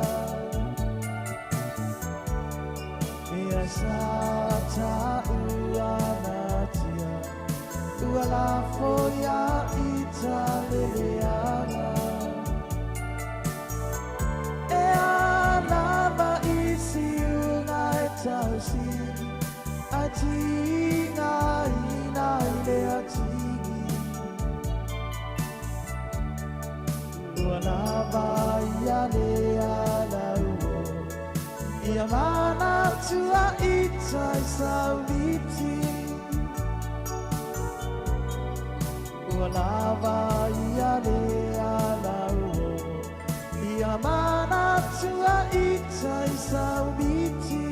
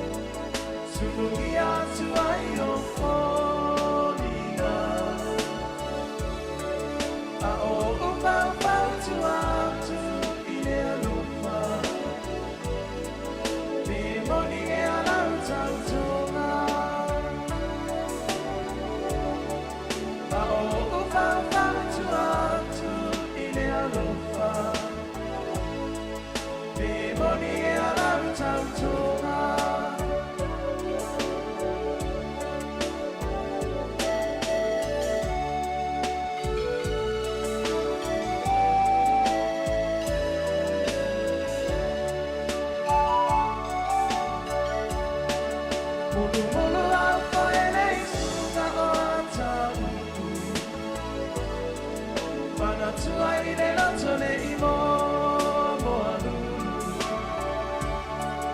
O se fili sana prima e tino e le pongisa. Ua mamae ai le anofa. O se fili sana prima e tino e le pongisa. Ua mamae ai le anofa. Se mano ano ai, maroi matza. Uala e tangu ai whano ano ano. Ia puna e mea le alo whai no tawa. Makusia i tangua. Ia puna e mea le alo whai no tawa. Makusia i tangua.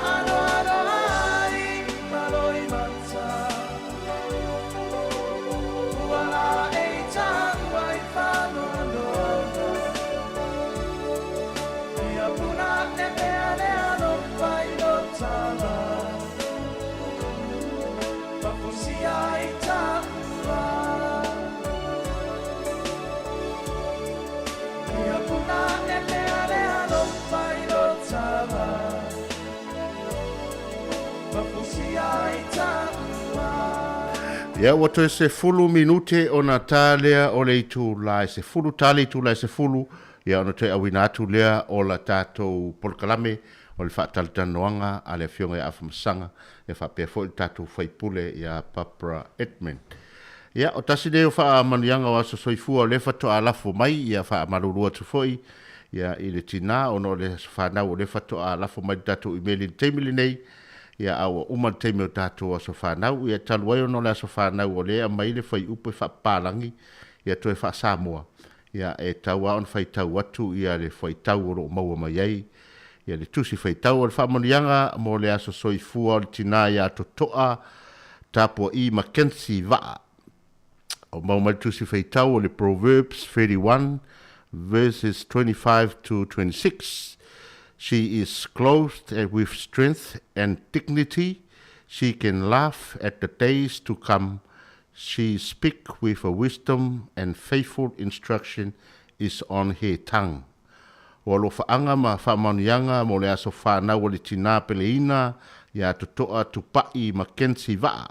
o le aso toʻanaʻi le aso ataiao le aso 13 aukuso ua atoa i ai le 80 tausaga o lona soifua faafetai le alofa ma le agalelei o le atua ua mafai ai e oe le tinā ona aulia mai nei tausaga e tele faafetai i lana faamalōloga sili mo oe a o feagai ai oe mamaʻi o le tino o le matou tatalo ia faaopopo le atua i nisi tausaga se tele tatou te mafuta i pea i lenei lalolagi e lē tumau ia maua pea e oe le ola ma le malosi mai le atua e te auauna i pea mo ia ma lona finagalo o lo faaga mo oe le uma mai lau fanau ma o latou taitoʻalua grandkids and your great grandkids mo oe le tinā peleina we love you our beautiful mama famanuia le atua iā te oe and happy birthday God bless you ia o le famaniaga lenā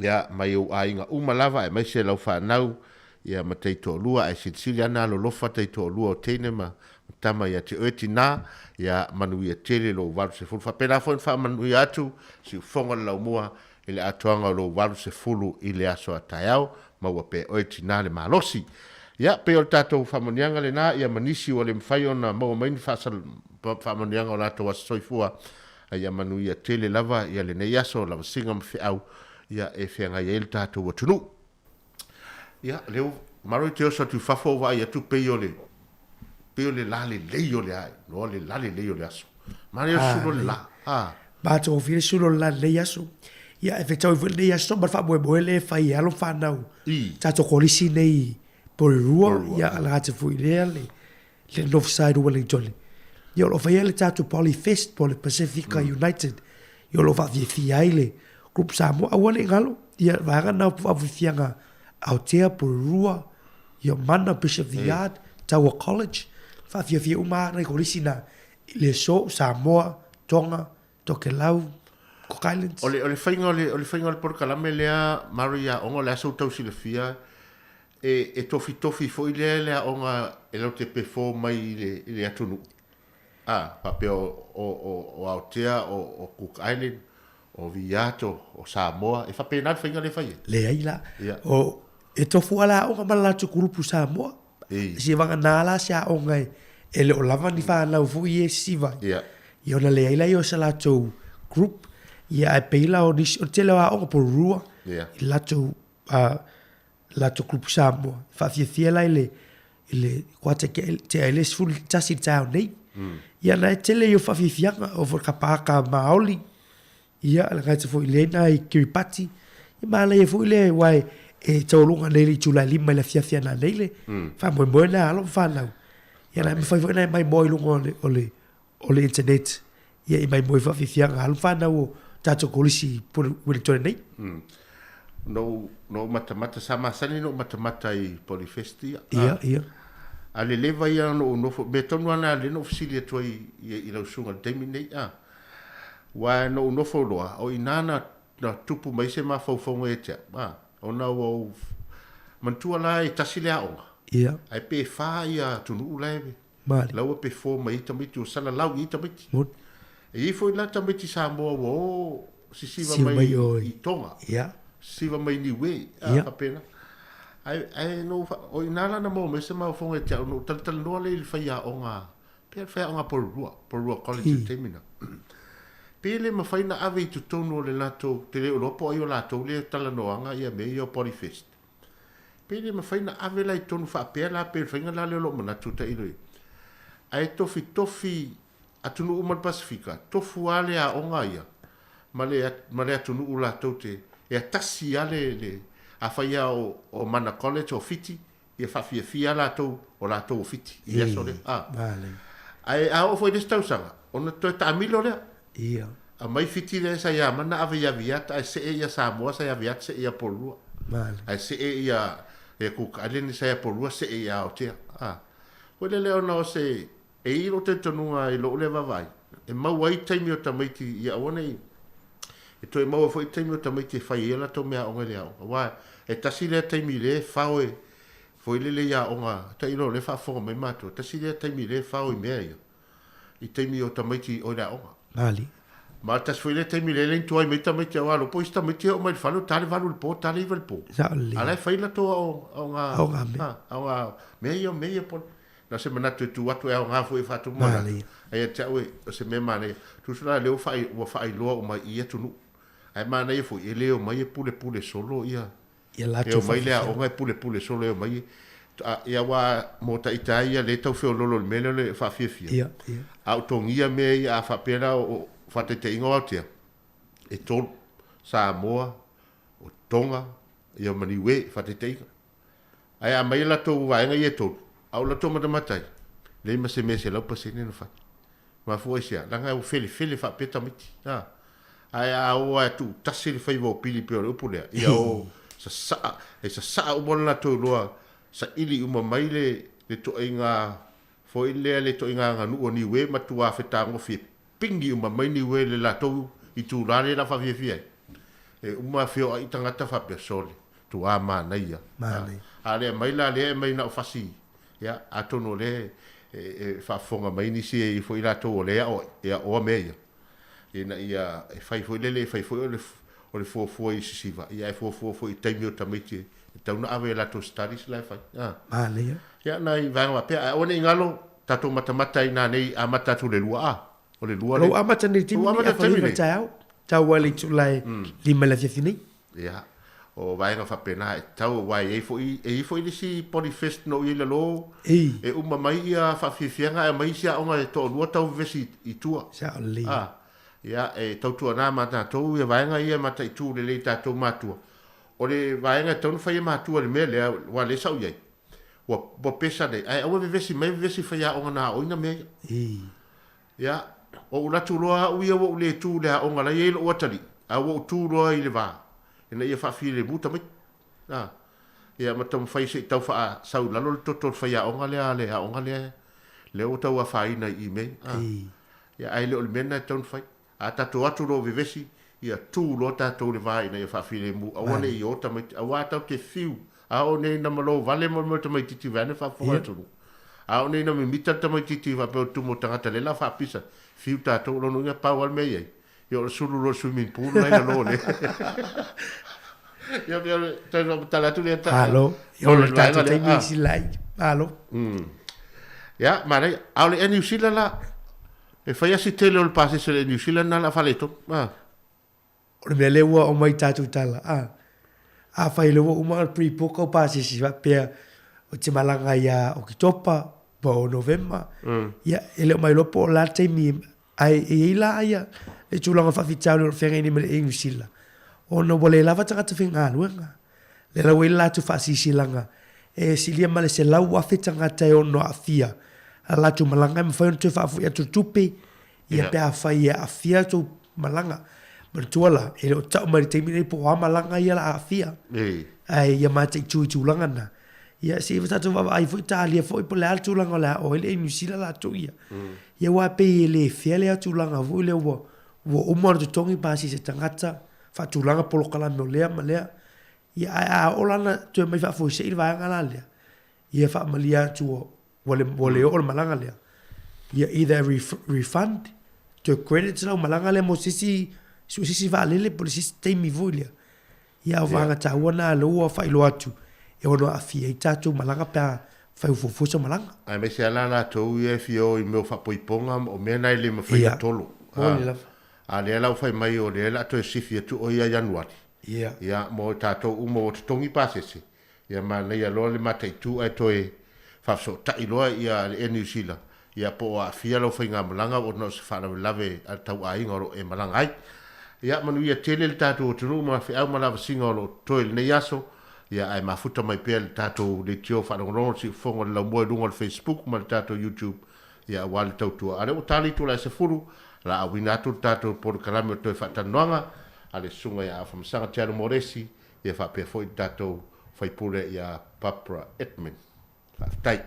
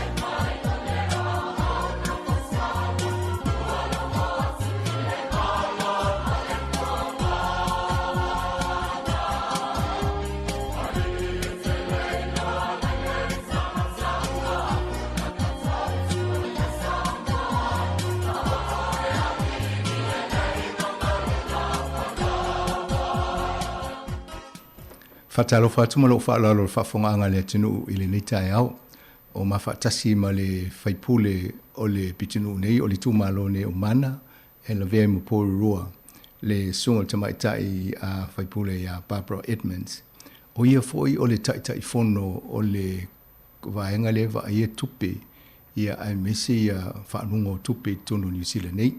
Talofa Barbara malo lava soifua. Oh, malo lava soifua manwea. It's really good to be back. It's been a while, eh? I know you've been very busy with your new appointment. I must congratulate you of being appointed as the chair instead of being the deputy of the Finance and Expenditure Committee. Oh, thank you so much. I remember one of the first conversations I had with Lua Manuel Winnie Laban was that this was one particular committee she was hoping to be on as part of her role when she was the first Member of Parliament, Pacific woman. And so for me it's a real honour. It is, we say in public service circles that it's the committee because this is where all the money comes from through budget and we distribute it across the select committees. We delegate the vote reviews to other committees. But I think I'm the first Pacific chair of that committee. So it's a real honour. Breaking another milestone. Slowly, bit by bit. But it's hard work though, really hard work. We've got a lot with our bills at the moment. We have the EQC, Natural Hazards Bill. EQC, the Earthquake Commission. So those were the changes that were recommended after the Christchurch earthquake. We've just got the Three Waters, the Water Services Entities Bill. So that is, So what stage is that bill at? That bill's now, it's at Select Committee. So it's gone through its first reading. In Parliament. Then it comes to Select Committee. Then it goes, after our Select Committee reports, we go back to Parliament to go through the second and third reading.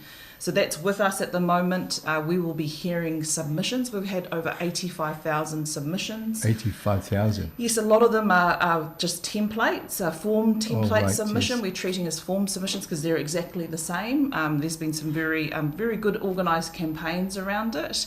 May not, we'll go through those submissions as part of our committee, but we will be in Auckland, Hamilton, Nelson, Hawke's Bay, Christchurch, Dunedin, hearing submissions across the country in that third week of August.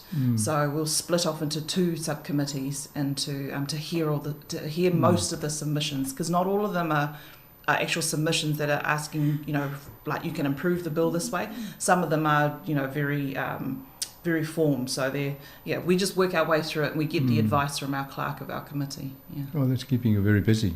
Yeah, it's really busy. Yeah. I think you touched on some of the functions of this committee. So what does it actually do? You get all of... So we have legislation that we review, draft legislation we review, any sort of legislation that's around tax, anything that's the Treasury, New Zealand Treasury, their policy usually comes to us.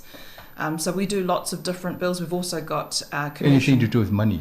Mainly, yeah. So all the, even budget. The budget comes to the Select Committee for us to decide where all the different votes, vote police, vote education. Is that the draft in the draft form before it gets published, or is that after it's after it's been read in the House by the Minister of Finance? It comes to us, and then we split the budget up into the different committees. We say social services, you have vote social development. Justice Committee, you have vote police. So that's our delegation. We can keep whichever vote we want, but we normally delegate it to the subject matter committees. And then we also have, every quarter, we have the monetary policy statement. So the Reserve Bank Governor, Adrian Orr, appears before us every quarter. But we regularly meet or have him on different matters. We also have Treasury before us a lot of the time. So we're a very well-functioning, a big committee. It's 11 How people. Many? 11 people. 11 of us. There's 6 Labour members and 5 other members, and it's usually the committee where most opposition parties would send their more senior finance spokespersons, etc. onto. Do you have a say in what goes into the budget, or can you do a recommendation after you've seen this and say perhaps they're missing out on these things? We have to scrutinise it. Right. We can't say whether they should put something else in, because that's a decision that's already made and it's already been allocated.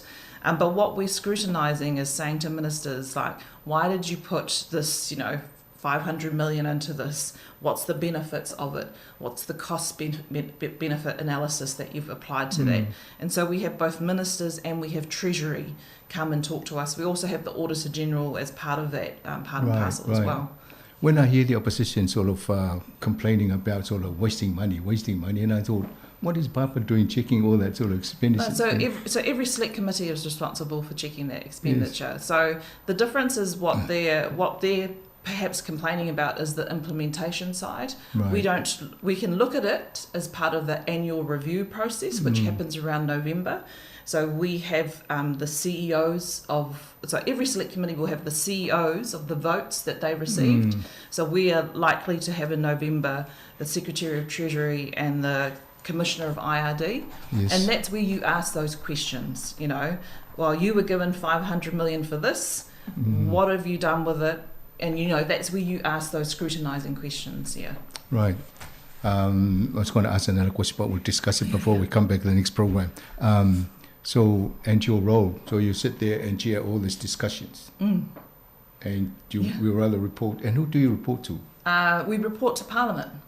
Right. Yeah, so that is our official function of the select committees in general, and us in general is to report back to Parliament. So yesterday I just did a speech on the investment statement.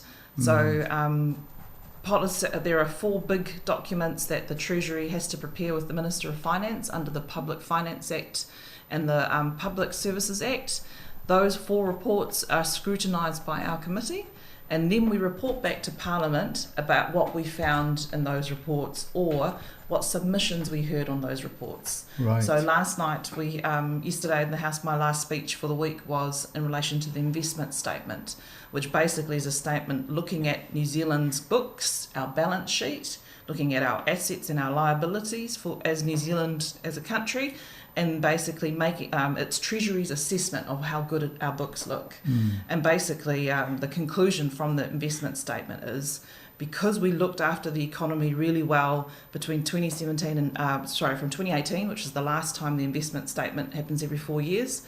So because we looked after the economy really well, 2017, 18 and 19, as a result, we could borrow a lot of money to help with the COVID response.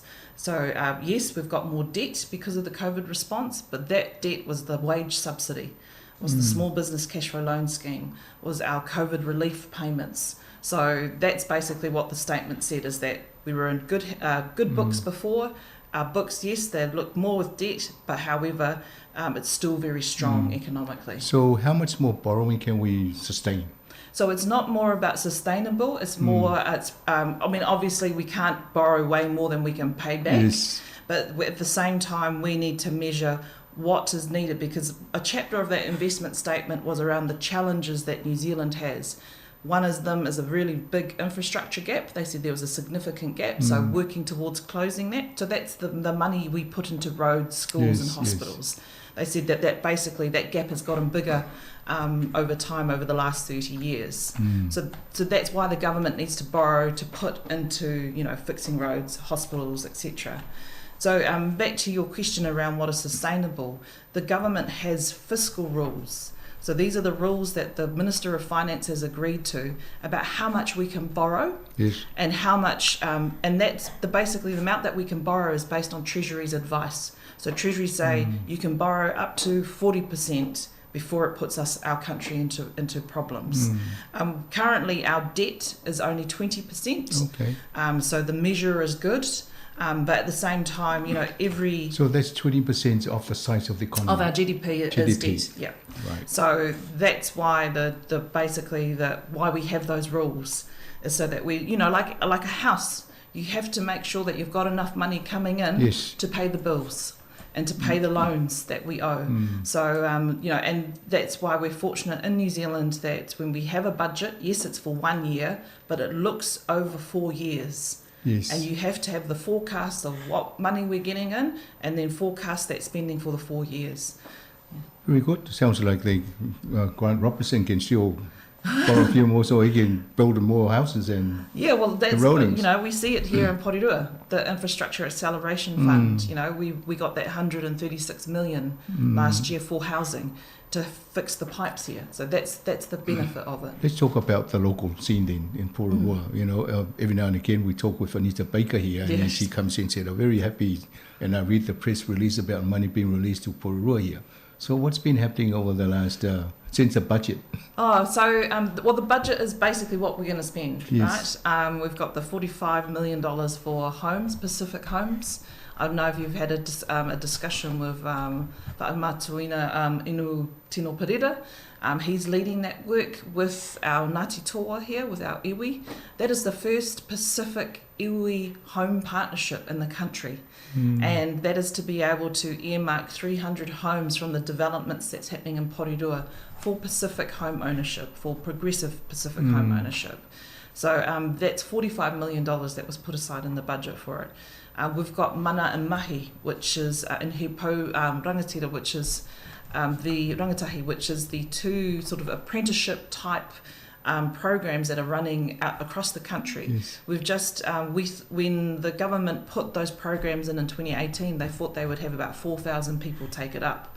They've had 5,000 people this week that they hit the 5,000 mark. Right. And basically those programs encourage young people who, you know, and young as in like under 30s, 25, who want to have a change in their career, and to help employers, match them with employers, and give some of the training incentives and support so that they can retrain or change their careers. Yes. So when I had Willie Jackson here in the last year, we went to Ngāti Toa, and we had a young man there who, you know, he worked at the movies, but now he's been matched with a real estate agent to start looking at selling homes. So that's what those programs are designed to build, you know, the capability within our young people coming through. But that's another major program that's being run here out of Porirua as well. It's right throughout the country, but we've got two main providers here in Porirua. Right.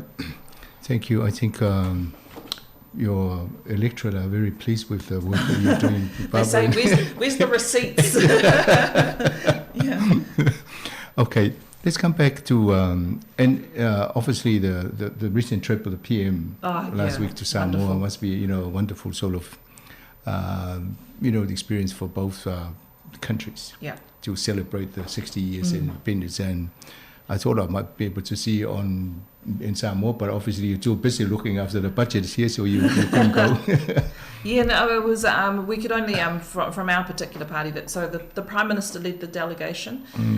She had three members of the Labour Party go with her: Minister Aupito William Seal, Minister Carmel Sepuloni, and we had the ability to take one more other person. And the Pacific Caucus, we put forward Anai Aniruli Avata.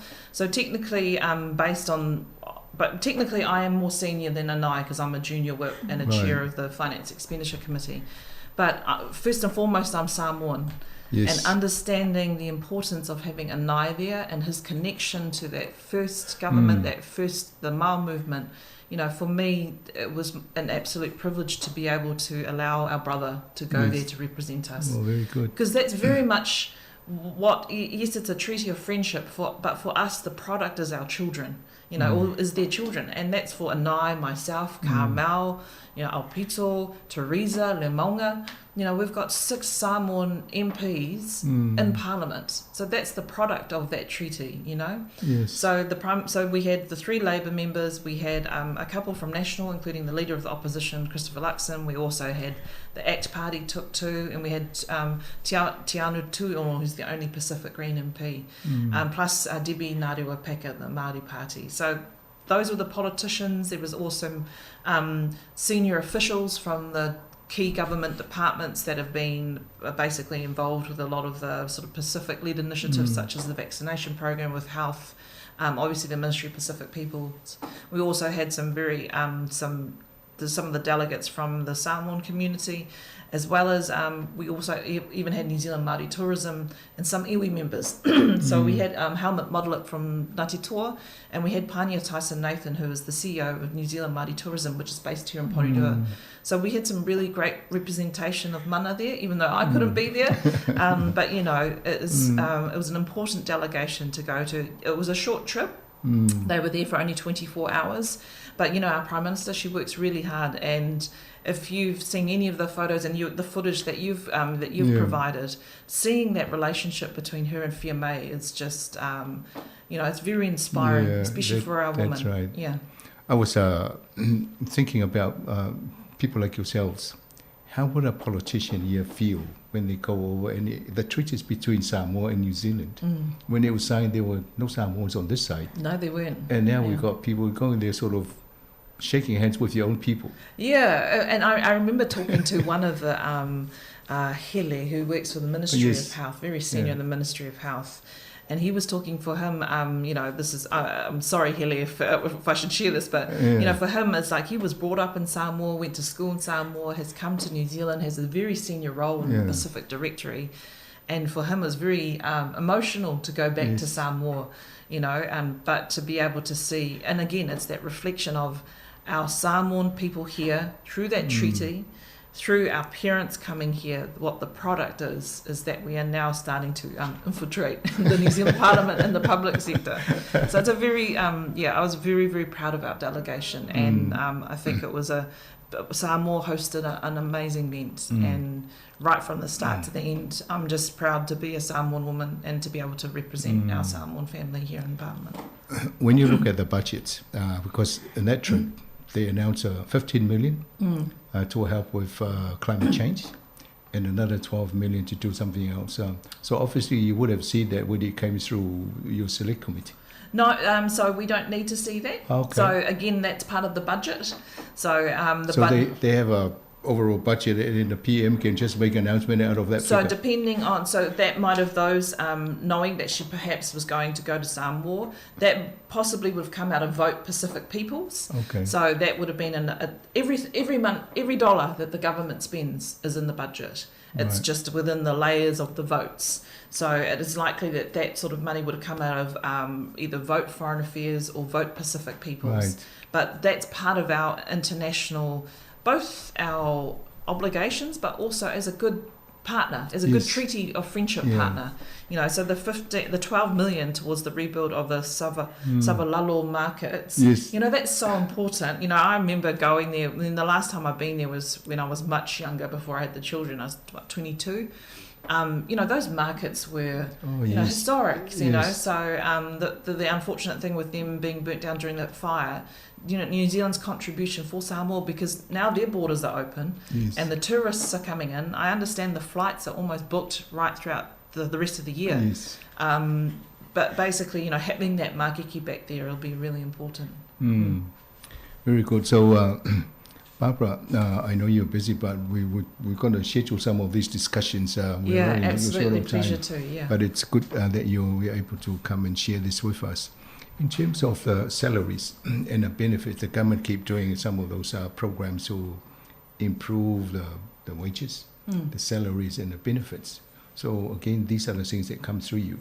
Yeah, so the cost of living payment that's currently out. So, you know, if I really wanted to rattle it off, cost of living payment, increases to minimum wage, as well as increases to benefits, increases to the abatement threshold. So the abatement threshold is how much you can earn before the money is cut back on either your benefits or your working for families.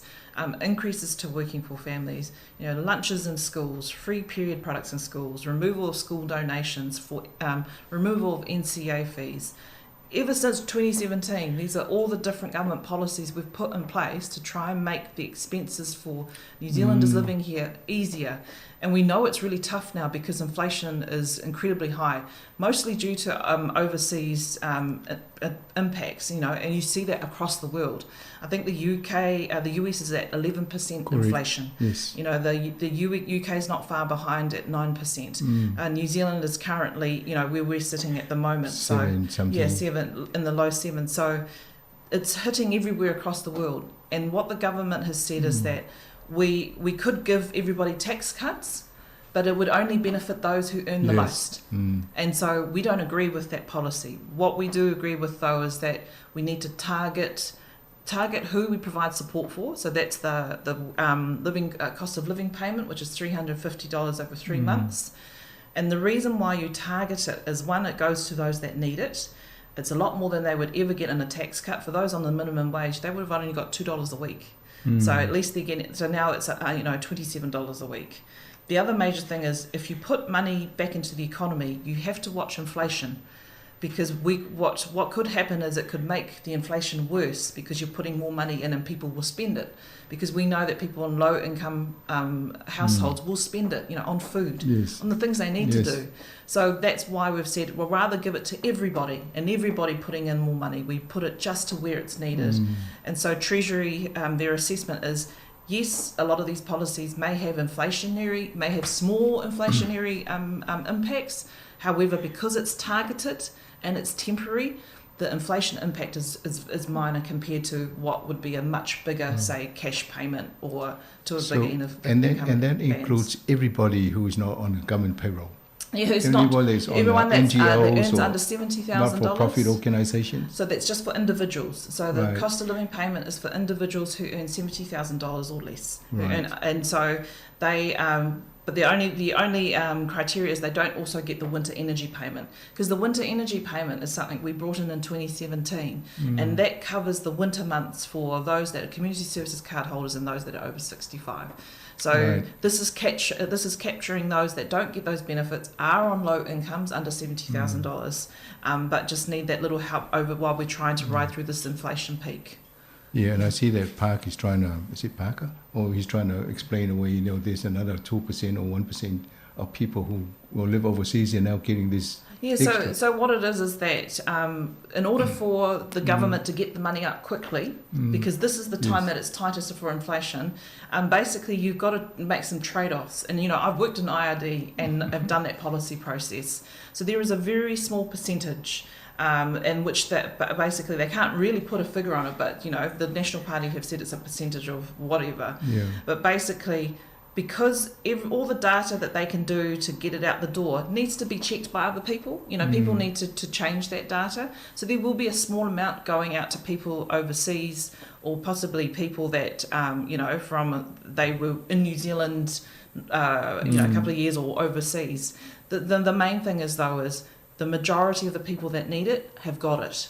And they've got it quickly, compared to the opposite would have been they'd have to apply. So can you imagine 2.1, who we think was 2.1 million people trying to ring up IRD or doing an application? Very costly. Very costly. So and I think 2,000 people already returned the money? Yes, that's right. They've returned the money. So basically it's that trade-off between fast distribution versus the compliance costs of having to ask people to apply for it. And it was much better to get it out the door faster. Thank you. We come to the end of our time here this morning. Yeah. That's why I've allowed the discussion to flow in the English. And now I have to do all the translation when I do my morning show. Yeah, sorry. O tatanoanga le fa wo umalengan fa persania ala tom fa ya vatule o tonga va ngene matala no el pokalamel afoliva ni tayo fa tsem sabadina itayo ni. But Papa, thank you very much for sharing that with our listeners this morning. Final comments from you to our listeners. Oh, just happy 60th Independence Day celebrations. I hope you and your families are having an opportunity to celebrate that. We should celebrate it all year, I think. Yes. In our churches. Well, in Samoa they are. They're doing exactly the whole year. I just have to say congratulations to, at the moment, Porirua is the women's rugby champ for the Tia Pasi Memorial Cup. We are the men's premier rugby champ for Norths. Norths has won the women's and the men's. And we are also the women's rugby league, the Porirua Vikings Valkyrie. They took the title out 2 weeks ago. So we just have our Vikings men who are on top of the table at the moment for the Wellington Rugby League competition. So they're at top of the table. We wish them well for the next 2 rounds. If they get through this round, they're in the grand final. So Porirua is the place to be if you want to play rugby league or rugby. Thank you. All the best for the work that you're doing, not only for this electorate here, but looking after the the pool chair for the country. That's the job, and I'm proud to say, as this first, Pacific Finance and Expenditure Select Committee, those are the sacrifices our parents made for us to get a good education. So thank you so much. Yes, and congratulations once again. Ol tatou por kalame na mfaina tu fatsia il tau ne mo na fo tatou fai pule mai nei li tu malone o mana tu mo fo sistemi lu mo tu tata no te nei ia tu fa so fo.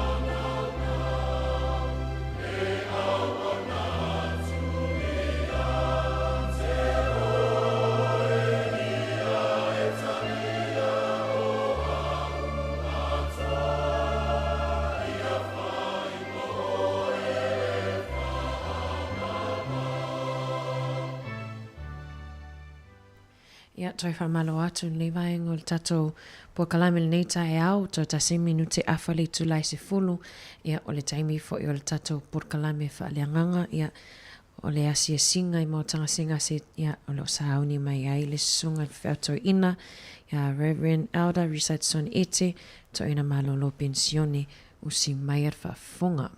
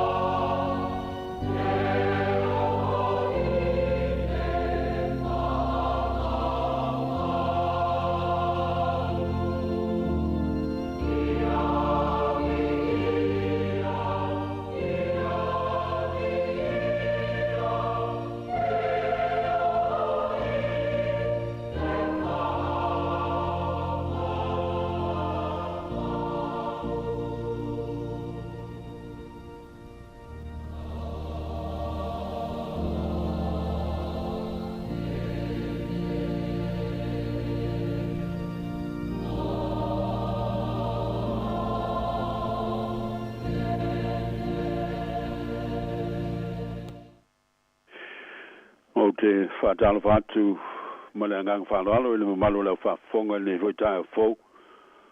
Yo tau sā ma paia ma whaingata mai maunga te tele se iau i maunga iti talo whalava. Wa malorso i fua ma lau tau langi maina.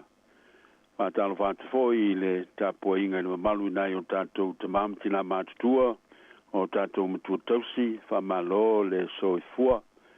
Wa talo foi le malu o whatau tolia i whatafa ngase i maota malawa ia po tonu fo yo ai su fa inga tainane le malu nisi o ngotia I whanoanoanga ma le loi fonga malingi o no le wala upa ia le tua I e pele ta lofa fa malo le soi fu manuia fa fitai le on sa o lo tu taliti ngama le fa to to a fenga ye malu tau es o le soi fuanga I nei ona po tau nei maupele to vai o le fa moe moe ma le fa tu tu le lofa tau simai o lo tātou matai e tautou luina lo tātou vai vai mawhatianga. A zi whonga neo le mua I Wellingtone, ma lana porkalame masani o le ase singa I ngase I asfrai le teitasi, mai sfulu tolu sfulu I le sfulu malitasi le tai au. O le a tātou tāpua I le tua. O e whalangolango I le li, e whapei o le maunga o siona I lātou, I le whanga I tia, a e tū mau e whawawau. Si o tātou tatalo. Le tua pa iae, o le puna o le mātou wola, ma lo mātou malosi uma, o le mātou leo leo, o leo usili o na la tamai, o a tausi ma whama malu le soi fua ma o mātou wola, o le foi u foa I mai o manuia, mātalasi o mātou tiwa I le ona nei, mātou te vivi I ma whawhitai I la ufio, o na o lau tau singa angelelei, o mātou o lia manuia I foi le nei aso, o mātou whawhitai mo o manuia ma le matalasio o whamanuianga o mea lofa o leo nona e foa I pēr mo lo mātou whaunga ina o lo mātou maua manuia o le tino I mea tausia I mātou le aso ma le aso o au whamanuianga mo o mātou mawhau ta leni maanga vau e tufa ina mai e mai se o le nganga e fisota I ai mala o fio mo le whamalo si o lo mātou ola whale whātua tua Mātou te whawhitai I lo walofa wha malolo, ma lo mana whai wāwenga, o lo awala se mai. Mātou te whawhitai ai mo au auna fō mai, whawhitai mo le poto ma ngawā ese ua e whaangawā I nai lātou. Whawhitai mo vai la au, o mea whai ngā luenga o ngā, o sau nia maritong whitinga o ngasi. O mātou whawhitai lo fio, mo lo mana wha malolo, o e wha malolo I nai, tangata mai mātou I lo mana angalilei. Whawhitai foi mo lau wha mai senga, ma lo nganga wha mawhanwhana, mo e mawhatia I whanoa noa. O lo tauto lua ina foi o lo mātou vai I teimi e lui tau I nai, lo mātou ola whātua tua. Mātou whawhitai mo ngā luenga la veai, ma au o nanga whasosani uma, o whaia mo le manuia o tangata, ma nao mia le whasosani. Mātou te whawhitai o na ofisa matanga luenga ese o le malo, whawhitai mo whalapit putonga o lotu mai kāle siam tanga teito tas. Mā lantou o nanga le lei uma uwhaia mo tangata pōpō ngā ina. Whawhitai mo lawi kāle sia ke siano ma lana ngā luenga o le tala le lei. Meise lo mātou whātua tuanga ma le awanoa, mātou te whisota I ai ma lau fio I le anganga. Whawhitai silio no Yesu Keriso, ma le taulanga tong yola, o sau nia mo lo mātou whamangalonga, ma le whaolatanga, e ala I lona soi fuapa ia. E tu mau lau fio, le vi inga, le whawhitai, le whamanu, ma le whanetanga I nei ona po, e o I le whawawau lava. Amene. O le atatou, te pese le vi inga o le atua.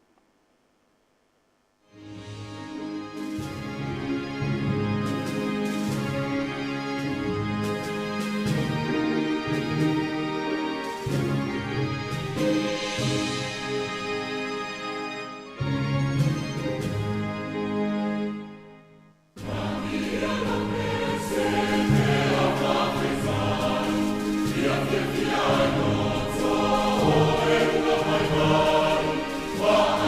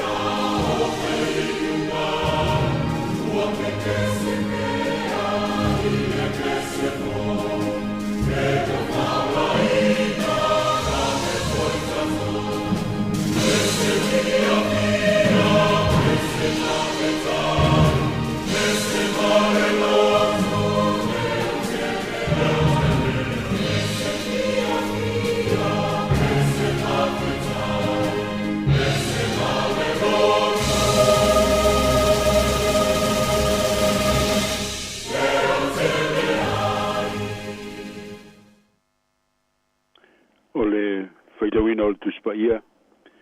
O le tusio salamo se la ulos fufa. Mai le whai mua, e o le whai poe malu, o te whaita wina. Whafonga mai o whionga pa ia nei le tua. Ana le se anole li ina ia te tātou, ia whapea tu lava Israel. Ana le se anole li ina ia te tātou, ina walanga mai tangata ia te tātou. Po walato folo la ina i tātou, ina watuputele lo lantou ita mai ia te tātou. Po tātou male lemo i le mai, po walofia i tātou i le alia, po watafe mai le vai whamau lunga i o tātou lunga. Ia whawhitaia le lii o le na le tu inatu i tātou, ina ia sa ia i o latou nifo. O sosola i tātou, e pe o le manu na i le matasele e whai manu, o motu le matasele, i le o sosola i tātou. O lo tātou soswani, o i le suafa o le li lea, o le na whai le langi, a toa ma le lalo langi. Ia whamanu i tele mai le tua i lo tātou whai tau. Ma le whanunga longo ia nā fionga pa ia. Ia te ia di inga e whawawau. Amen. Ana le se nole li ina ia te tātou. Ina walanga mai tangata. Po walatou folo la ina i tātou. Po tātou mali lemo i le vai. Po walofia i tātou i le alia. Ia whawhitaia le li. O le na le tu inatu i tātou. Ina ia sa ia i o latou nifo. O lo tātou fsosani. O ile swafa o le li lea. Le whai mua, whai poe ono, le whai poe van. O ao tuspa ia, o tā vita lava na ia tusia. Ai wale matua mauti no le lei, po le a le mafuanga tonu na tusia ai. Pei tai o le mea o mauti noa, pe a fua i upu malangona o le nei salamo. O se whalavelave o ngaonga, ma le matu ia. O se malamatau tia nā fuafua, ma se manu a whawhano i nai le nu. Po se puapua ngā foi, na lofitu i nai le nu, ai na mawhai o na whasauina, ma lave i nai i la tau i le li. E mwhai o whamau ni ala manatu i le onga onga, ma le matau tia o le whalawe lave. Pe a matau wina le ngana o whaonga ina. O le folo la ina o tuputele lo la tau wita. O le male lemo i le vai wha maulunga. Ma le lofia i le alia. O le saia i o latou nifo. Ma le sosola nei le matasele e whai man. O nei wha upunga uma. O tau mai ai. Le matu ia tele. Ma le onga o le wha fita auli. O lo ta wivi ai le nuu o le tua. O manatu nisi u wha taule nei salamo. I mawhatianga o tangata e Peru. A o iai le tawhianga i Paperonia. Malolato wola pulesea i lalo le malosio ne pkanesa. A nisi foi umanatu, o fasino le nei salamo le vai te mitonu. Ne tau mo fa ye ha manu ina ye fa umatia tangata sa uta uma. I le nofo inga asueru le tupo persia. Le ana fa sa ina ye seta te mai tai sa uta. Na vea masiofo le tupo asueru. E pe yo le tala u fa mawina i le tusi o e sete le whenga intuai. A le anta auto ia le whaitua, po o le vaenga o le talawhasolo pito Israelu, e wha sino tonu i ai le Nesalambo. A ufia tuli lo ina i se manatu, e au te lenga o se wheau whale anganga, o lo moli mai ai, i le Nesalambo atoa. Ana le se anole li ina i ante tatou, i wha pea tu lava Israelu, po o tatou male lemo i le vai, po walo fia i tātou le alia. Ia whawhitaia le alii o le na le tui natu i tātou, ina ia sa ia i o lātou nifo. O motu le matasele, i le wasosola i tātou. O le pese o le loto o whawhitai, ma le anganga u whanga e tia, o tumu i le oli i le atua. O le whamanu ma le whanetanga, o te tia e pea, ma o le matawhia, ma i le ele o le loto o le tangata, o lave ina, ma whaola ina, le tangata na lutia i tā whenga te tele ma le malolosi, o vai tafe se manua ma le lemo ai. O le tasi le ata whaale mawhau, o vai no tātou vai e nei upo o le whaisalamo. Ai le ngata i le nā, o le ata wha tusa o le tangata, o lama tialo na ola i mai lei, e peise i o se manu tulou. O se mai lei o lo te tao e le fili i lo nala ina ia pue ina i o ia. E pei se tasi o foi tau le tunu o e lele le se a e lama le tio tala. O le vau fili fili le nao whawhita au li ese ese. O le lama tia e pere so i fuanga masani o le tangata so i fua e leo noa. O whatu saina i manu ai, o whano nou mai, e folo laina i tatou, i mawhatianga, ma popo ngā le nei ola. O whatu saina fo i tā whenga ma tau tia, o lo longa ma le vaifa ma o lunga o popolenga, ma mea whawhatiata mai o leo langa nei. O le ongo tia i whanonoanga, ma le o ona o mawhatanga te tea, ona o le maliu ma le oti. O lama tia pia fo i le ola whatu tua, i mai leia li tia Apollo, whawhano i nailo tātou ola whaleanganga, ma tāua wai na ngoto unga, lo tātou whamoemoe, i le ola whanau fawina. Peita, e ui lava ni tutupu nei mea whaingatā, ma le vau filifili o whawhitau li tātou di tawivia i le ola nei. Ai o leo ngā tonu o le nei salamo atoa, o au tū, i ona upu to mua, ana le se anoa le tua, se mea manu le tua, ona upu whai, ia whawhitaia le li, olo tātou sosoani, o i le suafa o le li lea, o le na whaia le langi, a toa ma le lalo langi. O le salamo o tūsia, ma le loto, ma le anganga, o whatumulia, ma tau ma suasua le oli le li, awa ana le se anoa, se mea manu le tua na fisosoani, na lave tu, na whaola, na whamalolo, se mea manu le tua na whamaise, ma whamafa na whana i teimi o whanonoanga. Ana le se anoa le tua na tausi, na leo ma taitai ma whamanuia, na whamalosi ma whalotu tele, ana le se anoa le tua, ua te tau ai la maono mea. O na whapale ina le suafa o le tua i le viinga, i le whaftai ma le whanetanga, a walo na lofa malona whamaon, leo saunga le mu, o manu ia i te ngata popo ngā tia, i popo ngā masani o le ola na nei. Mo le mau paulo le apostolo le ntusi le kalisi e Roma, o le nei se asa tātou upu i nei mea. A whai o au mai tātou le tua, o aise e whaasanga tau mai ia i tātou. O aise e na te mō lia le au filifilia le tua. O tātou manu maloa ia i nei mea umlau, o no ia walofa mai ia te tātou. A wau o umauti noa, e le mwhaia le oti po le ola. Po angelu po li, po e malolosi po me neona po me atali, po le mawalunga po le loloto po sitasi mea na whaia.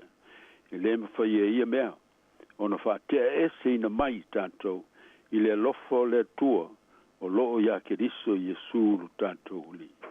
Ioe ana lese no le li, na ia te tātou. Le mamalua lau whaafonga le nei tai au, o leo no na tātou whita iai, ma whainga tā, ma whaafita au li ese tele i leo langa nei, o luta wina pēlo tātou wola whaatu tua i le tua.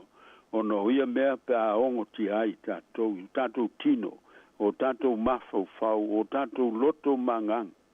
Tofu ina hoi tātou i le whawai vai, le masalo salo, ma le mau tonu. A le whamanatu mo i tātou uma. Po halawa whita ma whainta, o hapopo ngā ma tui, o hawha whita auri o onga tātou te whita iai. Ia talitonu pēa ma whātua tua, o lo tātou au ma le tua. Tātou te manu malo ai, i so se whainga tāo le olanga nei. Mana tua foi. Wa umo na so i fua ai e su ke riso i le lano langi. Wa ia savalia foi le ala o whainga tā ese uma. E o lava i le oti ma le tunga mau. Wa ia manu malo ai e whawa vau. O lo tātou manu malo foi le nā. E ala i le whātua tua i a teia. Ana le se no le li na i a te tātou. I tu maulona suafa le vi inga, o na lona lofa, ma lona whamaoni. Amen. Te o tātou te talo. Mleli e, mātou te vi pēr, mātou te whawhitai, whamanui lo lofa, ma lo whamaoni. O lo ta ofi mawinai lo mātou wola e leo noa. Mai se lava i tuaso e luti ai mātou, ma lamati ai mātou, popo ngā mea whainga tāo le ola nei.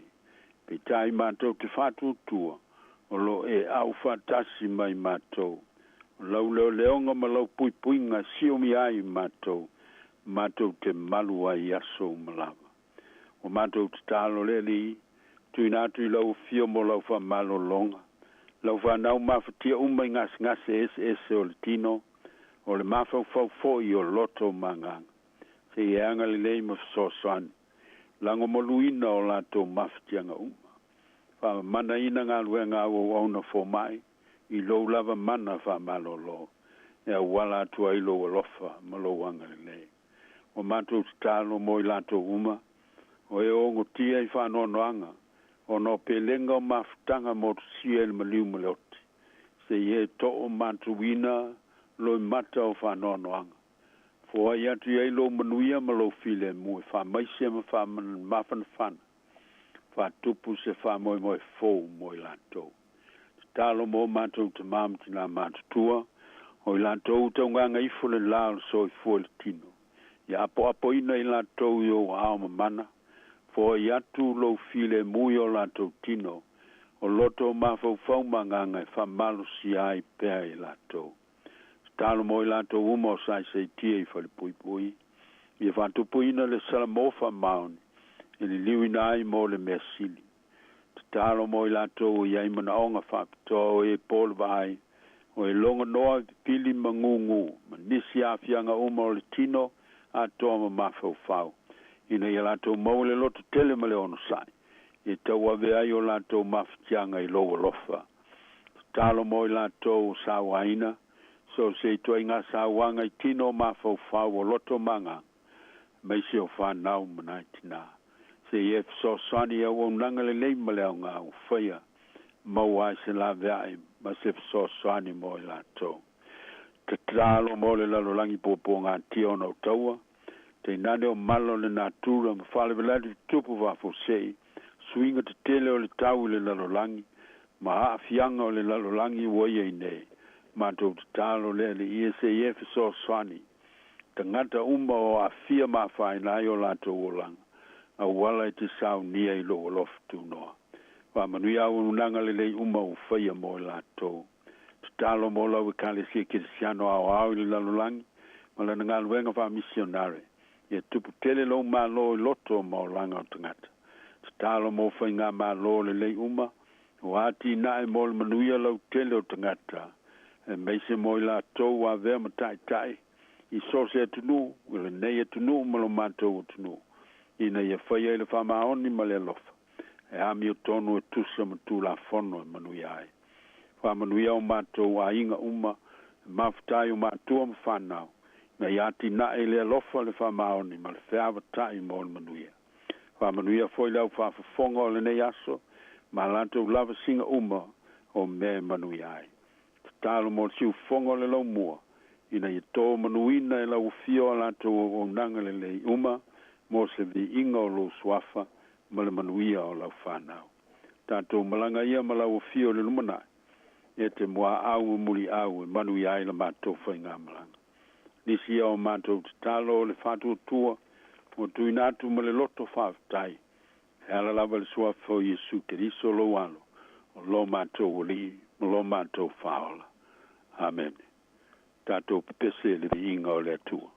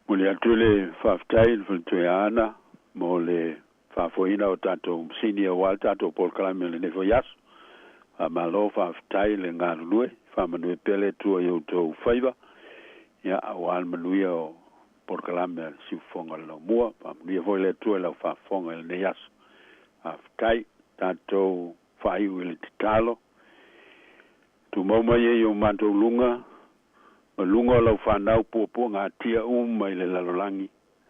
Ne lofa nu no tele o lau fio le tua o lo mātou te mā. Ne lofa sisili ese o Yesu Kiriso o lo mātou walii ma lo mātou whaola. Ia maua pe i mātou le mawhtanga, mawhanwhana, ma lo lava nganga pa ia nei. Se iau i le whawavau e whawavau lava. Amene, amene.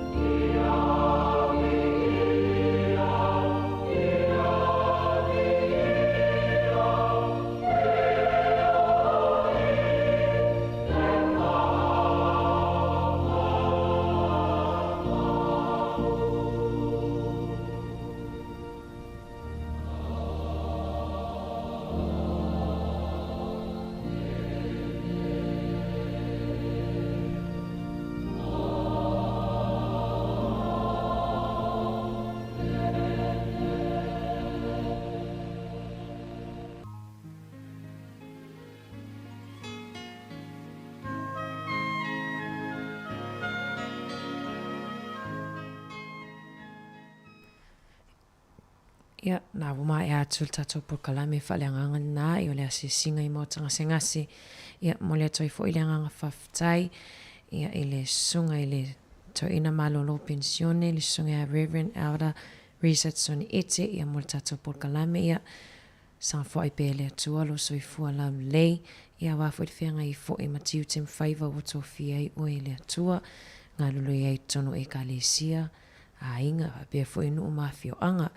Ia ai ole a wina atu tatou whawhiwhianga whiwhiloi fo ni tai au toi whamalo atu i tatou au whafonga whawhtaile mafuta mai si fonga ni o lau mua.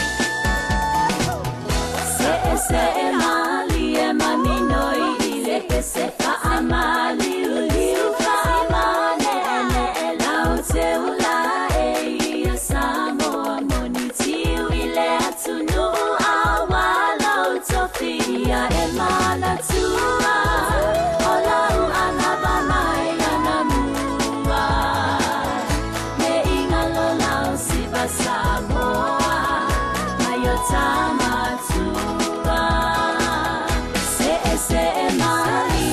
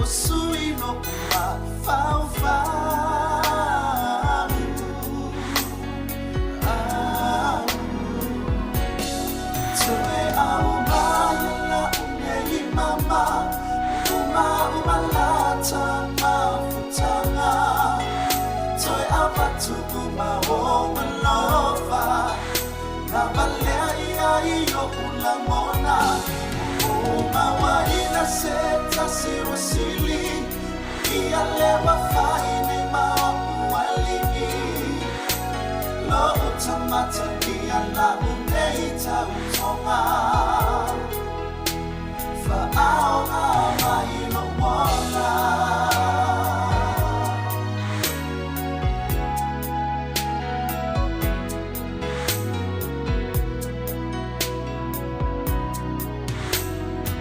Fili-filinga una sa ufaya Unitiai ola uva ali O te nei no le nei la longa Nei e se fia fia Maua mai ai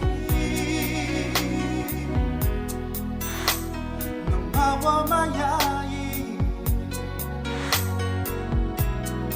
O tia i te angasala Le ai so usa o lotonga Malingi o une ilo i mata Le a o manatu ilo upolonga O ufa ama mai atu nei Iyo utu ina nau Fuli atu lo utua O sui lo uma fau fau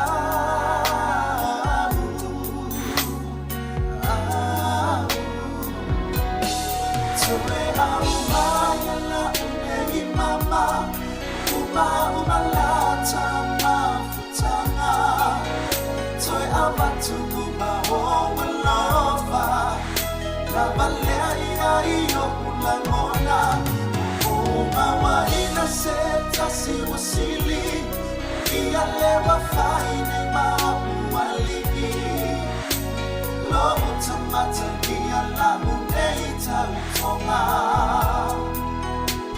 Whaaonga mai no wana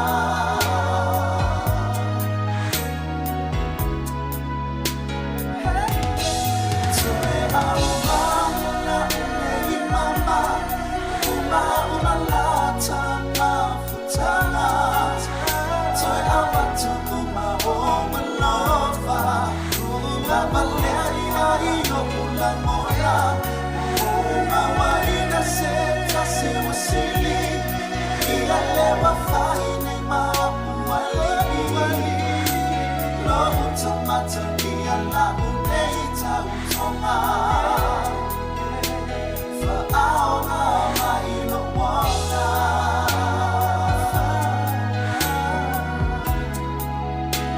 Whaaonga mai no wana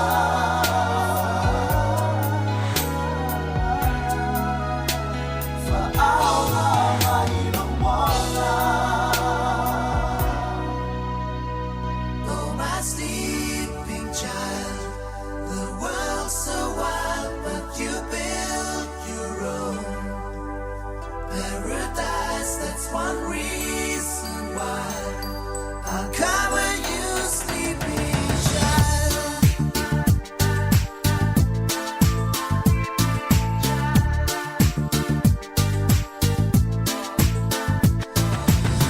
The Milky Way upon the heavens is twinkling just for you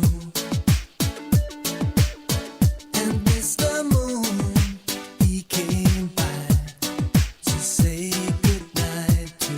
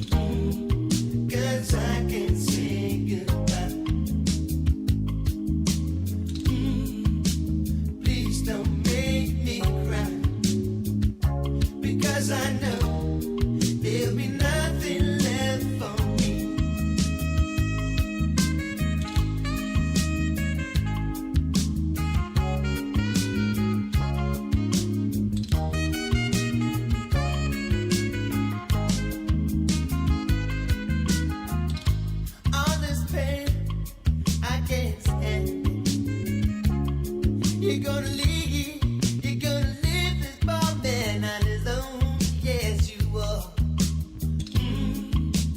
Please don't make me cry. 'Cause I can't say goodbye. Show some sympathy. Please don't make me cry.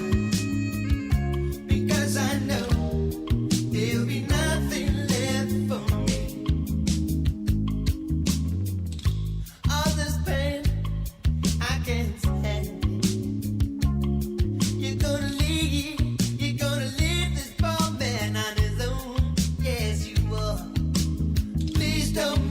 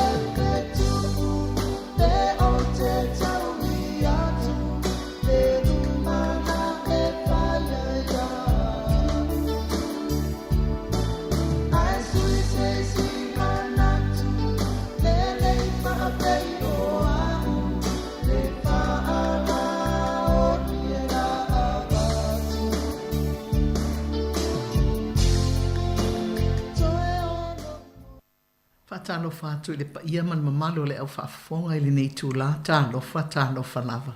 Whaftai le alofa ma le anga le lei o lo tātou atua. Iwa au mailau tau soi fua ma lo tātou wola. O tātou wheloa i fia fo i lunga o pēa o le ea. I le nei aso wharaile o le masina o Aperila, le asfurulima o Aperila. Ia pēa ana masani ai o tātou whasolonga o tātou por karamelina i lau. O le tala amata, ia o nai tala e fia longo ina atu, o nisi fo o iei aso soifua. Ia o nā luatu rele o le tātou tala muni muni. A o le tātou tala amata, o lona ulu tala e whaapea, ue lese ma le tangata whao mea. A o te e hatu le ali i whaife au o ue lese i lunga o lana solfanua e le tasia fiafi. Na whaafo sei o na tāofi maila na solfanua e se tangata whao mea ma whai mai i a ue lese. O au tupe po lo wola. Na usi tai o e lese me tanga uifo i lana tanga wa avane. Wa tu ina atu i le tangata lea na i tupe si liva i lana tanga ma whai atu i le tangata. E tango e wa ai i isi ana ato pe na te mawai se isi tupe. E tango e wa ai isi ana ato pe na te toi mawai ni tupe sili atu i lo tupe wa avatu i ateia. E tango atu le li ingaui e le aini tupe na o tusi. O tusi ale ali i whaife au e whai aia na launga mana tala inga. O tusi e wha moe moe i aile ali i whaife au. Na matua le fia le ngā oima amata o na le liu o le alu ese, ai wala au atu le ali i whaife au. Whaatani, e eisi mea lea e fia ta avatu i a te oe. Na te ile ngā oile nei wala au ma ua toi li liu mai nei, wa puno wifo nei le ali i whaife au ma, whaapea mai. Ma musu le ali inga oi.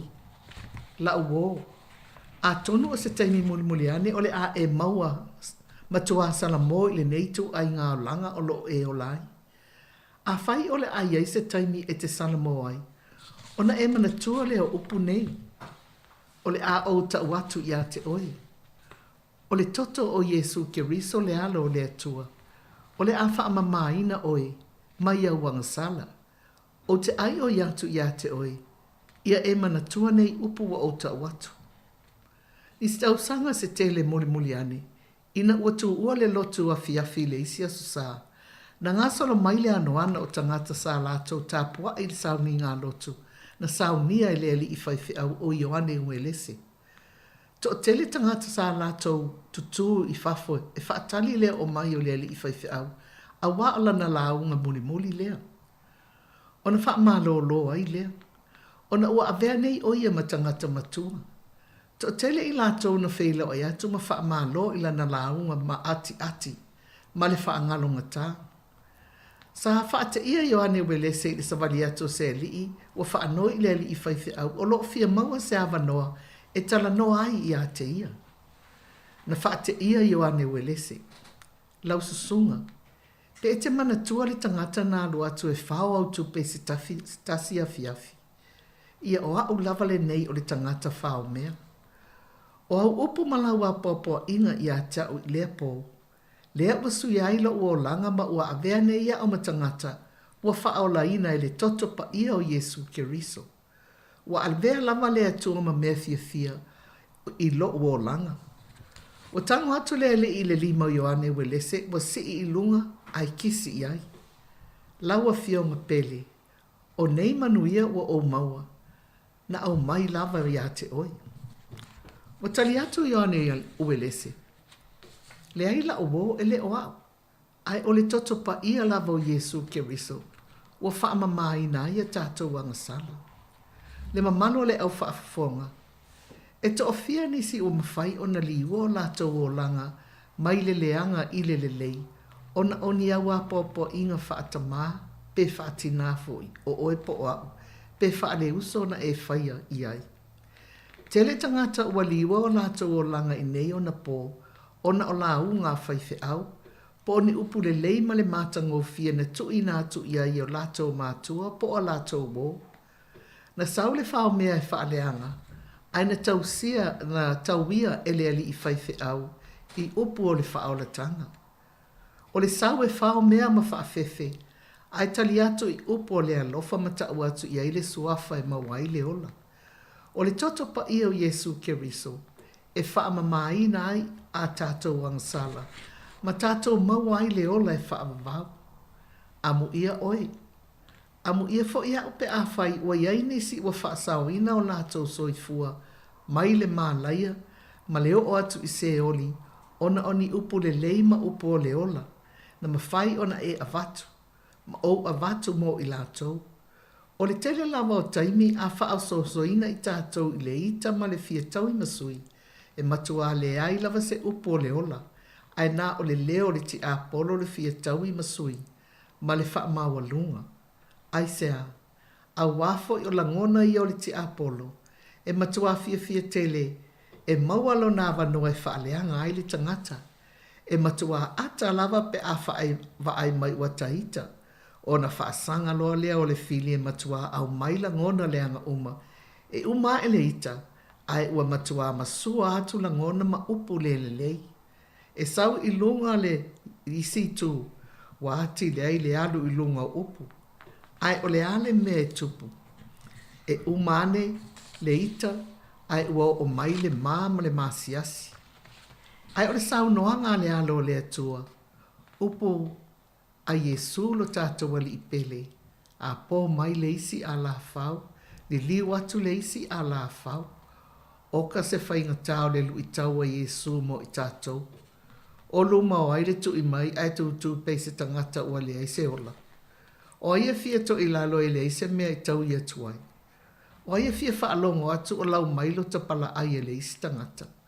I oe, e matua whainga tā lava i tātou, o tangata e whaingata na ola i le olanga o le langi, awa o le tātou te ola i le lalolangi, ma māsani i upu whaamaua lunga le lalolangi. Se i vanga nā lava le tangata ua moni lona liwina mo Yesu. Tangata ua whaamu i aile tātou walii. Amu ia o tau pe a lātou upu leanga ma whaasa wā i a te o tau. Ma lātou tua ina pepelo o tau mea leanga uma ona o au. Ia o tau oli ma fia lava, a waolo i le langi lo o tau tau i e tele. O tau o le masima o le lalolangi o tau, ai a whaia maa ngalo le masima, o le ase mea e wha mai ai. E le aise mea e wha mai ai na o na lafoina i fafo, ma solia i tangata. Io e tina mata maitai, aua lavane i lafoina i tātou i fafo, ai ia maule le i tātou i awa lofa o le tātou matai. E ui ina whaingatā o na tātou muri i o na tūlanga a au. Ai o tātou te talo i le atua, o le ona i tātou uma, ia au maile loto tele e mawhai ai o na tātou tutu, ma te e atu i e fili, i le fili, o lo o tau mawhai e toso ese i tātou, maile ala tonu tātou te sahawa vali ai. Ia whaafonga mailo i le pese le nei, o le ātai na atu, mo o lau whaafonga anga. O le pesele nei nau suina i le uluai mafutanga o ngā amata i ni usila i le tausanga e awhi vese lau varis for fitu. A o le taimele nā o lo i aile a onga whawhaia o ngā wā o ngā amata i le e kālesia whaapaputonga Kerisiano Wellingtoni i o lela au tau whaafonga mai ai i le pese. Thank you.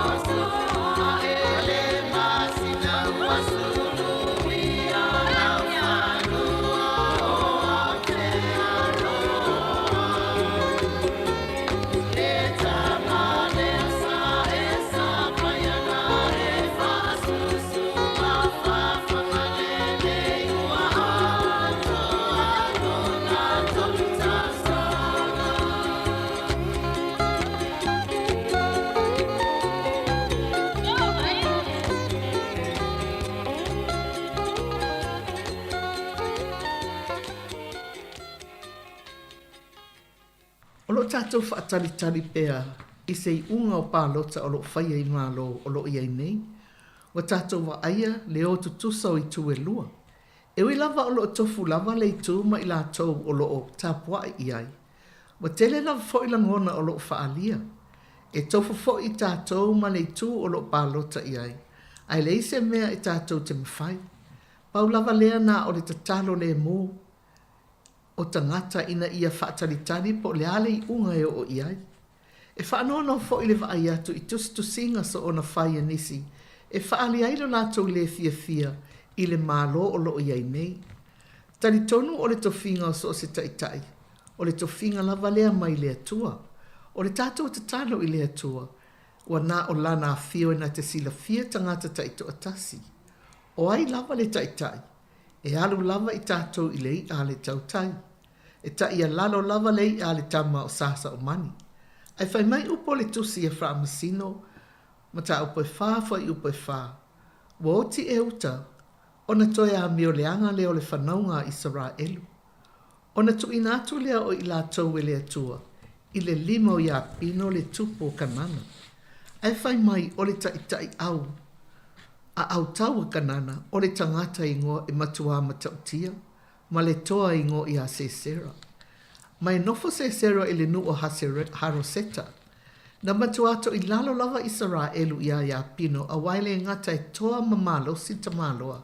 Ai telefo i ana mea tau ma fita. E iwa se lau wafele au whai o kariota o le tu taua lea. Mai luas ful tau sanga o nof polonga Israelu i lalo ia pino. So se taime lava e whaalonga taha i Israelu ma sila fia e le atua mionga e le tala whea ngai la tau te whai. E iai lava lea o onga le atua e tuu iai. Se ilonga lava e whea ngai tangata Israelu ma mawhatianga o na whaatoa la ngona leo le salamo ma tau mawhai e fo i atu i le atua. E o atu i rama ma peteli e sa ili fesoasoani iai. O lea o inga le nana tuu iai e le atua. O na tau fia loa lea e le atua le perofeta tamaitai o te pora. O te pora e le ngata o le perofeta tamaitai. Ai o le tamaitai wha masino. E fōlinga mai o se wha masino tamaitai. E matua tumu le loto i le taritono ma le wha alango i le atua.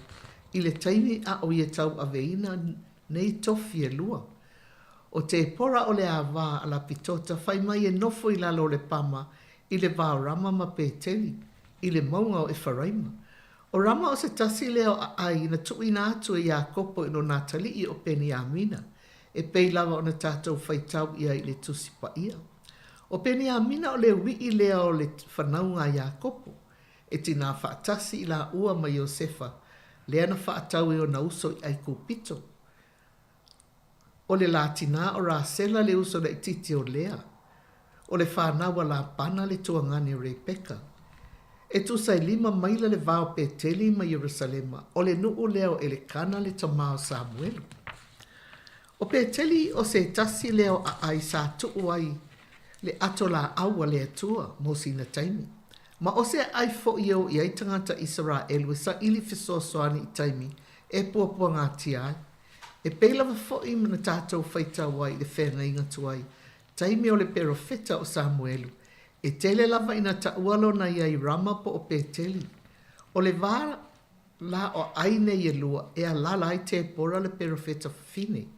Ma o a ai e tutu i atu maunga o e wharaima. Wana ona tala noa i ai au wale ai lava seisi o le au whaafafonga. Lātou te le isila fia o manei tala a wā alo o tusia lava i le tusipa ia. Le tala whaasoro pito Israelu, ma malo uma no upa ia. Ai ole mea moni e tutusa lava tangata o Israelu, ma tangata uma o le lalolangi.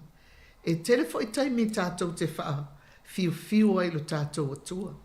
To telefo i tātou e wha le fia i le atua. Ai ao olo i da mawhatia, o na tapa loa lea i le ofi.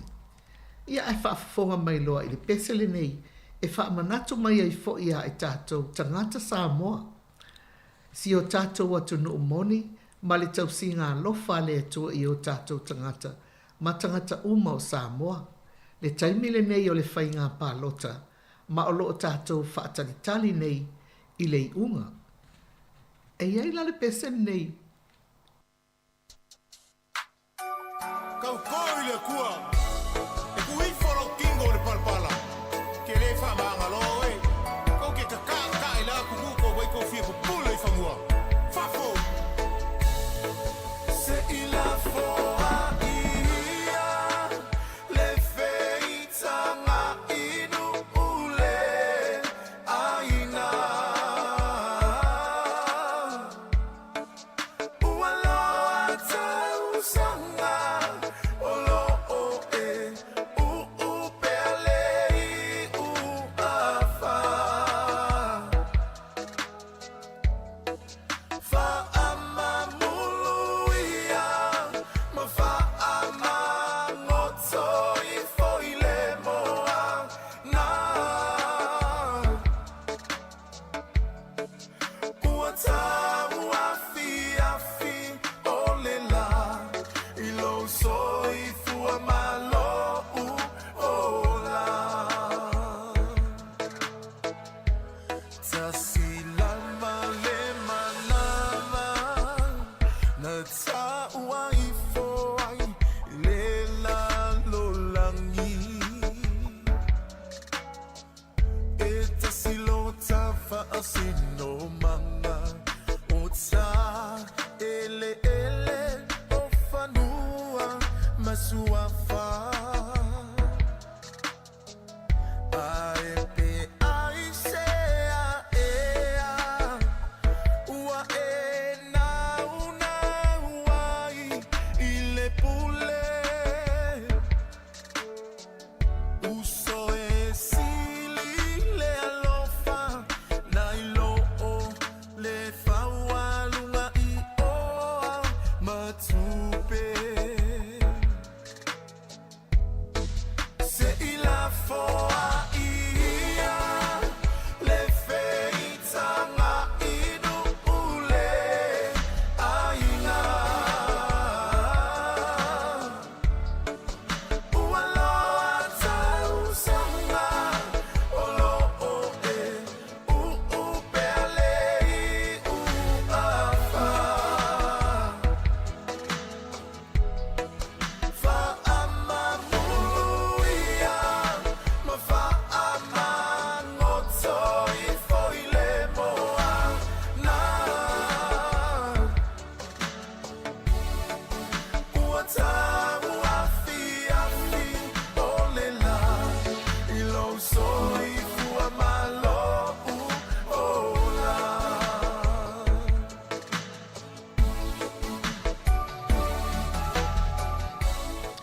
Ia nau tō whaafonga mai le pese o lo usuina le alii. Le apai tō whailua. Ia whaafonga mai whaalua tu pēra tātou tala. Ia le taimi le ato e tātou i le pese whaatatau. I le nei a taimi o lo iai sa mo i whainga pālota ia aise I umale. Vahenga lea.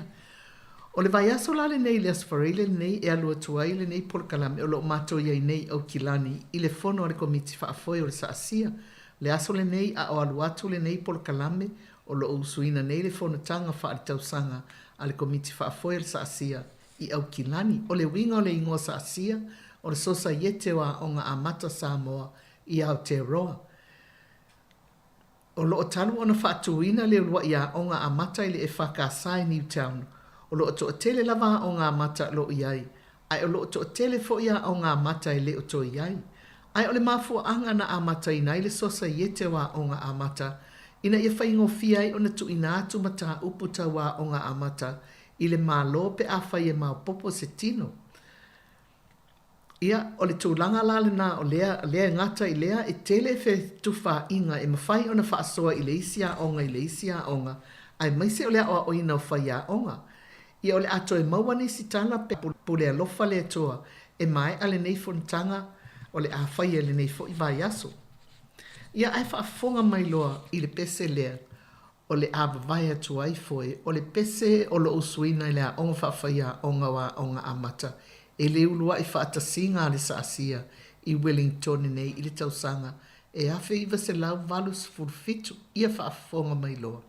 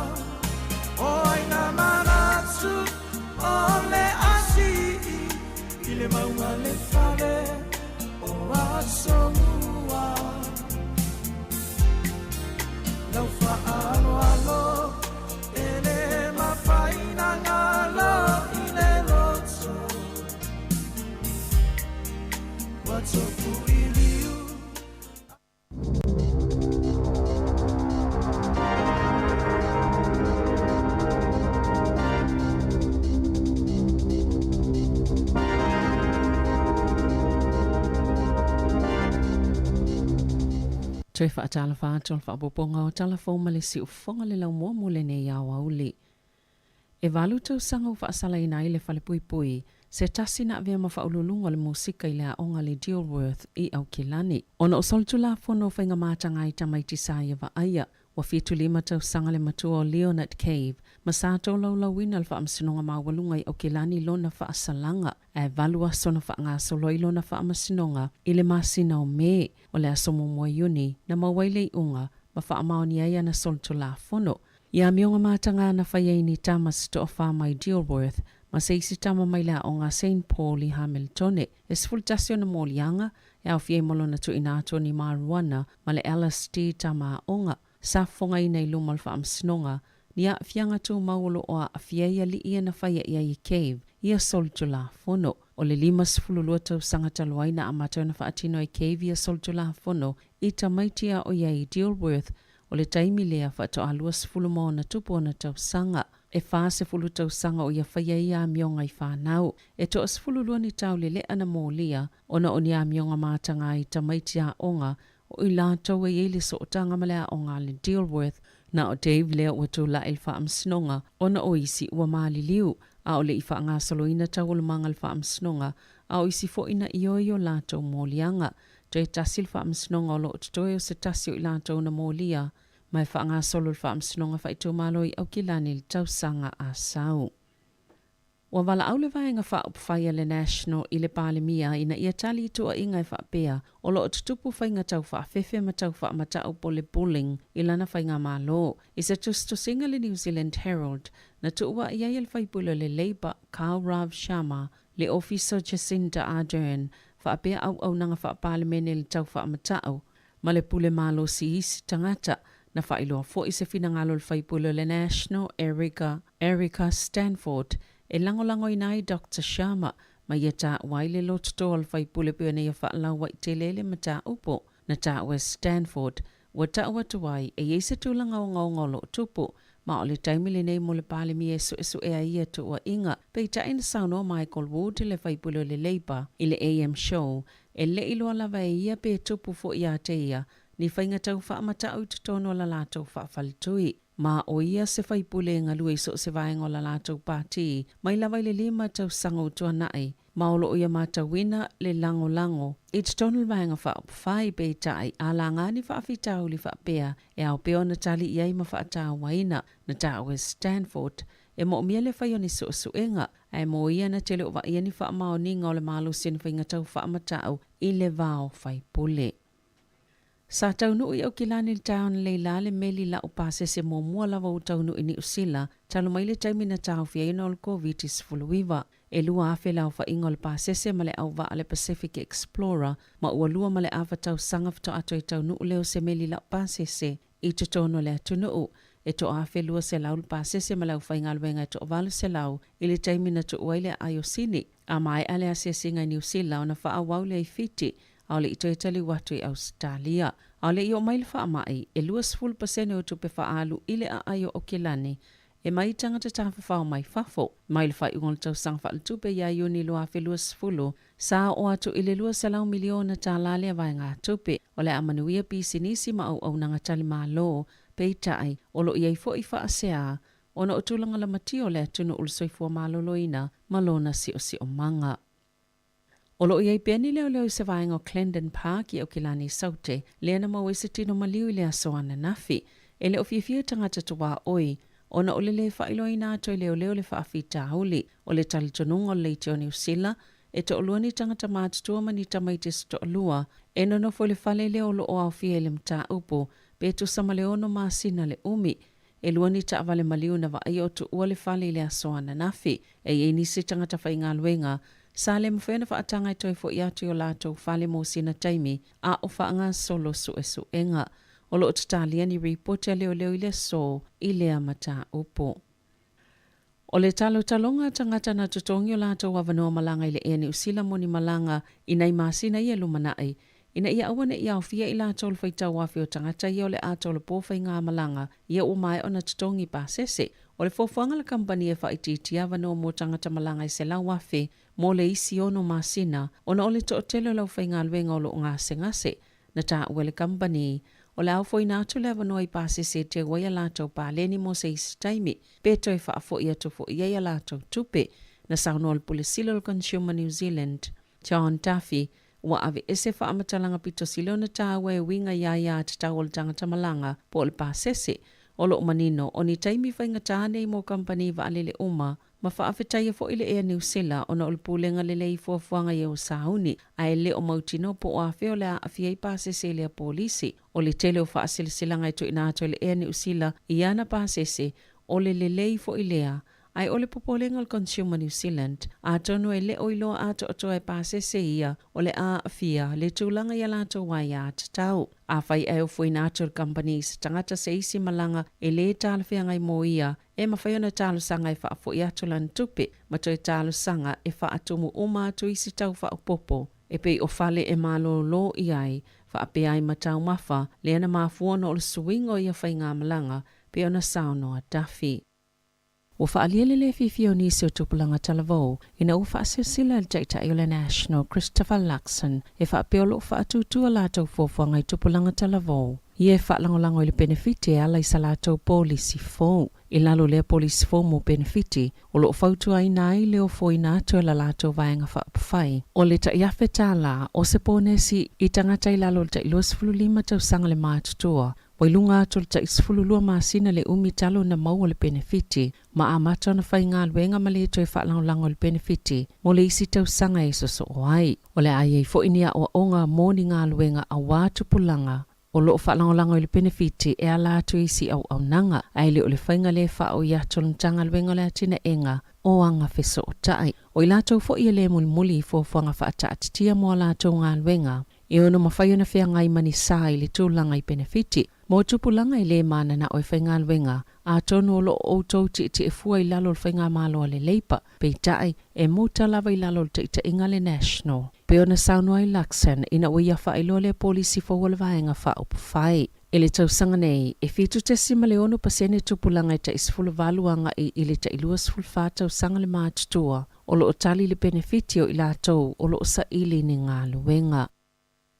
O ana nafina taua au i nā tua i le palemene, se talo sanga sainia o lo vala awai le mālo, ina ia whaatea le ame pasa o Lucia, ma ia whaale au ngaina so tanga whaale mālo mani usila. O lo tau avena pele tulanga tofi o le ampasa o Lucia, Georgie Suwe Vitotono New Zealand. E uile mana ongo nisi o vaenga whaupwhai le palemene ina ia whaatea. Talo mai lava le taimina amata Yosfa inga Lucia Ukraine. O le whaanaunau o le talo sanga sainia le ua tau au inatu ina ia sui ai lea whaai unga. E enisi atunu o lalangi o whaatea ese ame pasa o Lucia mai o lato malo. Ua whaawau pēna whaamatala ina e Lucia lana o sfa inga o lo whaia e whaapeo se ngai o inga whaapitoa whaamiliteli. E maasani ona whaia tustusinga le ofisio la ampasa Lucia i Totono New Zealand i lunga o la lato Facebook e whaailoa ai. Lo lato lango i o sfa inga lo lato malo o lo whaia i Ukraine.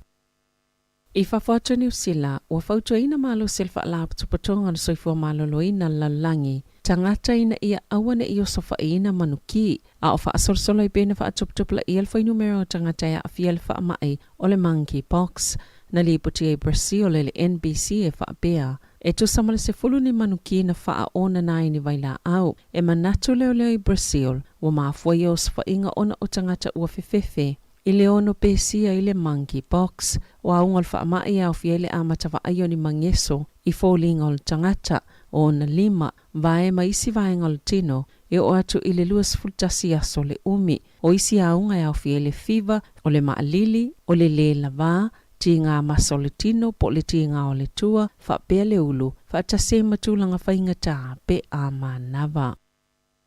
I ta alonga, o mai ona filifilia le awal o le peleki mo le ta'alonga lona lua ma Afrika i sauteli te o le tolu le vavea o le asosa nei. O i la tau nei o filifilia, Ethan D. Crute, Samisoni Tauke Aho, Tyrell Lomax, Sam Whitelock, Scott Barrett, Shannon Frisell, Sam Kane o le kapteni, Adi Savea, Aaron Smith, Richie Mounga, Caleb Clark, David Havili, Rico Ioane, Will Jordan, Majori Barrett. O le au whaaleo o Cody Taylor, George Bower, Fletcher Newell, Tupo Wa'i, Akira Ioane, Finlay Christie, Bowden Barrett, McQueen Tupaya. Tala whauia ma le siu whonga lau mua, mo le nei vaenga o le awa uli.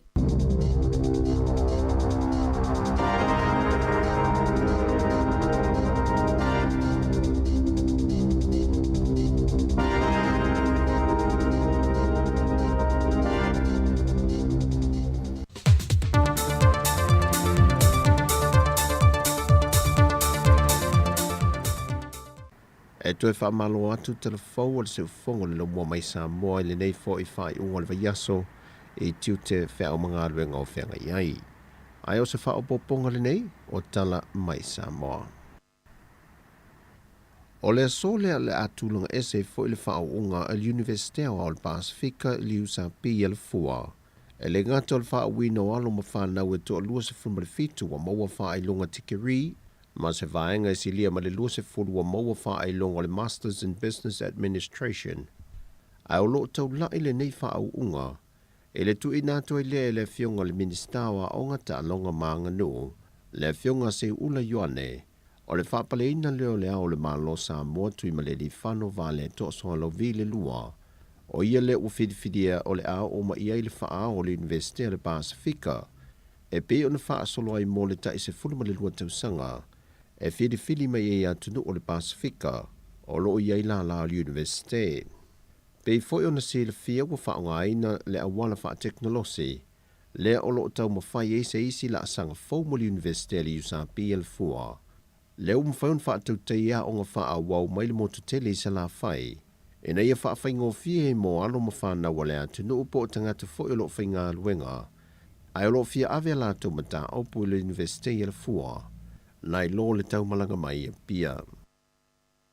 O le vai aso nei leo o te tala lo i ainai le ofisa fau o le mtanga luenga o ngā luenga mwhela o inga mati na e te tele, e le whonga whale ilunga o le maketi san lolonga, e se mai lo na vaenga wa sa iai mo mua i san lolonga lava. E le saunoanga le fionga le minista o le mtanga luenga o ngā luenga te tele, le fionga o lo fiti a fōwa ai. O tau o fonga mo se konkarate la to te fausia le ofisa fau lea, sa whaatu la whanui nele malo e na o ka muta mai sa la whai mwhai o ta lia la tu talo sanga. Nei ule whiliwhilinga, ma tō fiai lea fionga whono ia se osi whono ia. Ma ia whaatino i naile ngā luenga i le tau e luas fulma le lua afe, luas e lau fast food wiva ta la, ma le ivas food sene. O le ofisa sa i le lau i le LLTA sa lolonga lava. Au le ua wha me ia tu nei lona ofisa fau i le pōmai tālu sanga mō maalienga tawati nae, po le Development Consent Applications, fa te sei malevaenga o fale tālu sanga mō pe mita o fale, po le Building Permit, ma iei le talitanunga le fionga le Minister, o le awha whaingo fia mōl mamalulau telo le antunu le motutele i sa la whai, o nā whea mō la tu mata upo, le no whanga fau le ua wha atuai le ofisa. Sau no fo i olo, wa whata atia fo i le fuawhanga o le anga lulue lava tangata o le motutele sa la whai le ofisa, ma le toi tau malanga toi la toi tu mua, mō ngā luenga wha atino le motutele. Na whafteia fwe le fionga al minister ya Olofiti a fōwa ai, le whaala puputongo ele Samoa po le Samoa Land Corporation, le pule sili ma le pulenga, ona o le whaawa no le vaenga le maketi i salolonga, wa fausi ai lo lato officer fau. Wa whaamautu mai le mpasa le malo Amerika i Samoa le sunga Udall, le tamai taisui whailo tuse le malo Amerika le na Asia Samoa, le sunga Wendy Sherman, o le ato e whaawa waile au au nanga le fo i malo e fsosua nei mo Samoa, e ala le ia na piskoa sa awina mai le telu tau sanga o mawai. O le whailo inga Udall ma le fionga le tamai taipa le mia le neiva Yasofia me na omi mata afa, na ia wha ai loa e, o le tausanga faulua whelua sa fulmaltonu le wa iei le wha moe moe, o le atau nuu mai iei lau whanua le au nanga piskoa mai Amerika, e tautua i matata SS i mtanga ruenga le atunu, ai mai se lava i le au nanga mtanga ruenga wa onga ta alonga maanga nuu. O Samoa le ua mua i atunu e iwa whaatu langa i mea lofa le malo New Zealand, mō masini po o system le whaongaina e fausi ai kāte po ID, mō le au whai ngā luenga ngā lulue le malaiwa lele whaavao malo i whaliolo, whapefo i matangata e malanga mai atunu i whafui le atunu. O le vēso neile ua whapipi i le masini e o atulo na tau le limas furuafe tā la Samoa, le ua fo i mai le malo New Zealand mō na tangata anu, pe o na tau o atul kumsino le malo New Zealand i Samoa, Dr. Trevor Matheson, e le fionga le minister o ngā luenga te tele, le fionga Olofiti a fōwa ai. Ta ue Matheson, o se tasi leo vaenga o le wha wo wha umia Samoa mo le onos futau sanga ma New Zealand, mo wha au popo atoi le fo i ngā luenga tele, wha tasi eima se wha ata e whaitau miliona lo na tau, o le a fo ina mai e fo i New Zealand mo malai wa lele i whaleolo, mo le siaki nai leo tangata whi malanga e, wha pe fo i malato uta. Sau no fo i Matheson, o nisi o feso swani mo le atoa ngo le onos fultau sanga o le wha a wo malo e lua, e wha au popo atu i le fausia ina leo le maketi fungalei, wha tasi e ma feso swani mo le pui pui a leo swinga o le tau mo le atunu. Na whaftai e le whionga le minister le malo New Zealand, ma ua ta le whionga fo i le feso swani peo na ia ta ua, ma le tali ngā malo te itai o atunu te tele, le ua wha ata oto, o le a whaia mai sa mo le tausanga e lua afe lo se fulmal wha. O tala whauia mai sa mo le wha ai unga le vaiaso, manuia le tātou atanu, wha soi whaia.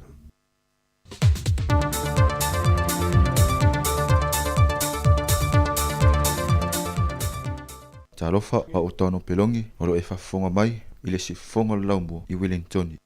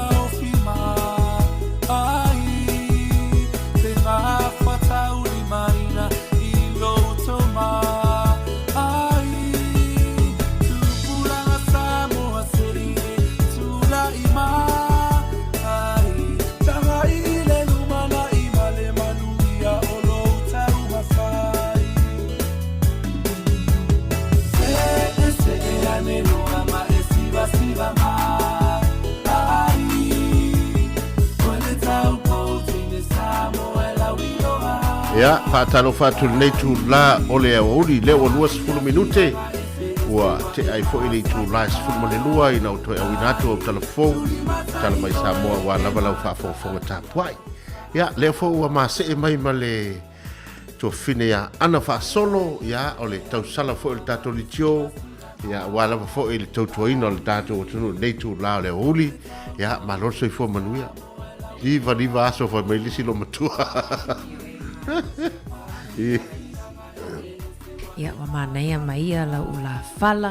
Oi, se kei fa. Ia fo i wa tata i felo ai fo i wa liva aso. Ia fa malo atu fo i tata o fa fonga. Ia manea le sul manea lai tata i po ronei si de lai.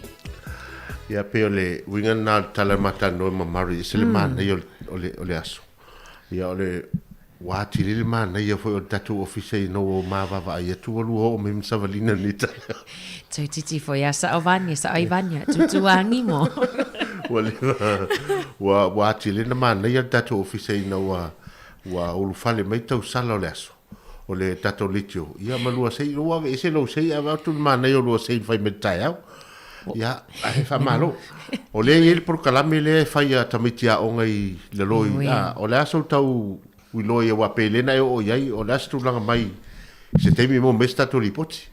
Io e si la ele tai ona le la po le tale o le iva ia na fai fena o tua i mo le inisio fa nau ia tu mu ia telefo io passi o te lo fai le tai mini o lo tu ai fo ia nei tata fo ia po le city council le tau fasino sino fo ia ta vale ile non ne te o tu pakasi se fo ile au ta fala wala.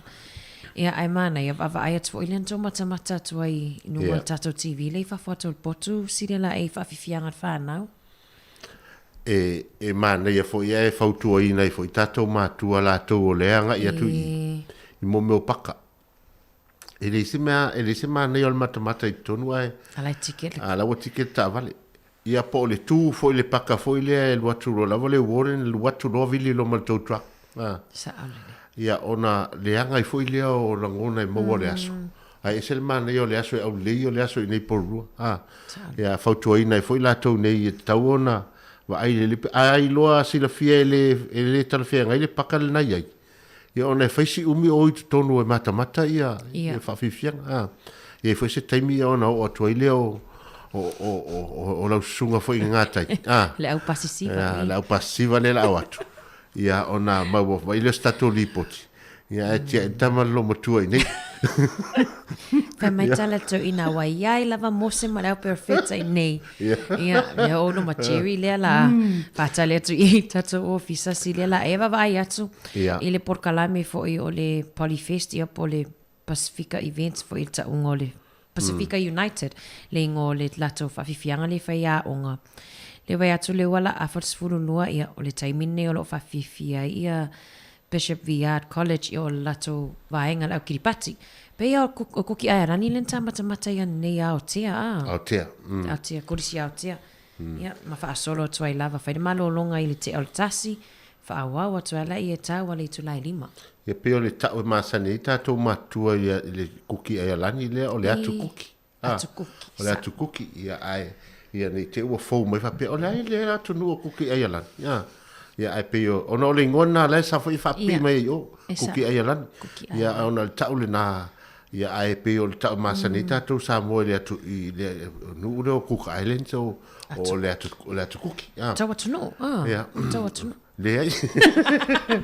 Ia ai whatalofa atu nei matua o le, foi lele mafuta mai i maota malawa, ia e manatu, o le fo ina vo fa solo la auto tau maftanga o le auli ia wase fa siringa malosi last time maftanga siri la e taimi nei e vitau ile leila sfaraile nei a tu sai ma le falongolongo mahi le por kalabe foi le a si ale al tato suile sa interview o te ia a tu sai lona winga tasile ainga tau na malosi la tau mafa sa o le ainga le auli ia ona peile o tu le fiafi ia ele malo stele tau fa mama la titi ele pe tato fo le mole tu atai o fa to ai ma fa le o ile fiafi la tu lo le alu lo moi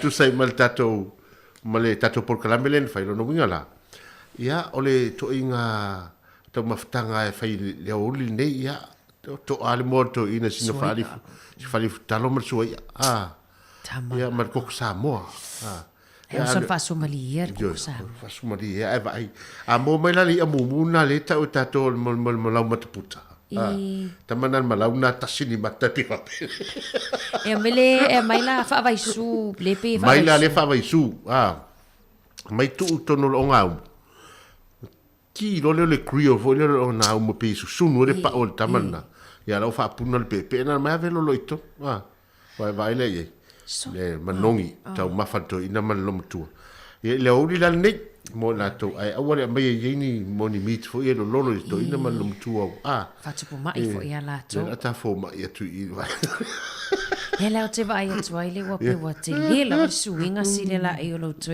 su mai fo i ta fe lo ai mane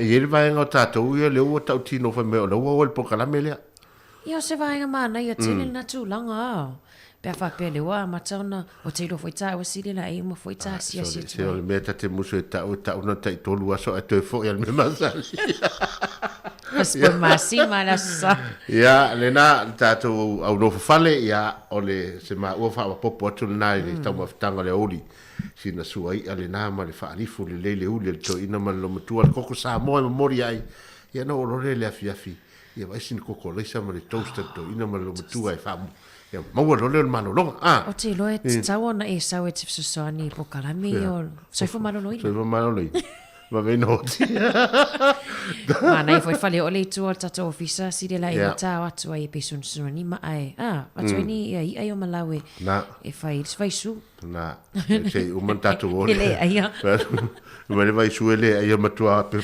le fule fua wa mai male fule mai mamalala ya tato pesel nei fa no file mo vai ai ngora o le mano tato tu no mai se foi la to o lo fe ngai fe au manga luenga i tono company fa fe ngai luenga ya fa fa solo lo san wisi le ori pesela nei 685 mal pese fa mai e seki umata to le ase se le sek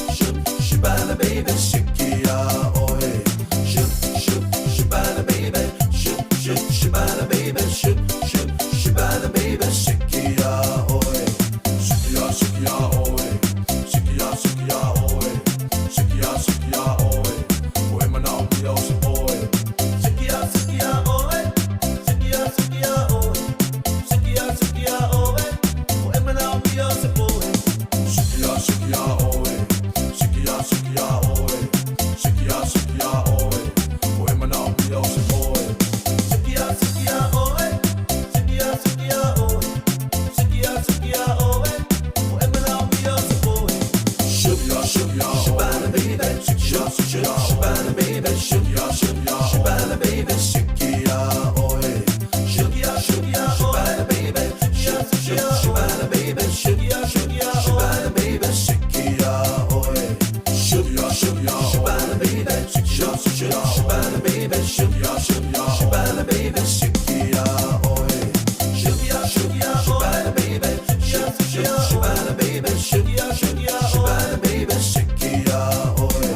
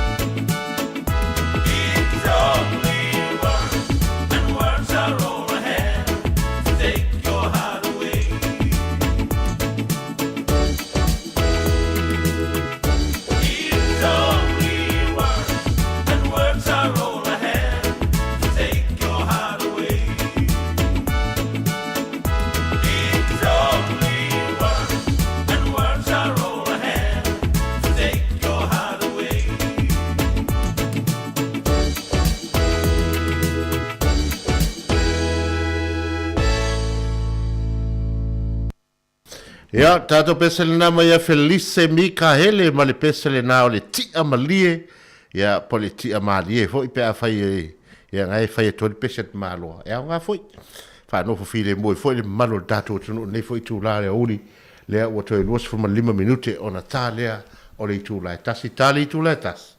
Ia ona wina te foi le tātou proklame le lalolangi, ia maso nei, ia pe ona fita i tunga ile sunga ile a fionga ia la wano ati lawa ya mal tato ta pu mata ko fiel na Ia. Le o man ta fa so i me ai.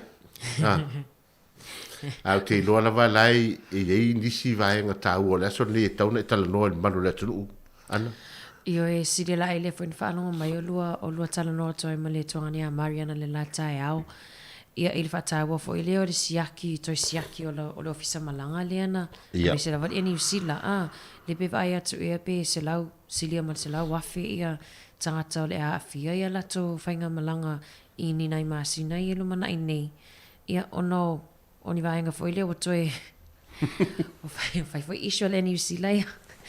Ale le whanonga atu sile la ia watu o te le atata o toi malanga i saa mua Ia, pe o le winga le nā ua mana ia fo le whamanatu o le vaenga lea.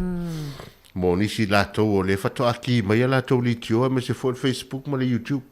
Ia. Ele i maua mai a le whaasala launga lea. Ma le whaasisi langa ma le mele tatala noa tuai. Ia, a tau le se lau wafe lātou.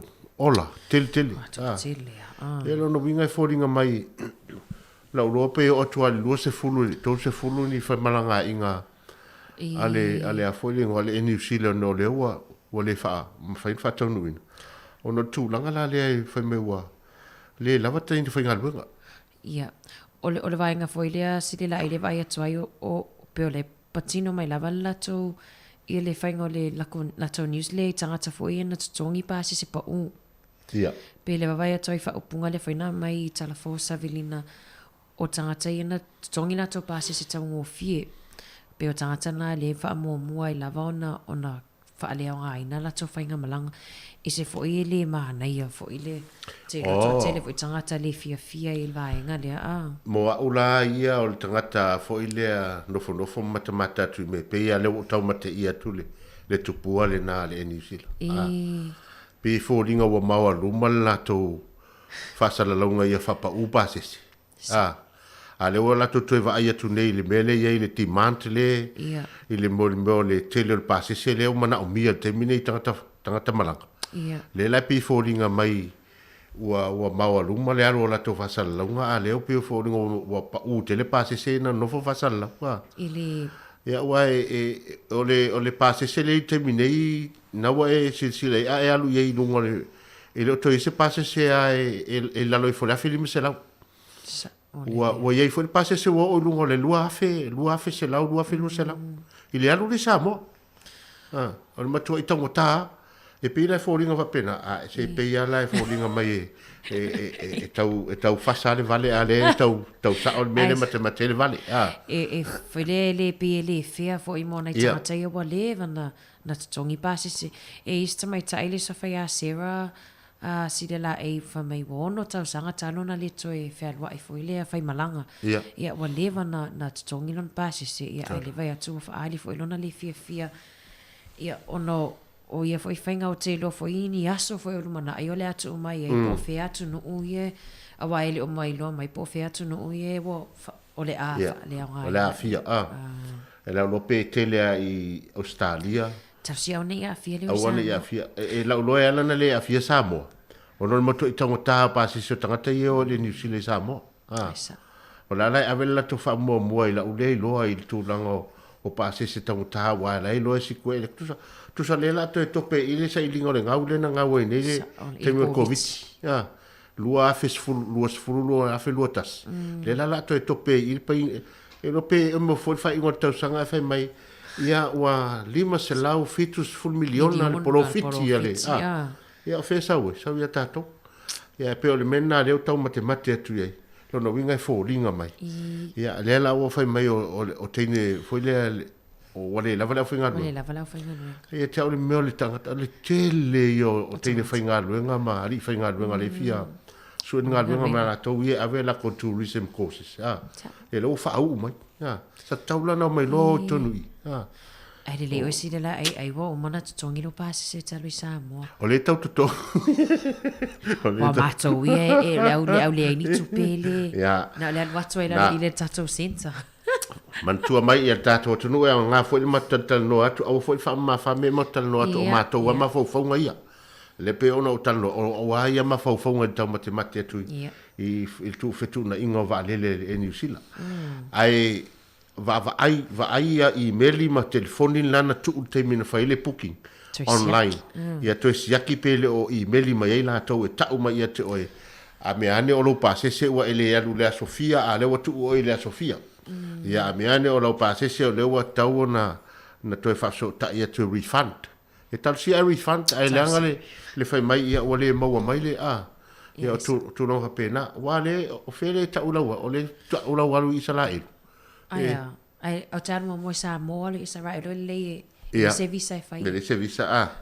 Ia, whanoi mua ia. Teiso. Sa oi mali. Ia. Ai wanga senga se mali wa le toi vili mai. Ia, fiu mali o ta telefoni fa le ton. Au te lo inga lana fita wal au mea mali e fai me se tala.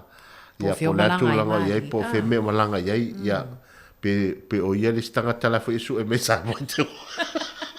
Ia ona fa manato la uli a sile la ia matato na la a me se la vana si vaenga le fa pe malanga ia se tema ia a lotta maiti fa solo toi la Christmas. Ia tato pesele nei mai a Terry tapu mana ia. Ia tamalela pisa tu I fai mai e sili la fasamo. Si.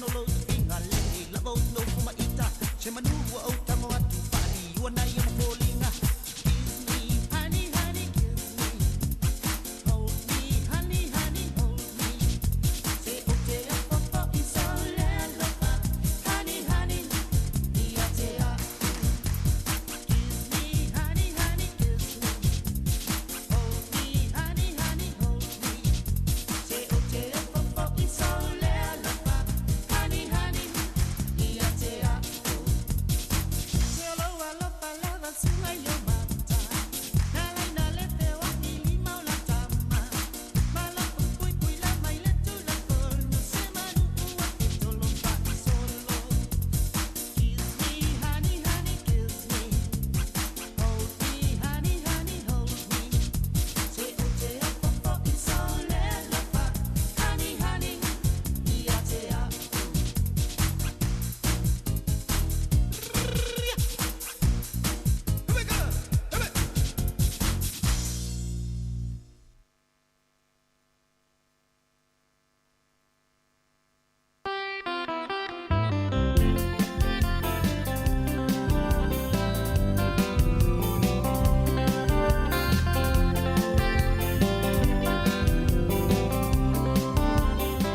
Ia, talofa atu tātou atunu nei tūlai no oto e 12 minute o na tālea o nei tūlai tasi. Ia, e se fo ile tala le nawa, mana ia fo ta fa so le tala le na ana. Io e sirela ai o le vavai atu o le o maia ia ni se la pata inga fo ile mai le fale tupe fo ile al ANZ. Ia wa mata fo io no o fi mai fo itama le anga fo ie lau tau fa valea. Ia o lafo solo ia ni meli tustusia I customers ia po tangata fo I al ANZ. O fa upunga o le text sirela ai le fa pia mai e o omi le link le avatu I le text. O na mawhailea o na mawatu lau tax refund. Ia po o lau pay fo ilea payments fo ilea cost of living payments le sa maua. Ia pe mawhai fo I ona toi whaafo ina lai sene o lau o listala po registration al taavali. Ia ele mo ia mea ani te iwa whai nei fo I ia oro vaenga ia le tamawhai e hack ia pe ngoi mai fo I tupia tangata I lungo lato internet banking ma vaenga whapena. E me se fo ia vaenga fo I o numero o lau card. Ne te o mi se sia le link le na mana e tango e tape esi. O le fe autos tu sia la le wa ave solo e tangata I lalo le bank. ANC. Ia. Mana ia mo na to uma wa mawani fe autos tu sia ia la fo atu ele faltupi le ANC. Ia o lo o afia ile tūranga o le cost of living fo ile le e ofo mai le malo le ile in the revenue. Le na mawa ila so mua. Le na mawa ila so mua. A fa pe wa vatu se fe au te e vatu le link le na te tango te tala. Awa. Ia. Awa te tala. Pau wa le whainga e whai ei o le delete e se o le taimi e te tala ai. Ia o le taimi fo le nai me whaina ofi atu ai. Ia le awari I ei to tonu wha mau ngā oi. Malau telefoni. O le tūlanga lana nai te tau on tātou mata I tūwina.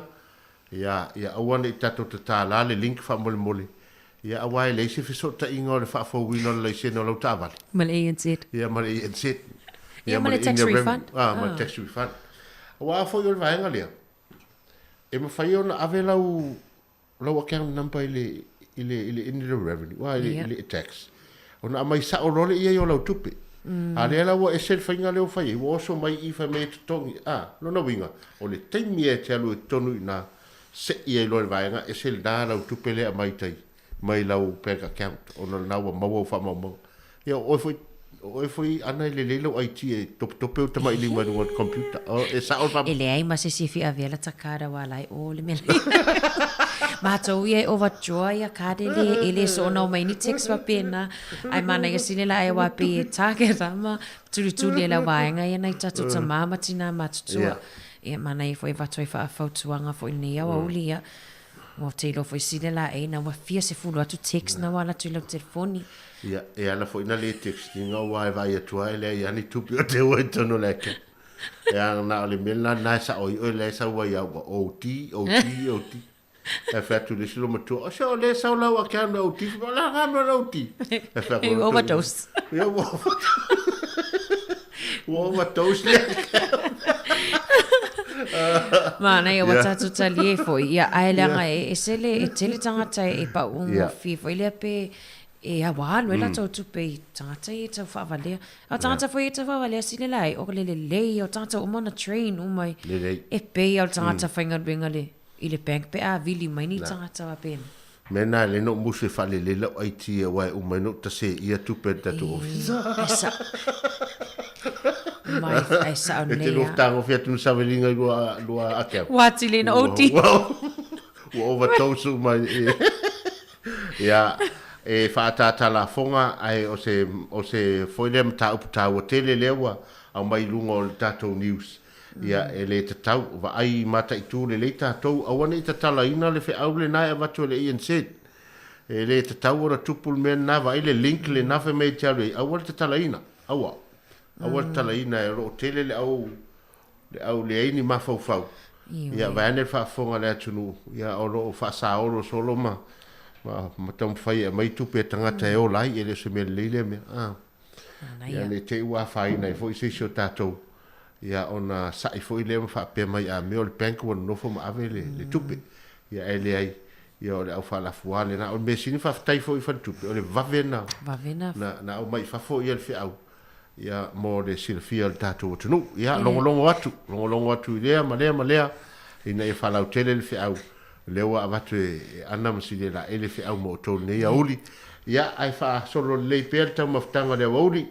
Ia mo ina tau ia umalona facing tau maftanga ia ona e tūlo le ilunga ma e siva mai no le pese le la matai natu ia e fai siva sa moa e sai se yo lima e o fa penei tu ilunga ma tu ilalo fa penei ia ai vidi mai le sili mai tu yo ona le alo sa ia ata do pese le nei ia mai la fai pese fai isi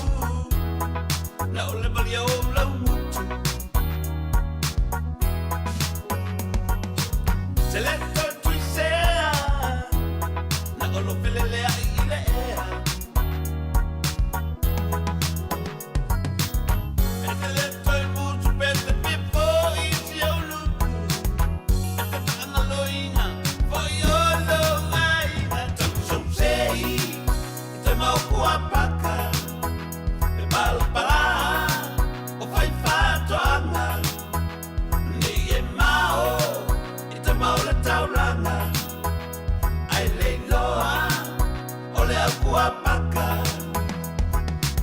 na o le te lo pika o te lo polima te le to fai popo na o lo la sa o lo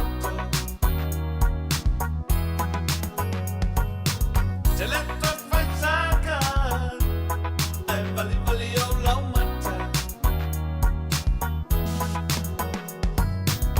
e te le to muito pete pipo i si o lu e te ana loina foi o lo ai na tu som sei te mau kuapaka e balpala o fai fatoanga ni e mau i te mau le tauranga ai le loa o le kuapaka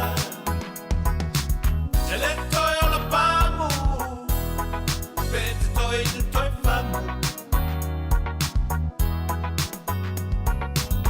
o le tatu si tupe o e la mai pule na o le sui sui opu o le nau o pepe o poku e te le toi mutu pete pipo i si o luku e te tana loina foi o lo aina tau som sei i te mau kuapaka e balpala o fai fatoanga ni e mau i te mau le tauranga ai le loa o le kuapaka a fai te mai lau pele o te whaana tinati e lo mio i lau ti e le amea i te whale mai te papo i na lava lo pua whaapele ko ala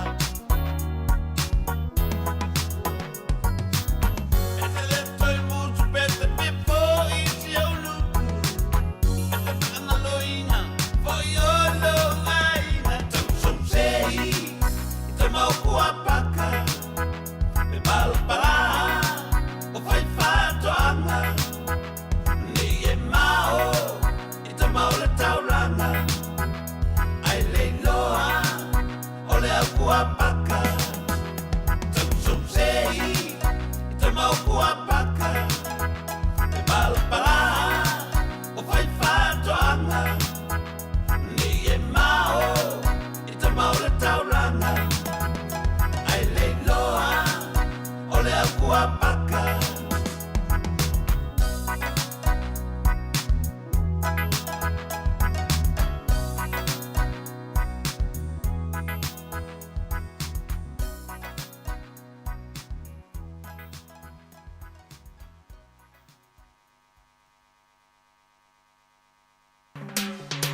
Hey yo, this song is dedicated to all the youth of Samu. From Nayamats Brothers, Brown Hill Records, Super Mike Mike Good One Mike, on one guy. Oh yeah, think about it.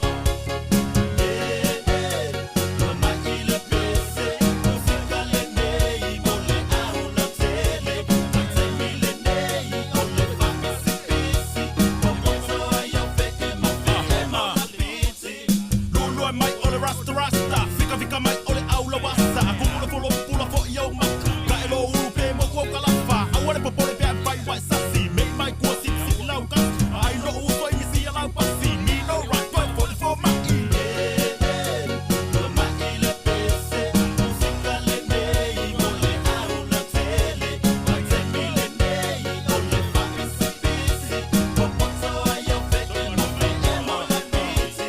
Kama mai hama wale se malolo se bangi ole akwa kama ki mai o. Ama wolo se la ko fulo le bai lima pe lua pang masu kule ye yo fika. Staka ba me manole na fa kali ya. Meis man bai na fika fika kali na. Pesa office la ma pe ma wagi papai au ko le po tu wale masta.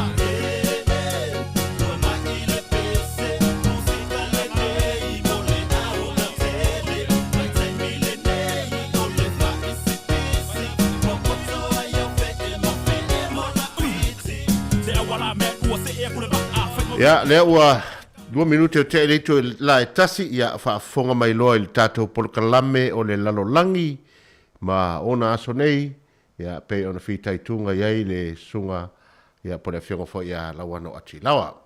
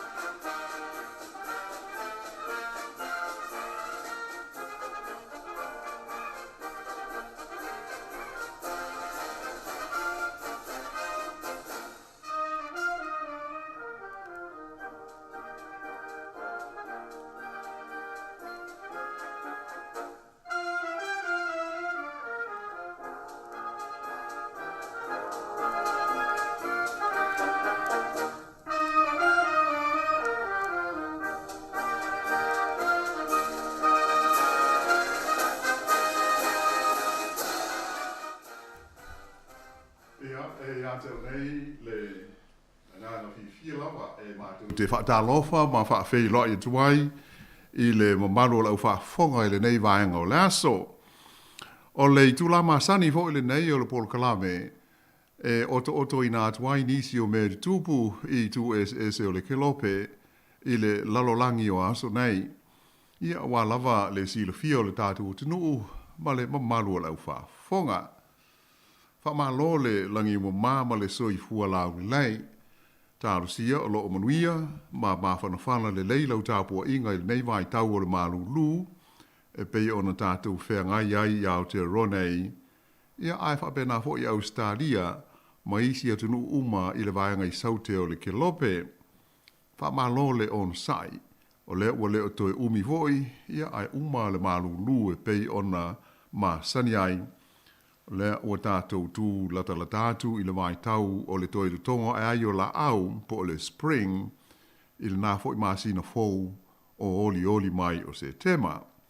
Lona winga, ea o le on sa iama wha ai te pē i tūlanga o le malu lu o le tau ea mai se mō nā ie mātutua e mauti noa o lo o le lei ma mawhana la ei ea mai se o le tonu fale.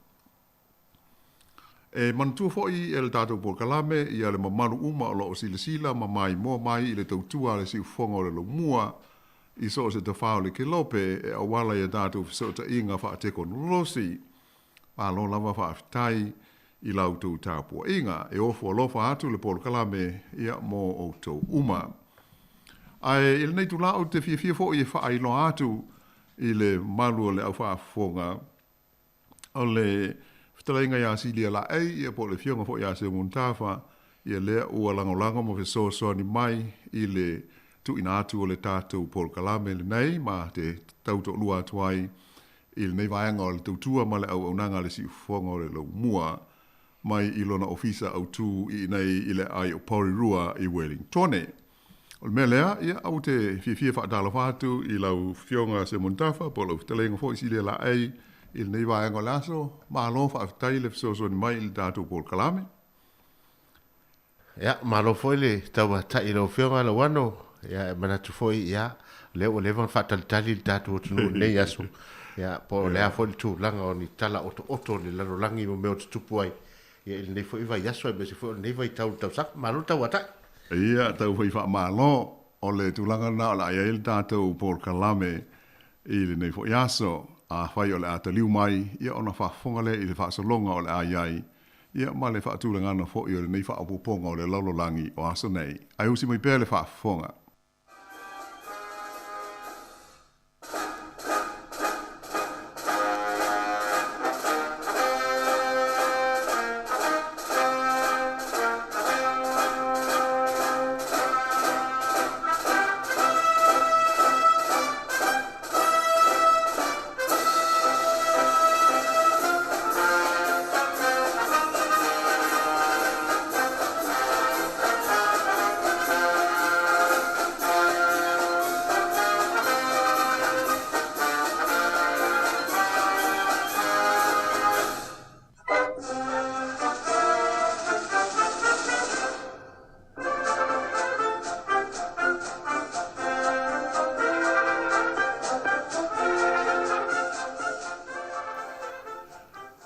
I le whaawa wina la le tātou Paul Kalame mo le so, o le amumua o na oto i nātu ia nai me te telefo i sa tupu, ia mai o lo tupu i vai whanua o Aotearoa nei, i le nā vai aso ua tuana i atu, se ia o mai lawa i le nei taimi. Ia ona se atui fo i lea i isi tu langi o le kelope mo sina tala, i nisi o mea o lo tupu ma sa tupu ai. O le nganga o tū lava ina ia tātou manino ma sila fia uma tili le mafuanga o ia mea a mai se o a fianga i lo tātou soifua ma lo tātou iai i aso te tasi. O loo lawa lunga i mea tupu ma mea o le atu tupu i vai whanua o Aotearoa i le nei vai taimi i meo mata upu tau i whainga pā lota. Taruai, ona o lea fōi wo o mai i le taimi e pā lota ai to whinga ma wanoa i le tonu o pūlenga whaale nuu, e o pūlenga fōi nei ta ua o city councils, ai mai se fōi o pūlenga whaai tū mā lo, ia e ta ua le ngana peretania o regional councils i le tonu o lea tu nuu a toa. O whainga pā lota nei, e fili ai ia tofi e pei o tofi pule nuu o ai te tasi. Ia ai whape ai fo i mā lātou au whono, ia po o sui ia o le council e pei o na si le fia. Ai e le ngata i le nā, e fili ia fo i pālota ia sui mō komiti SS o nei pūlenga uma. Ai whape ai fo i masui o pūlenga whaai tū mā lo. Ua iaini suinga i le nei whainga pā lota, ona o lea ua le o toe au fia ai, ia le filifilia po le pā lota ina leo sui mo pūlenga fo nei o i tū mā lo whaafale mai, ia sa ta ua o District Health Boards, e pei ona sa lau si le fia ai, le mamalu o le tātu o te nuu. Ua sui ele malo i ele tūla whono o pūlenga o nanga nei whaale soifua malo loina. Mai ua so loi ai ma le toi ai ni pūlenga nei e ta ua o DHBs. Ai ua whaawaina se pūlenga se tasi e whaafuaina au nanga uma tau i le soifua malo loina i le tonu o New Zealand a toa. Ia ua mai a fo i o na whaailo atu ma ta uso o i tātou whaasaralonga a maise o telefou. Ua whaaingoa ina ia le ofisale nei e tasi o le Health New Zealand. E msalo a whaasa moa o le soifua malo loina o New Zealand. Ia mai o le pūlenga fou. Ua tō fia ia i le malo ia se tamali i o le tātou o tunuu. O ia lea o le fionga fe pule ai, Margie Apa, ua be o ia maona whaaululunga i le tofinga o le CEO. Mai o le asa mua iu lai, lea nalo ia ai le whaatino ina o ngā luenga whai, a lea pulenga fau e pei ona tātou iai le teimi nei. Pei tai o lo tu mau peo na iai, i lātou fo i le tono DHBs, mo se teimi e le tu mau, o le nganga o le malo, ina ia mauti noa, e so longa le lei ai, ia swinga uma e pei ona iai, i lalo le whainga lea ua tātou o iai le teimi nei.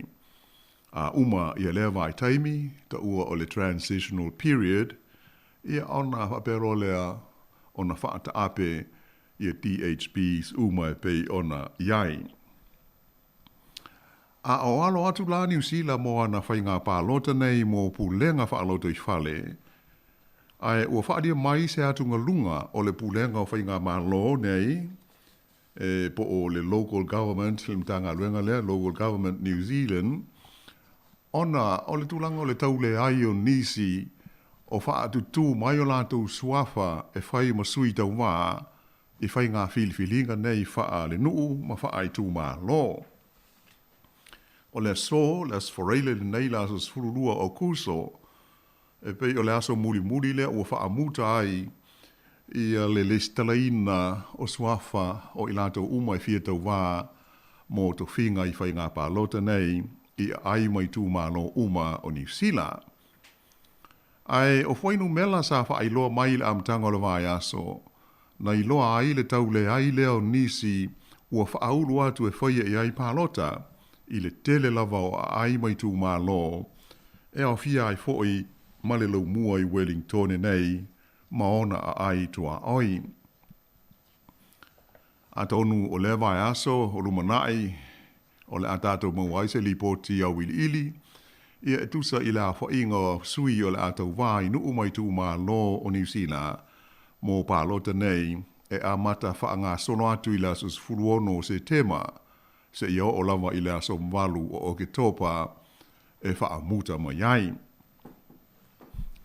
Ia, ai tātou tālu sia le wha moe moe o alo ma tama whanau a Samoa o le a whapeona tau wa ai ia pālota moni to whinga i te tonu o pūlenga nei wha ale nuu ma wha aitu mā lo e fuala o i le mea o lala manopia i ai.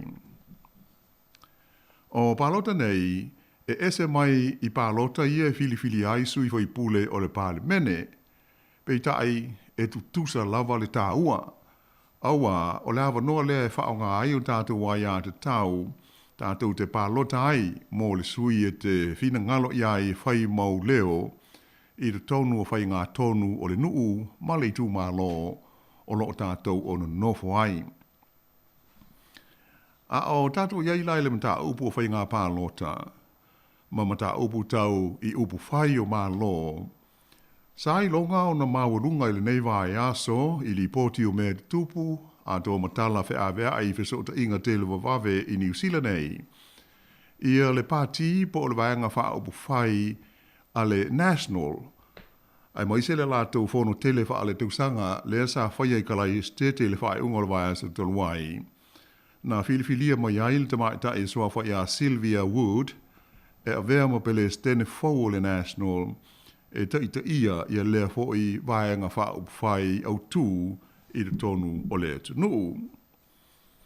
E pei ona wha whonga mai i tala fau i meru tupu o lea tamaita ai, ua sui tū langa atu i le li e soa whai a Peter Goodfellow, lea ua sful tolu tau sanga o tū lai le tofi pele stene o le National.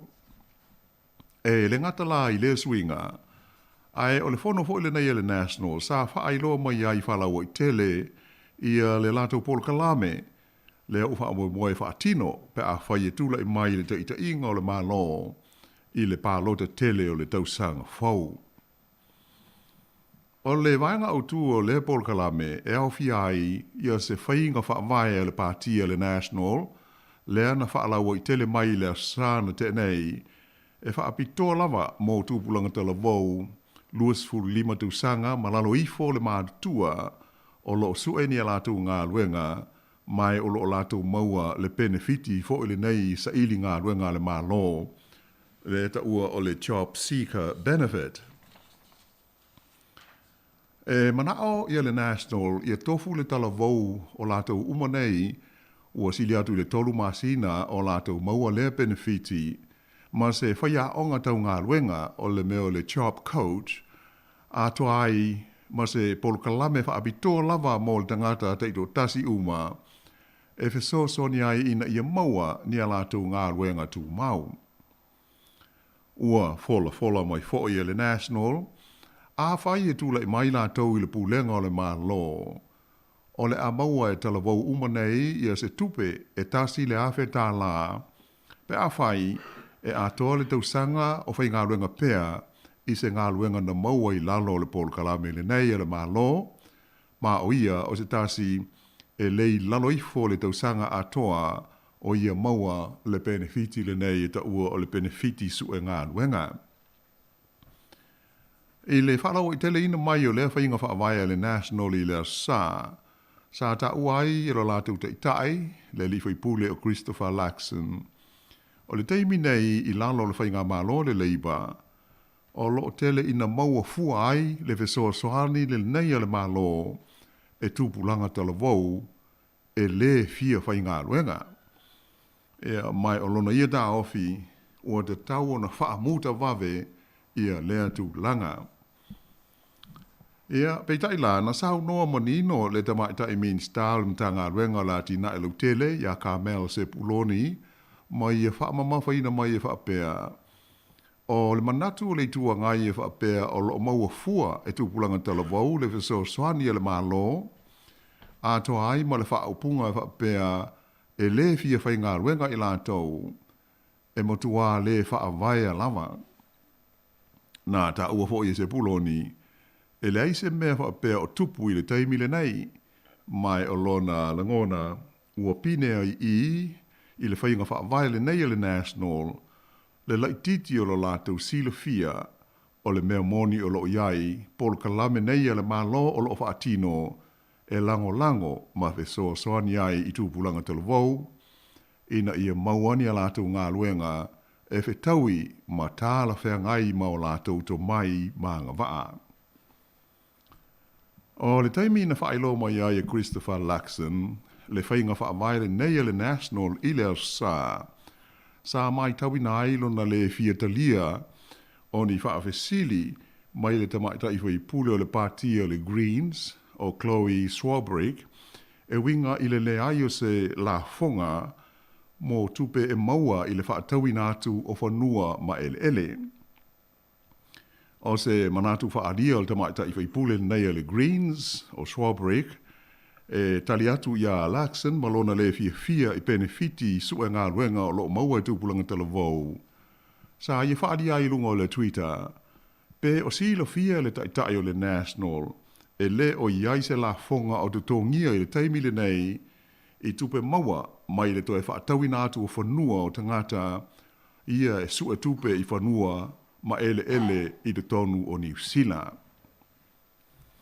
O le mtaupu e uinga i tangata sua tupe i ele, ta ua ele ngana Peretania o meo land bankers, o tangata ia la tau te whaatawina se whasi whanua e fua i lona tau, pe a to e whaatawatu, po o le whaiai fo i o se ati na tele i le luma nai. O le taimi nei i New Zealand, o lo te tongi le la fonga i le malo, mo se whanua na whaatau ma le whaamoe moe e to e whaatau ese i nātu.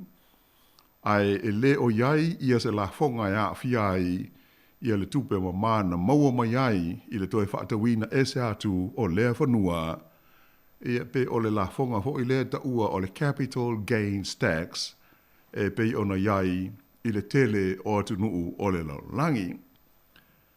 E pe ua ta ua ia tulanga, o le partia le national, o tele taimi o lātou fola ai le whaititia, ma le ave sea o la fonga tutongi e tangata whainga luenga, ma le lau tele o le tinu pe a whai e tūlai mai le teita inga o le whainga mā loa New Zealand i le whainga pālota o le tausanga a sau. O le mataupu e winga i le lafonga lea le capital gains, o tele taimi ua vesili ngia i hoi le tamaita i pāle mia i a Jacinda Ardern e le autu stala, pe le aise fuwanga le mā lo o lo tūnei le foe e ono whaaofi mai le tu ainga la fonga i se taimi. Ai o tele fu taimi o sau no manino ai te maita i pāle mia e le o iai se wha moe o le malo e whaia le i tu ainga o la fonga i se taimi lata mai. Pei tai la, ina ua fsiringia la autu stala le li tai o le National, Christopher Luxon, i le amatanga o le vai so nei, pe o le asa na tali i whaafesili mai le tamaita i whaipule o le Greens, ia Chloe Swarbrick, i le mata aupu e awhiai ele ma whanua ia e le o iai se la fonga whaapea i le teimi nei, aena ia tā ua e le fia tala noa o hia i lea mata aupu.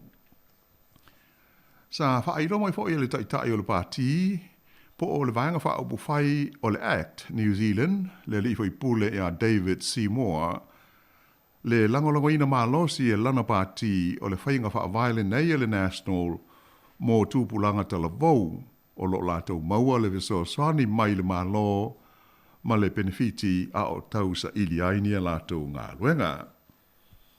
E ai peia ono sila fia o pāti e lua o le ACT whape aima le National e ngā lulue wa lua lava i le tele o taimi i le tonu o le pāle mene.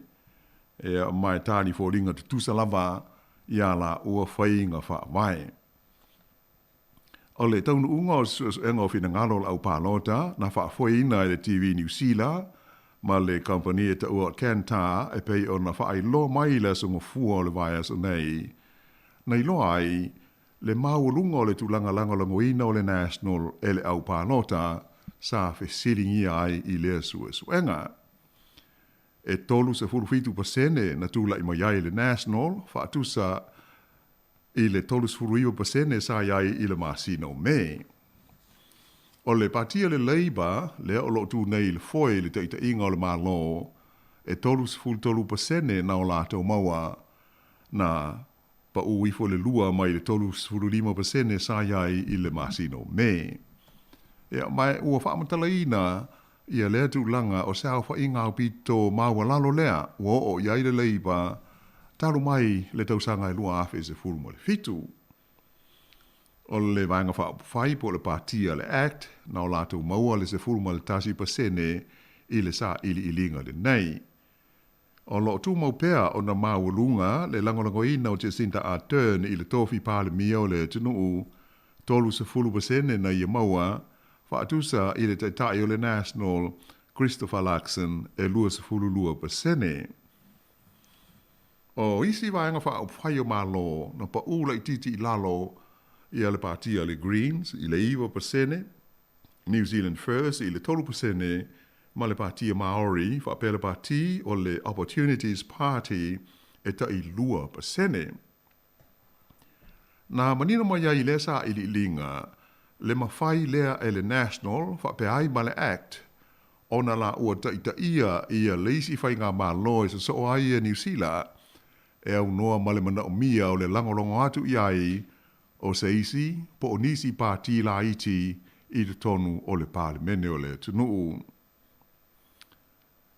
O le tūlanga le lei, sa i longa o na whaafia i nai le au langolango o le National, e le ngata i le tūlanga le lei wādia di mai i lalo o le teita inga a le li o Christopher Luxon, ai mai se fōi o le swinga o lo lātou tofi pele stene, e fōlinga mai ai a tonu, o lea ua sauni, ia mata pena i lātou, mō le tau aveina o le whainga māloa le tunuu, i le isi pālo te tele, so ai i le tau sanga a sau. Ai beita ai, o ia tūlanga ma fōlinga le lei, ua o iai le National, i manatu malangona o le au pālota, na matua wha te ia i le lipoti sa whala wai tele mai i le nei lava vai aso, e a whiai le li fwai pule au pito fau o le vaianga wha au whail nei o le National, le li fwai pule lea sua whai a Sam Offendell.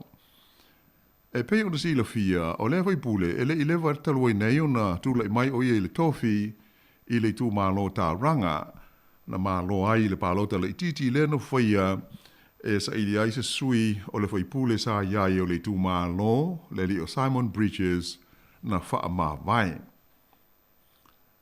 Ai ele i ato le lei le fast food waru i tu la, talu ona uma le fono tele wha ale tausanga ale National. Ai wha ailo mai se li poti le vaianga wha asala laua le staff. Ia se tala e winga i la fia o le li fwai pule nei, i ni sa wanga, ma ni winga sa wai wha sanga i seisi tamai titi a onga, i aso a onga o ia. Ia ai wha awau, wha fonga mai pea, i toi wha awawina o le tātu tala.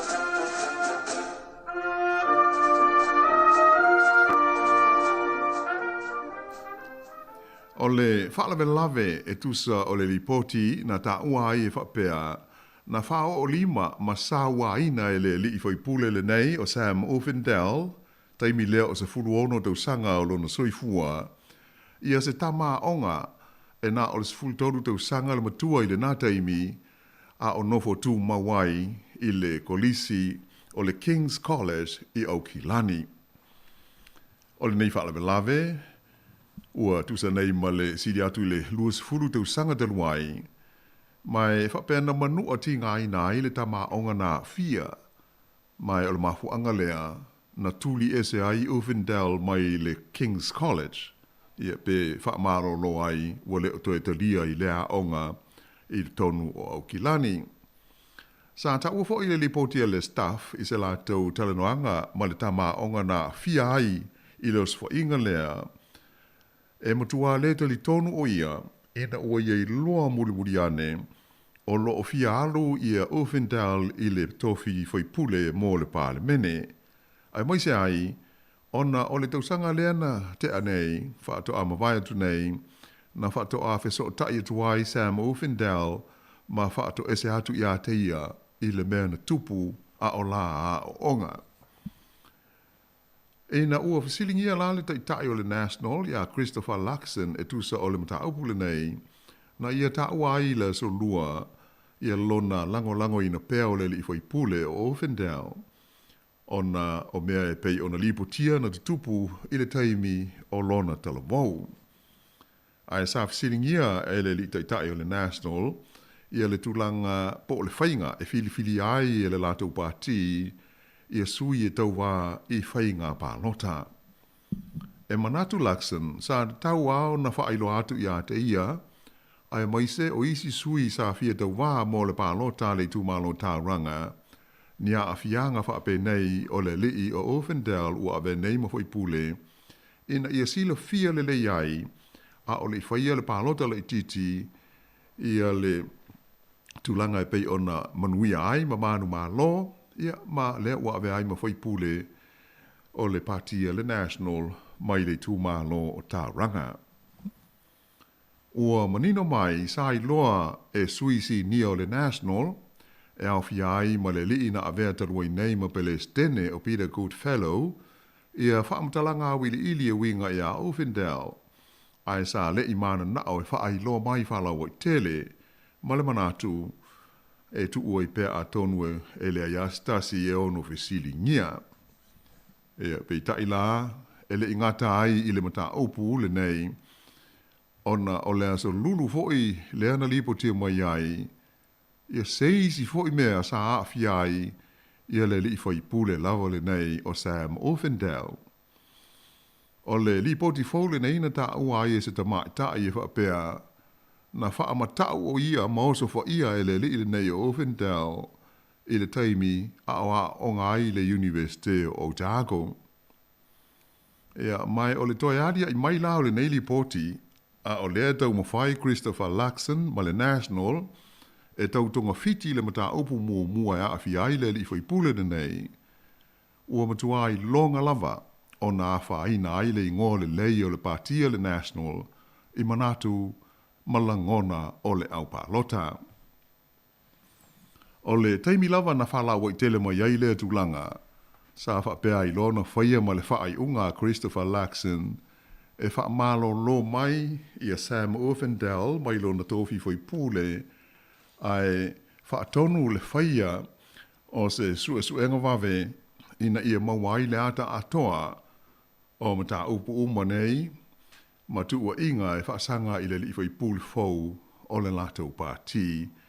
Ia pei o le tūlanga na o lea ua iai le teimi le nei. E lua vai aso lea ua whaanga solo ai le nei suenga, a whaanga solo la le sa ili linga, ai ua whailo mai inisio le autu stala i mata opu tau upu whai o malo. O le nei mea e wholinga mai ua ole ngia ai e le partia le National, ai mai se o le li whai pule le nei Sam Offendell i a tangata pālota o tā ranga, ia na tusi lima iai e whai o ia mō lātu whai pule i le tonu o le pāremene o le atinu. Na so ia le suenga ale TVNZ ma le kanta i le songo fua ma leisi fo isa ili ilinga o fina ngalo o le aupalota New Zealand. O le asa ili ilinga na whaafoe le vaenga sue e ta ua o le Horizon Research. Mai sa atangi ai lea fo isa ili ilinga pe i ona whaalau i tele mai le nei lava vai aso. Le matua va lata tele o le tulanga langolangoina o pati au tu e lua. Pati o le Labour, whapea ma le National. Ea mai o le ata nālia ni mai o no tula i mai le pati a Maori i le tūlanga au tū o le awhia lea i le filifilia o se whai ngā mālo fōua New Zealand. Pe ana whapea e whai ai i le aso tofi i le whai ngā pālo te tele a le atu nuu. E pei ona ta o mua o le ulua i suenga le TV New Zealand ma le Canter Poll i le aso ngofua sa atangia ai le mawhai lea i le National ma le Partia le Act ona la ua whaawaina ia se whai ngā mālo e sui tūlanga i le whai ngā mālo o iei nei a le Labour. O le suenga le Horizon Research e ese mai i isi suenga whaape nei taluai ona e whesiringia e la tau le whaamoe moe o tangata pālota ua lestalaina mai se laupa sene le mautinoa e pālota i le taimi o le pālota tele. Mai o le taun unga e pei ona whaai lo mai nei vai aso, e whaapea e mawhai ona whaawaina e se vaenga o le Labour, whaapea le Greens, ma le Pātia Maori, ia se whainga mā loza so whaatasi e o i le onus full tolu o na sui a wai. E whaatusa lea i le National ma le Act, ma le Pātia Maori, e mawhai ona lato maua le onus full o no fō le Pārimene pe a ngāru lue whaatasi. Pei taila e le lei ia le whaai unga o le sa ili linga le nei a le Horizon Research mō pāti au tū e lua le Labour, tolus full whapasene na lato maua, whaatusa i le tolus full tasi pasene a le National. O le Act se full mal tasi pasene, ma le Greens i le se full pasene. Sa i lofo i le neisu suenga le langolangoina e le whapasene o le Partia le New Zealand First, ai tolu pasene mo le pati fou o le New Conservatives. E atangi ai, ua le o toi ma mao lava se taimi ai o ia pati e lua i le 5%, ia e mawhai ai o na maua ni o latu sui i tu tonu o le Pārimene.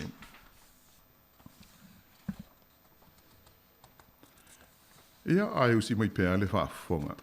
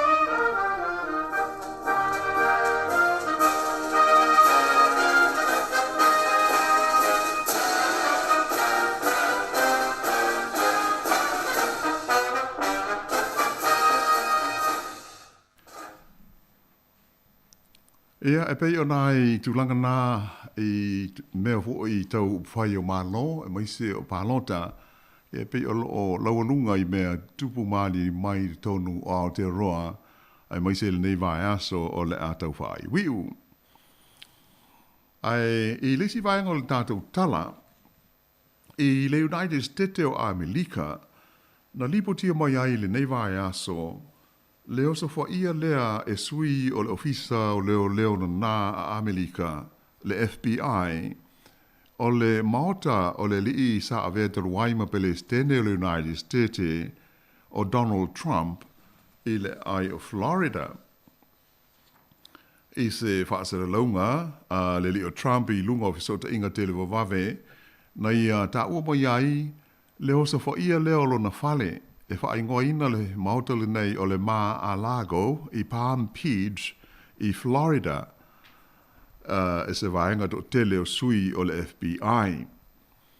Nā taua e Trump e le i tupu mua se mea whape nei te tonu o Amerika. E nā te le i whaailoa i na mai le mafuanga na whaiaile nei ngā o inga le FBI i lona maota. Aina i tā ua, o leo se whainga le nei e le o se mea whetaui matala whea ngai. Mai sa le te tau o na whaia. Sa whaamatalaina e Trump, o le nei ngai o inga, o se whainga ua whaia e tangata o le pāti te makalasi, ia o loo te te i lona toe tau vai le pālota mo le tofi pele stene o Amerika, i leisi pālota e whaia i le tausanga e lua afe e luas fulu ma le whā. E manatule li o Trump, o itu ainga o whainga ma whainga whaape nei, e ngata i atu nuu male pe lepe o le loro langi lona toru, Third World. Ai whaano no o ia ono o lea ua tupu i te tono o le United States o Amerika, wahatangi ai, o lea fwoi ua whaapeo na palasi ifo Amerika la tau, i le tulanga o pūlenga ma lo soli tula whono, ma le whai mea pio pio. Nā whaalia fwoi e le li o Trump, e o ilana sefe te waia na mea tō tino, ua langa i le FBI i le lātou suenga ma leo swainga na whaia i lona whale. Sa ia whaatusa ina le ngai o inga le nei le FBI i le mataupu fo i le nei sa whaingo ina o le Watergate. Ma suenga sa whenga iai ma le li sa pele stene i le nawai taimi o Amerika suafa ia Richard Nixon. E pei ona sile fia ma mana tua fo i ala au maa tua o le mataupu e winga i le Watergate. Na i ua i lava ina wha maa vai mai lona tofi pele stene ia le li o Richard Nixon. Ai na ala ona maa fua ia le Watergate. Ona o le tau mawhai o le pūlenga i le nā taimi e na nā i ora la te wā fia i le osafo ia na nā o le ofisa tu tonu o le komiti au tu o le Parti Demokrasi, le Democratic National Committee, e iailo la tu ofisa i le fale e ngō o le Watergate Office Building i le ai o Washingtone, le tūmalo Columbia. O se lipoti mai le vaenga whaasara lau o le CNN, na whailo mai ai, e le iai i a Donald Trump i lo na whale i Palm Beach, i le taimi na whaiaile o se whainga a le FBI, e pei ona lipotia mai le nei vai aso. Mai e sa whaonga ina e le FBI le malosi o se tusi sai na o atu malatou e whaatino ina i le latou sa ililinga i le tonu o le whale o Trump. E talu ona le toe avea Donald Trump pele stene o Amerika o lona whale le i Palm Beach ua whaamautu iai talu mai le tausanga e lua afe luas fultasi.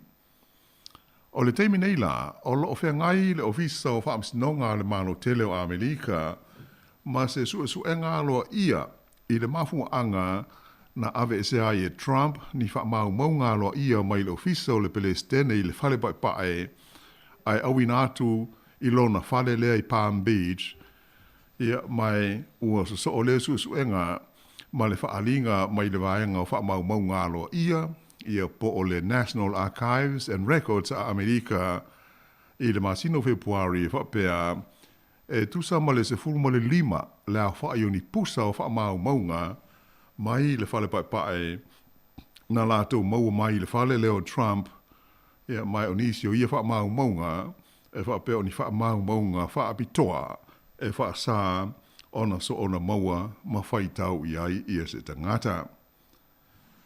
E pei o nai tūlanga ia lipotia mai hoi i le mano tele o Amerika i le nei vai aso. E mai se hoi o tūlanga pei o nā awhiai stasi sa avea ma teitai o lea mano tele o le lalolangi. Ia ai usi mai pēr le whaafonga.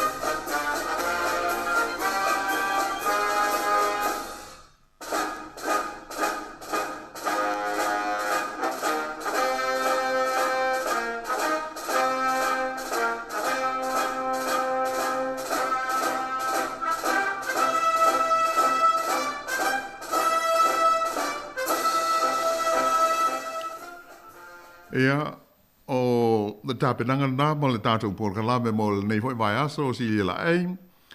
Ia, ai wha moe, a ese me fwoi o lo e fia sauno mo iai tusa o le tā pōrkalame le nei au li ia, ona ma nei fwoi le tātala tala no iai. Ia, mahalo whaftai lawana le nei fwoi i tūla, tatonu o lea ua, si le whaafonga fwoi ma mai mo mai tātou o tunu tūlanga e peo nei e fwoi sanga. Ia o tātou po kalame la langi mo na so nei e pe ona ia fo sanga matango fi ale e mane fo ilo toe tātou fo ia tu ile tu langa leo palota fa i tu malo la iti e mo me o city council le sauni nei la to palota o le wa ta o tu langa fo ile fa le ai o nisi fo ile e o fo ina mai o la to sua fa ta mo ele I whenga pāro talaiti. O le ase mafu anga wo i susu e ngā lau sunga. Le ase mafu anga u whaititi ai. No whapea i tō tele i la tō rofia. Ma na tau mo i por kikire i tū maro laiti. Whenga maro laiti. Ia, pei o tūlanga na e lo o popole fo i ai le local government New Zealand. I ai tu singo le nei vai aso. Ma li poti u tātou maua. O le ele polenga ona o le tau le ai o nisi. Whaatusa i isi. Whainga pālota o mo vai. E rengata i le tau le ai o ni sui tau wapo o ni candidates o nominate pe whaatu mai. Ia si sira fo i wha mau maunga o tangata sa pālota i le nā pālota o mo vai. Le si tolu tau sanga le dalwai. E le a tose 5% o ena pālota. Pe na alas fast 2% o tangata uma eligible e tau na pālota. Sa whaatino. Ia pe o atunga lunga na, pe aisea, la o whawhisini fo na lo visa po la le mafuanga. E le ilo la se mafuanga, ala atatou lo nei, i le vai aso, i lisi fo i o le au mai, ma whai lo mai mo tātou uma. Ia le a whai, o e o lo o, ua uma o na whaatu wa o le so le whaamuta aile, le tali o nominations, ia po la tau fia tau vai, i whai ngā whidwhidinga nei. Ai ala tasi o tala sa maa ua fo i le nei vai aso. E whaapea o tele le musu wā o tangata e o i tō whinga nei, ia ona o le upu wale i ai o isi. O wha upunga mamafa hoi le e tua ia ai nai tangata. O mantua, o tō whinga nei o tō whia pālota. O le hoi tā te tala no so o lawa, o le nganga e lai o na tā ua le pālota, o le filifili ai o le sui e te whinangalo. E whai mo tātou leo i le tonu, whai ngā tonu. Ia ai whai o le whai ngā lea. O le o filifili nai tangata ia ai te wha sea i ai ma lafo i ai upu le tāle whea. Ia pe a tonu pe o tasi nā manatu. Ai le wha pe o le mafuanga le. Mare. Ia, o le leo o whaarongolongo atu si tamari i lea pulea i apa. Ia lea. Ia, o leo atu fia VMC o le tangaluenga leo whale mai. O le ale tūlanga, o le te ua se sa uwha. O le vaenga le lesa iei ia le to ina lewa o Bloomfield lesa lauiloa i tātou tunu taimur COVID. Ia le masalo e se o tusa o le tofi o le lifo mai. E patino i ngā luenga tautonga fiti, tonga fitinga, po o le.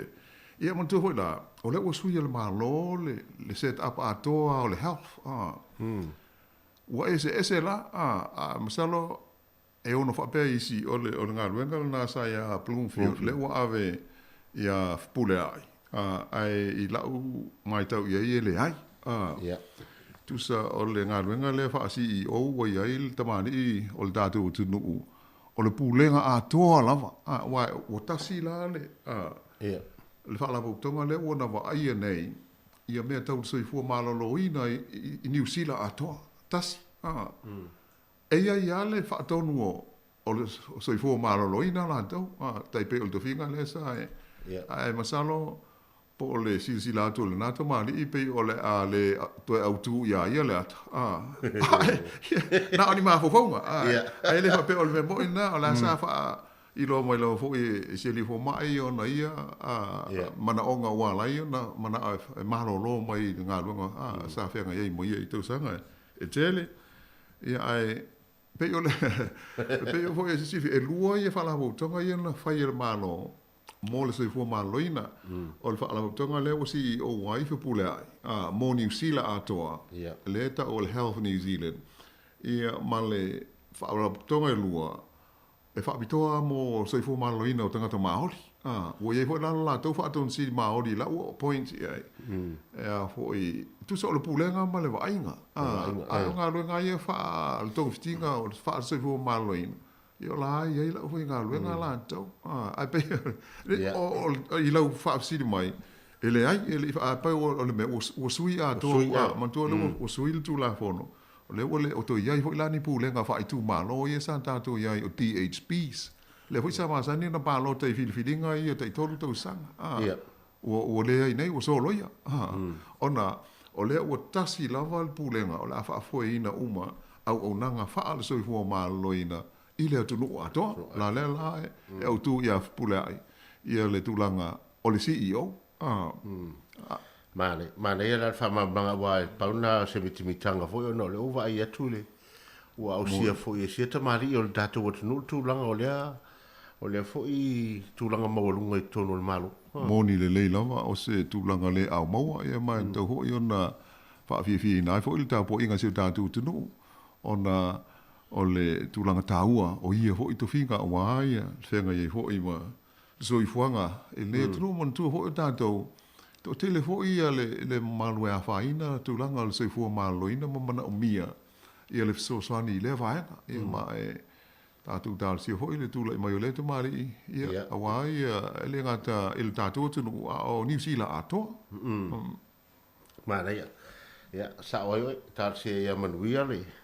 auā i le faigofia galuega tetele fa'apene o lea la ave i ai ia le fa'a foi le fa'amoemoega atoa le faigā malo ia i latou nei ia ua avea mataiulo matagalu ia e malie foi lau falogologo atu i lau folosaga le tulaga o le mae'a mai o le fonotaga a le national ia lea ua maia latou pasene mananaia ma le tulaga pe ona iai le ia e pi fa'ate'ia e nei tama'i talalaiti ia ua pe le o le mili ia le o save'ua le vaega lea ma ua afua atu i ai le umi lea na tupu ai le sauaga lea i le li'i faipule lea overloosful a tausaga le tenei le fato'a vile e fato'isi ia pei foliga mai e leo ia se fesota'iga o mea ia e lua i le tulaga o le tamo'e ai ia lei pe o le lipoti ia lena lobia i le fa'asalalauga faisi te'i o le ali'i lena a'afia lena manua na vili atu i tausaga lea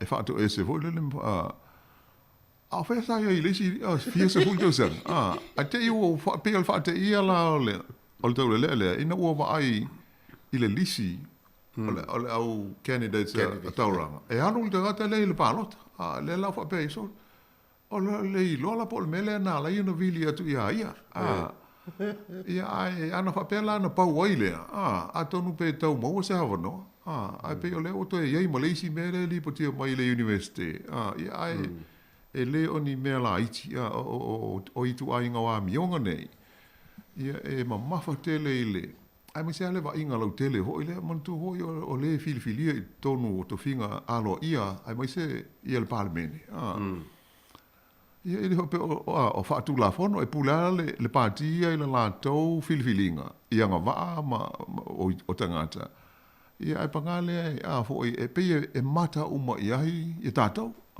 tauna vele tangata o tangata ma fa'ata ita inga lelei ia mionga maanga ma tūlanga uma ia mo wa fo o tūlanga fa'ata ita ia pe la o le ofisilingia nei a pe moni lau saunanga pe o le sa foringa ua manai a fo inu mela al partia le national ia ma tūlanga uma pe o na tūlei mai la tu itai ia ai pangale le fo ua langa e lunga ia mea ia te lea la whaina i o manatu whaalua whisasi ai ale fuafuanga ho i nisi sa fi ave e lango o wa o le fesili tu la mo sorry ia whaila o ko ai ngā tangata le o lalal me o iai tātou o api ma ua tu le o le la vela file e foi le e tom fai e la file le atore la au le tai o national tu la on tapule ai ero te no le nan sila fia ai pe se vai na foi le lo tongi me ia sau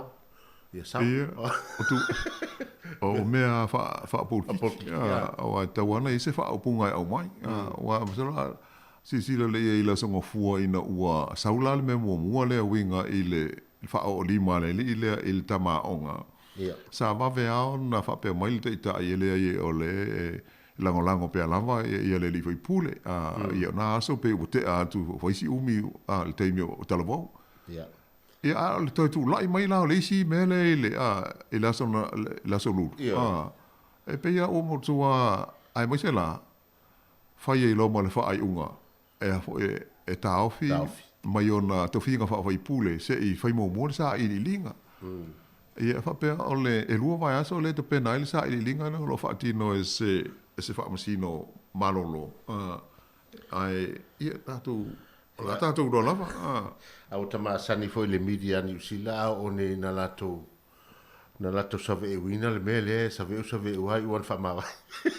Ia ai amon to foi le foi ele ileva nei ona ofia tu tonu pa lota le titi le sa fai e ale foi o to fa le tonu e pe o me o musu wai le national malon tai o le sanga tele ai o fa upunga ile la tu parti ai o le o tau fodinga mai o tau wa nga ile leiba wa Silvia foi fai nga malo le tu nei e mama o lava ono sfulu lima no fo le leiba na malo ai le pa lota tele te rubai ele mo mia la ile leiba ia se si parti la te tolu ai ole salopo ole aho ole va fa lo ia mo le greens le na la ina va la au a foi ia malesi tu langa ia sanga fa mo tu ina le ia nga mata wa ia le fainga fa mo pi le ta to te ia mixed member proportionate lo pole fa le pole miti le ata sinta na la yona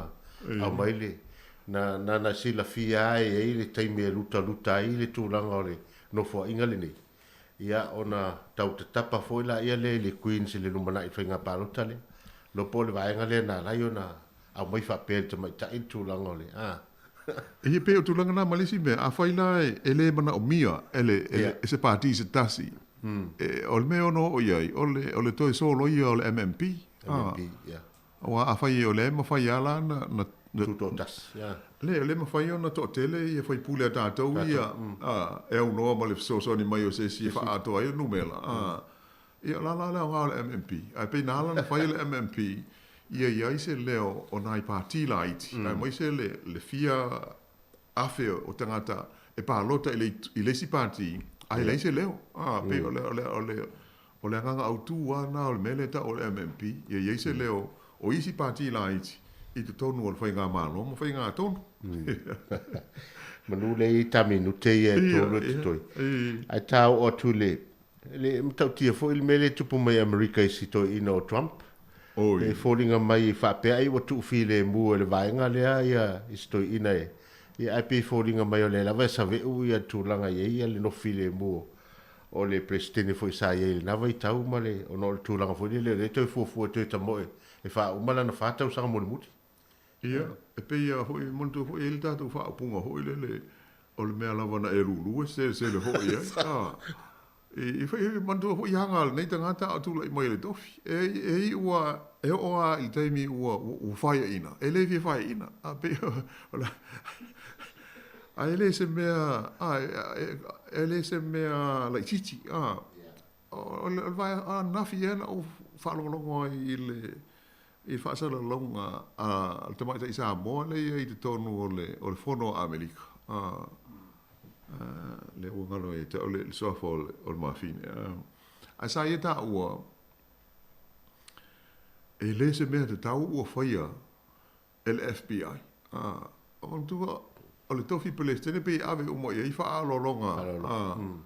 E iei hoi la le mea e tu sa no ai mai le tu la fono e le immunity fo ile lo lanto tu sabe ele o toe Palestine ai ma wano na tongi fo ile il soi fuanga ato ele o leo le FBI ia mai si fa monianga ona o ai inga o le sa o tonga ma le o set up America lanto a pela o le manatu o le tomata ile o se tele e tai o e le se me sa tau no fai.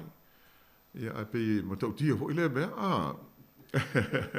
Ia tapsia ia tu file mu pe ia sto ino Trump e te tamo e mai. Ia ona la lava e te no la e fo ia to tele na tunu America o la to la ia lava ma la roina ia le tamaya Donald Trump ia ai o te tu ia o tu langa la fa por kiki le e ma fuaini vai ho ia ai ono le tatai mi o le ua fa gata le tatai mi mo le foi fa malo mo le fa tai le o fionga tapenanga fo tato por kala mi nei as ia va tuia minute ia te fa to fai malu tato tunu ia wa fo tato por kala mi pe ona ia stai la fionga se un tafa ia o le tato por kala mi na i nei foi vai aso ai fu ise fa mtalanga ma se ngana ua le tonu i lau fa fo mai ma tu vai malu i puenga a le nganga lo ia fa pe tato tu fai i mata upu nga i lo tu sui fua ma tato sui fua nga i nei tu no ai se i au dia fo i te mi la tasi le vai aso o mua ia ai fa te tele lau taling si le la ai lo fiong se mon ta fa le tato por kalame ia ai mātou whaato whawha sei fuatu i luwa manu o le tātou tino o male au whaafonga.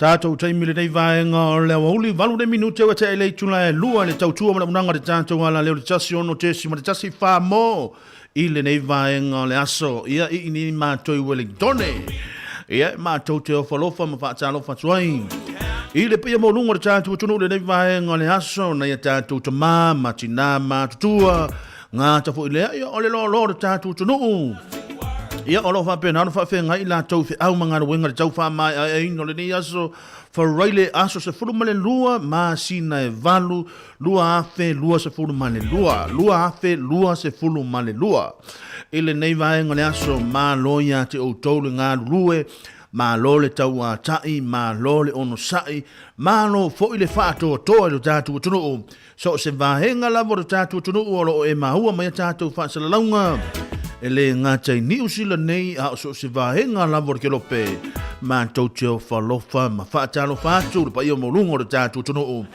ele ngata fo ile io nei tatu to mama tina ma tua ile la tu nga luenga fa ile aso ma le aso ia a wase manui o tatu tunu ia o mai o tole nei va ngole wa uli ia ile nganga maulunga ia o lo maulunga pe foi le masina le oino le masina le nai tu le tato nga luenga ma lo lava fa toa ma lo le sai ma lo foi le tau a tai ia te auto ia ele fai ngo fiel tu langa pe ona ile nei aso ia ua a mata voi ona tau fa mai a ino fe au manga luenga le nei as farile tato fa fo ila irvi inga man fa tailu tato tapa au silio le langi on oana fa am yanga ele ma vai lo to soifua maso mato wola ia o tato ma fu taile na yaso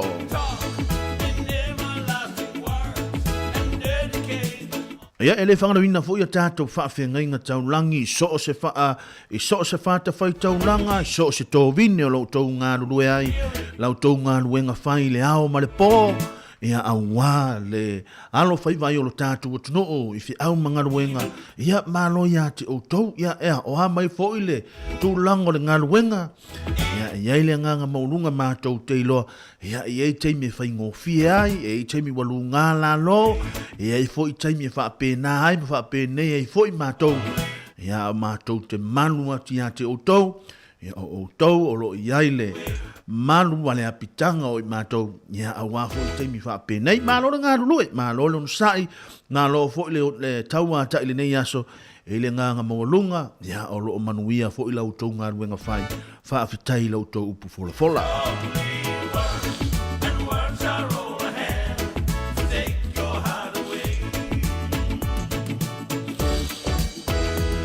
Mole fole nganga fa tai tele lava ia la to lava o tatu tunu ia la to lava o tatu au fainga wenga ia sa fa pena fo i on tau to ina lo pa ia me malo o tatu a tunu ia malo ia te auto ia ngata fo ia ia o le ua mavai atu fo le tatu por kalame o le lalo langi o aso nei o fa longo mai Allah sole se o le matua i tele o nai fi o vahenga fu e me fai no so ani lo tato o langa lo tato o la e bisa ni me o palota ia le o ma fa o fo ia o te lo o ma fa o te alo fai fo lo o te tu ma fo se palota ia nga ta fo le mo le atu nga fa ta tele lava le fionga se mon tafa ia nga ta fo le ia la fionga fo ia la wano ia mo le tato por galame ia nga fo lo fini ia ana ia mo la to malava ia awa le fa tau tainga ne ia so le tau se me le tatu no fo mai mai loa ia o le tau one and only ia Jeremia tap mana ia le nei o tatu e vai ma to awane fa ia me se tala sisi e tau ia fa malo ia tau ma lo le ngalo lue ma lo le tau matai ia talofa lava o ame o tau le nei aso inga nga molunga o lo so longa le pe por kalame ia te o tau ia a fa pe fu o le ua e anu tu le fale ia le webra tu le fale wa e mana va tu te la tu ai o so mai hani ia ana mi te le fai hani hai hani se o las for right le next se tu tau na vai se kisi si tina o le van fa tani mai io fa pena e kisi hai Amelia io le sau pi toni io e lo fa ia telefone fa mai Amelia pitoni e mele aso inga winga. A fa alongo atu a fu le tu ala lo mai a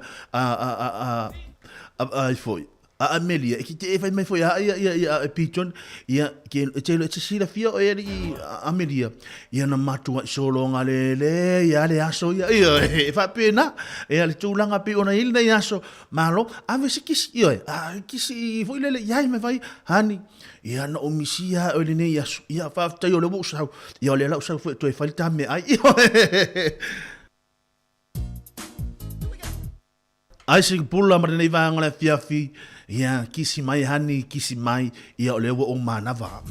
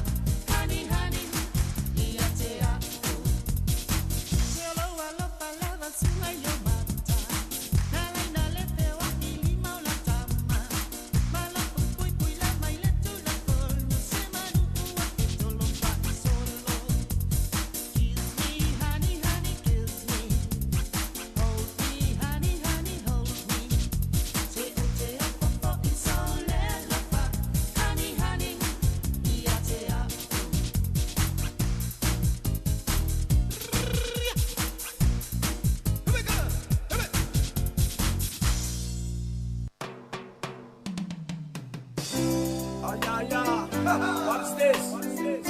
Smooth. Hey, you know what? TNH House. Where's my snares, man? Huh? Yeah. Drop the beat. Okay. Good. H2O. Whoa. Featuring Brother Tab. Simon Chang in the reggae. Hit it. Ore hawa oma boda bo. Sabia. Tulilia ile to ana ni tino bisanga. Yeah. Lema futanga ugo fena ibini matapala. Sata uma faila masema ifofo. File mu ai lo so.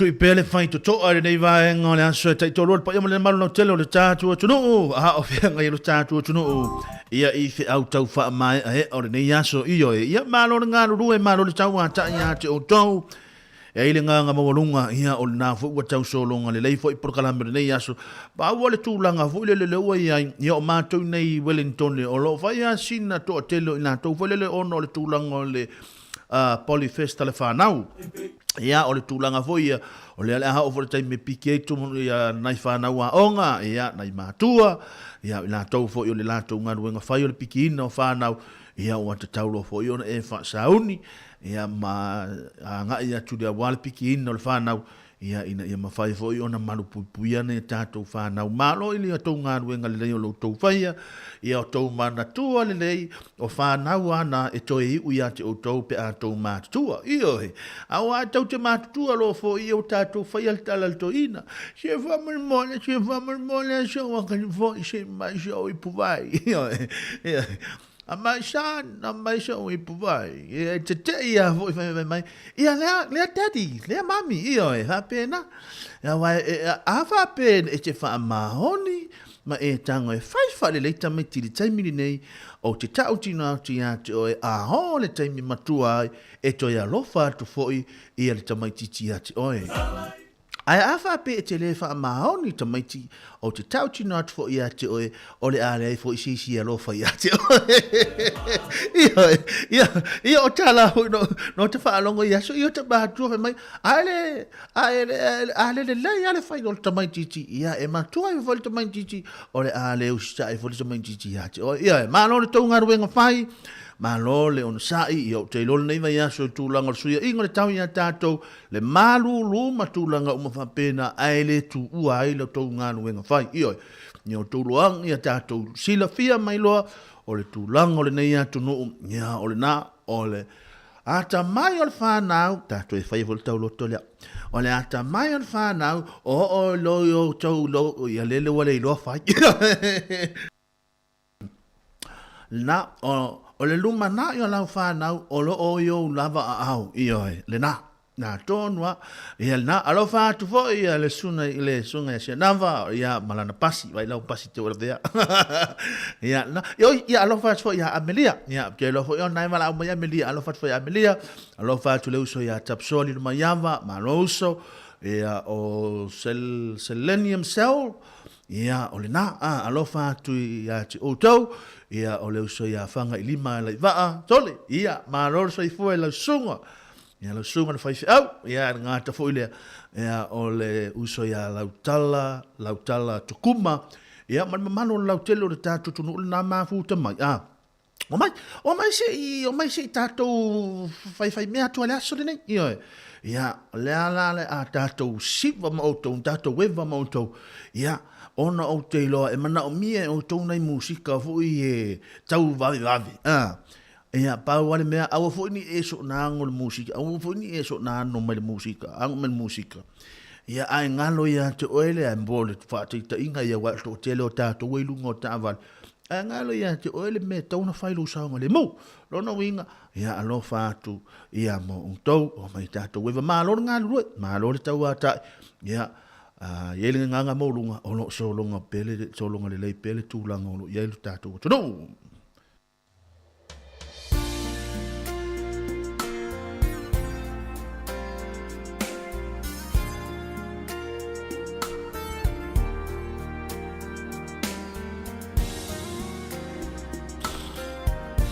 So my crew mana pesenga mo o tau le nei vaenga o le nei vaenga le oli e tai to o loi fe aunga luenga pira masani ai.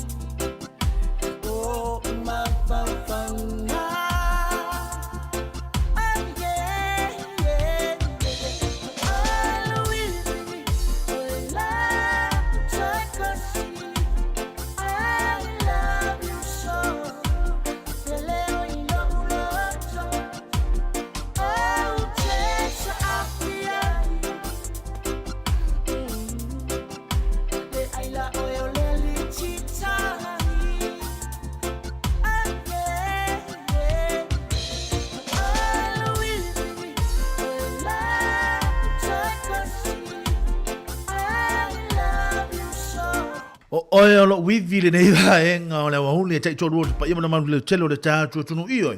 Peina o whai atu mua a wha pe o le nai te whai ngā luenga. Pa o le nā fo o le ai e sa ni te mana wa. E tā tau a le tangata le wa a vea mo wivi. E tā tau ona ia sa unia le lei se tau mawhatanga le lei mo oe. Whai mai o pura pesi, a wha pea o te wa ai atu fo le lua e tangi. Pe mi mana o le pala nga ngana mai ki vai ba fo o le au fatu pesele de no winga sa ta tau na fai le pala ia va tu fo le fa fonga mai e te tau nga ngana ma pala e le fai se me ai e va ai i le mai ngole o ia le tato tal no hanga ne yas no winga mo i la to u mala vona pena o fai nga winga mo i la to i o ta u ivi ia e tatau o na malanga ma le tamau le ainga o la ua matua i sa sala tultulanga o le sopo o feo le ua la afa le tula le lua tale tolu ia ua lava lona na mata TV ia a ua tatau o na whaanga i oi le tulanga la fiafi ia ona o le ua mai aso wharai le nei ia o te le iloa ia uia pena o whaalongo mai ana nei le tulanga foi pena i le tulanga le tutele sunga ia silia la ei le asaya fa pe ai ia fa me o le sua hi o le sua hi amane sina fa li futalo mar koko samo manaia se lau paseni ia ta ufo ia o le na sopo ha o le sopo ha ia o le sopo alu o le kapisi o le kaloti tulanga uma fa pena ia te va aila ia ie pa o mai ale tamale na te fa longo tua e matua i manai ale tausami ia e fa pena ava apea le leile tūlanga o le manongi o le supo o lona winga o le nā ua tatau o nā alu ai tātou le afiafi le nei lona winga ava apea o le nā te whaalongo atu o le ia te oe le iwi ioe ava apea o e whaalongo atu o le whaia se tau mafutanga e apea e alofa ia se tui fui e longa se fai se kuka o le vai ngale fiafi alofa tu i mo o tau ia awa ale laivo le tūlanga o le kuka ia matūlanga fo ile le totono le fale matūlanga o le mana o le lale sa e tātou e ke vai ia na sau fo ia alto ino mai hani ia mai le peina le masau vai le peina no sau vai le si tupe afe la foi sa mo vai le si tupe ave lo ilo antile na vili man fa na lavi vai le si tupe ave lo ancole na mala au mai o se tupe e fai le passport ta vale io e fa pena e matua e pe le be fu asia o non e fia o non e sau lo wa vela kuka io e che te fo ia la te fa lo ngotu wa siva asia wa fia wa sau wala na sau ile fia tau sam ia sau gafu le kuka le pe o le kuka ia lina pe o le kuka la vanga fu ile le to kuka le aso alo fatu e o to e fe kai mangongi kuka fai le lang kuka la fai se falai fi e ai e le fa pe ngai mangongi falai fi mangongi la falai nes pi ai makalo ki kamako o le ngai sanga ya de ngai manongole so sisi ya falai aku long Thank you.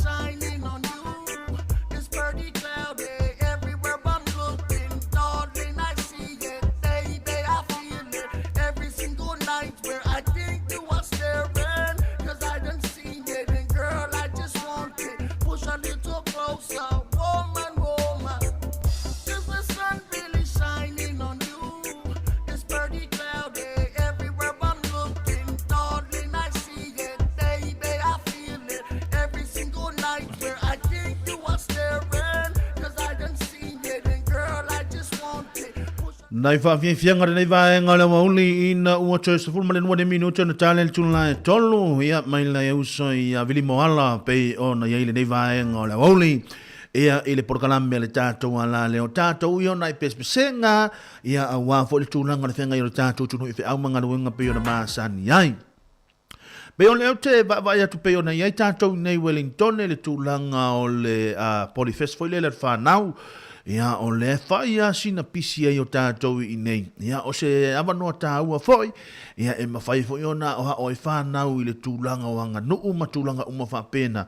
Ia e mo i lava foi o le ua tātou mai i nei atunu. Ia o se tūlanga whawhainga tāpe, e lalfa whateita inga ia o le tūlanga o le wha Samoa ma tūlanga uma whapena. Ia o se awanoa tā ua lea, ia wa o le sitangata, o le sitamaititi.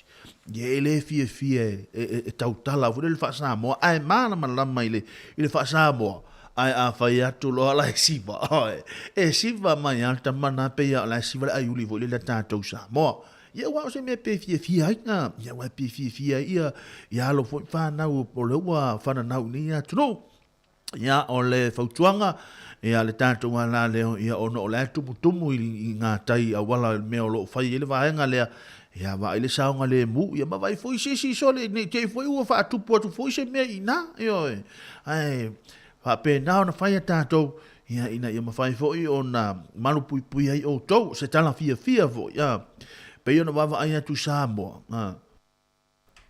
ia le toa tele o le au whau, o wa ai atu i la au vaenga ia na o sili. Eioi, wa ai atu la vaenga ia na o sili ia ili ia soi ia le matua senga. So, lau toi whau, mai sori. Nga ia, wa pia sori. Toa tele ala le whatamala hau le mele ia, toa i whatamala hau le mele ia. O toi ma whau wha pia ano toi alu i Samoa.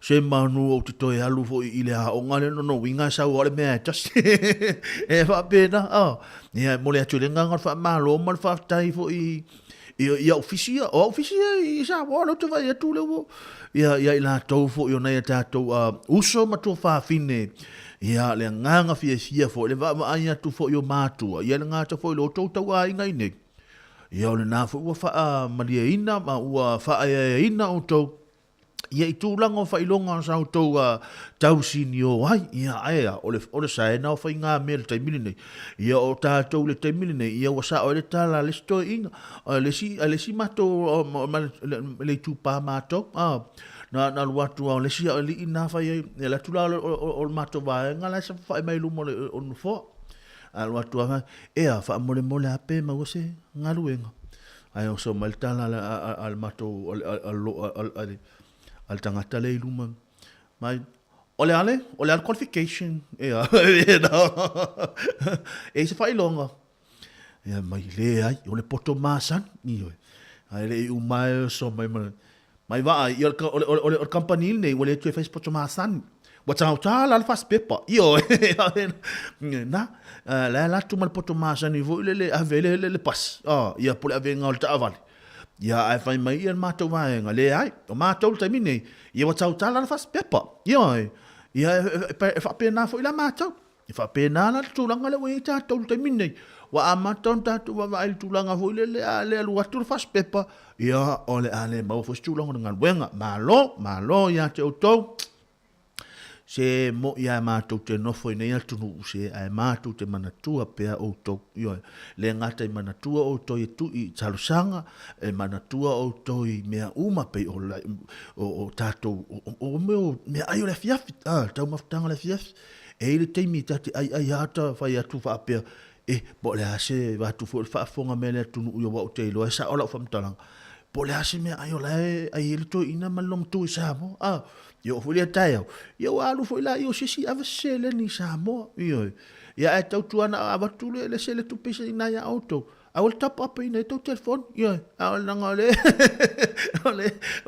ole malo sin me ya mato ni yo va pena ringo si tu abio ele va pe tingai na mato ri finger bengari le yedo si tigia yo alo fa tu mo auto lo fa tu mortad malo ngalue ma lore tau atai, ma no foi whawhetai lea li ua i umane manuia ia tūlanga o tau sinionga sa ia te utau.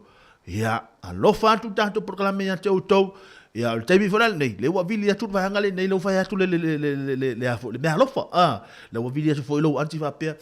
Ia, senga wefa, ia sauni mai e fai me le tus whalau, ia e, sau e te sauni ar Christmas e te tawhao mai nei lang nau pasi lau pepa. Iyo e. Pau ale mea tātou le whaafonga mai Samoa. A whaapea le wala awa tu. Awa. Iyo la. Iwa misisi nā wanoa. Iyo e. Iyo e. A wala awa tu la. Ia. Sengelika. Ia. Senelita. Ia. O leala alua tu lau pasi. Selva ia spau. Ia sau. Anape leala la fua tu lau tupe. Ia. O leala o mato mana te sau langa nau. Tele mea na titi ngai ne. Tausil to ina. A nau whaamanu ina fui oi lau pepa. Ia. Pau ale mea. A ua mau alo lea wanoa. Oso mai loa. Ia e. Whape nān mea lo ia tātou temine. Alo whātu mo autou. E si lia Samoa. Ia. Se o nia tunu matu te iai. E si lia Samoa. Ia e. Fuli mea uma. Fale o ta avale o tūlanga o tau maftanga o mea uma e fuli. Mātou i nei no money, no food. Ia e, no money, no house. Ia e, whapena mātou nei alo whātu mo o tau.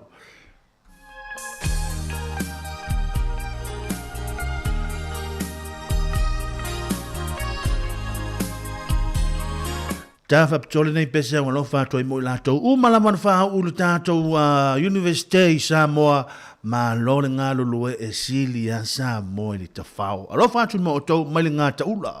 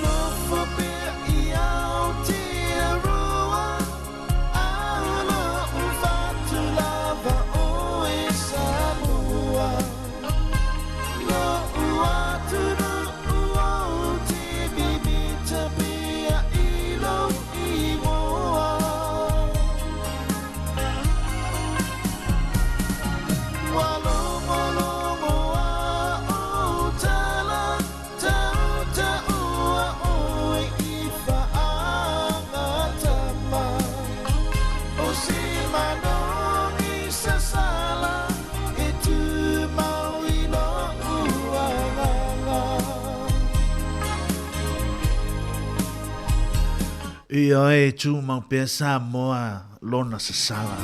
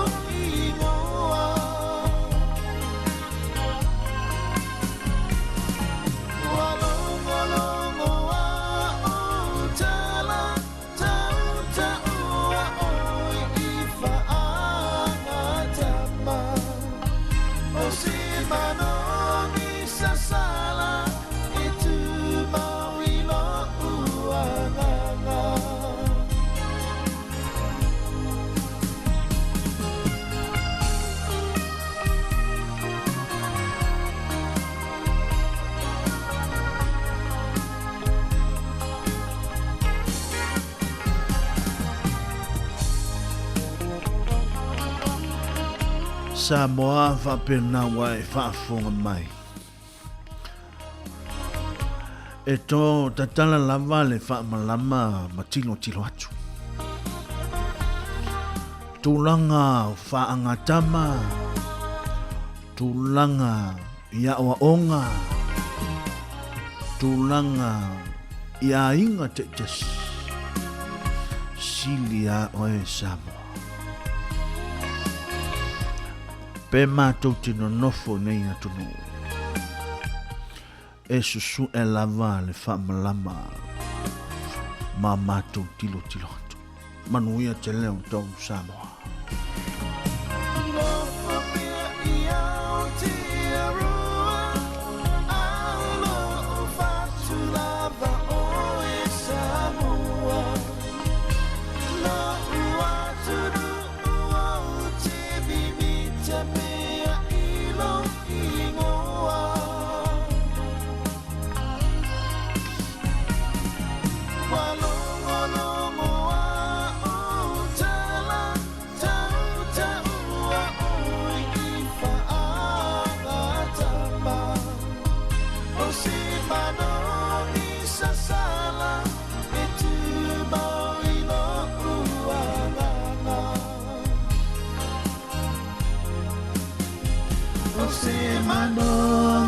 sasala e tu mau ilo ua.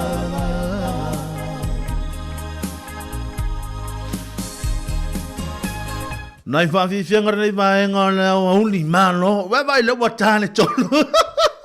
Te ia le tāne tolu ioe. Leo wa te au tasile minu te wa te ele tula tolu malo ia te o tolu ngā lulue. Se malo le tau ata i se o tou se o toa sole se tolo pulo ia te o tou. Ono o tou ngā lue ngā whai ioe. Se malo le ngā lulue malo le alu lofa ioe. E lei sa mātou tala tele whai hatu aunga o tau māsani o tau te unga whātupu, tau te unga whātamari.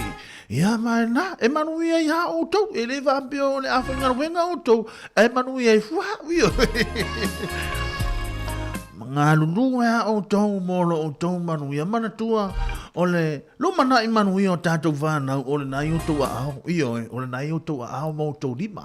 Mālo ngā lulu malo telo le tātou tunu, tau mālo fo i le on sai, ia i se au mga ruenga, wha ngā solo, o le nei vaenga, o le afi, le walata nā tau la fiafi, ia, o le kuka le nei vaenga le afi, ma so mai tatou siva, ioe, mai tatou siva, ma whapena no tatou whai me fifia, ia ua o le asfareile le nei, ia ua te tau fo i o nei eisi na swinga ia, ioe, whapena, ia lau whawhiafia atu pia, ioe, ia au hane, ioe, na lau whawhiafia atu hae, au hane, au hane la fua me stupi, o au tiri ma,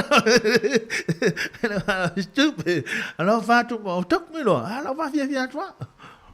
2, 3, 4, 1, 2, 3.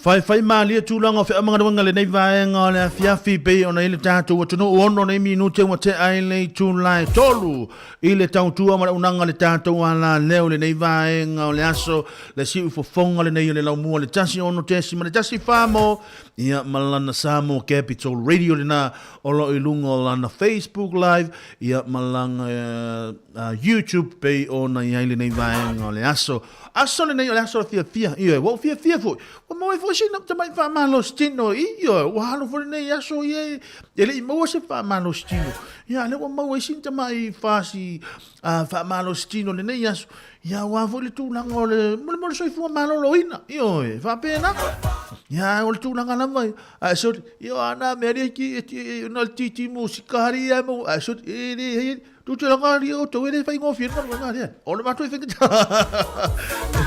ma lo da lo fa tu fa lo fa ya na fa ta lo fa fo ya ta ya lo pena ma futa mai ya tu mo ma fu right ya lo pena ma futa mai fa fetai lava fa fetai ma futa mai ya o taua tu maolo o lo pena ma futa mai nei aso ya selenium cell o lo ma futa mai fa fetai lava nei aso ya le awane I pa o menila I mata o tele mana I mata pa o mai ia o fingawi ya sila ya mai la to umala lo ma futa mai fa fetai le ma futa mai tu longa tau tu ia fa pena sia tato mea ia fa pena fai o sina tato siva ia tu longa nei tato musika ia te to lu mo o to ia ma to tele fai nei meu ma to ia ma to fai o to ma to te fai mea nei o to ia a to pe la le sunga fai ya o ia pira ia wa o le fai ya o mua la le ia awala ta mo pira ia se tasi foi fai ya o le universite ia le la wa malanga mai nei ia ai wo fa longo wo ta ko ta maro pi tu boy mi ha una na fai ya o fa le hai o ha u ia wana o se tamai titi ha o ia o ha u wana o se tamai titi ele fa pe ha o nga ha u la sunga o fa ia o ona e fai mele o ha u fa ia o le ai ele hai se me la lo le la alo fa tu le so ia pida ma lo nga lue ia va pe fo I la to uma na va pe fo le so ia Eric ia fai fa le so le to nga wenga ri so ngamantua le yo tu per company na tongi yo to alo fatu o to ya tātou ia o le tūlanga alna fia io o le fia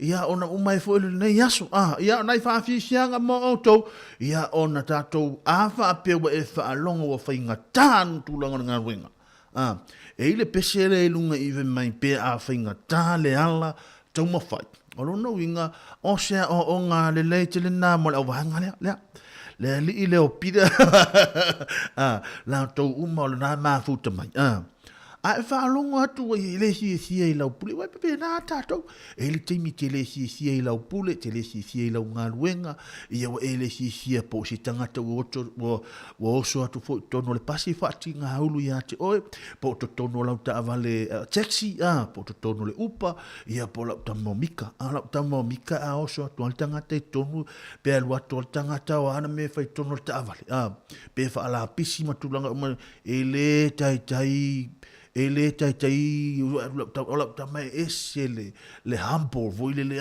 I loto maulalo na ono te lo wo tia le loto la ta mai pesele ava pe wo fainga tale tu langa ngaluenga ono sai le to fie tu la pe to lu pe to ya ato no fo ini show to wa leva na umai tu la o le ngaluenga wa ta una man o to ai ma na vale lima o leva na ma na va sul mai lu va ia sorry tau ma fa tau mawhai, ia ho mai le mala, tau mawhai, lono winga, e wha pēna, e leo se la unga, e wa sai fiak, o haui, na o po le sauri pesi, le ala tatu, le tau wha pēna, sorry, le mo la unga, le hai, e le mawhai no unga langa, wa e sa oi pētelu, e le ua lo ulu se sua hau te la unga, ia ai mo le tu ala lo male fa malosi na ola fa malosi le tu ina tu ya o to ya ta to ne va ngala fia awa fa longo tu fa vai awa Au e whanongo tō whainga tāle ala aua. Wha mahanosi una i hanga ruenga. Tā sa o le tala le se ua Samoa. Taimile nei, una i ale chop ia. Ioi, una i ale chop o le tangata ia. Na, lona winga, una i ngana ruenga. O le ane taimi te whaalongo atu ai wa e whaalongo la ngona le vai. Una i le tūlanga ngana ruenga. Au e te pole le taui. Le taui le te sau. Laua vele atu kukalo matua. Ioi, wha pena.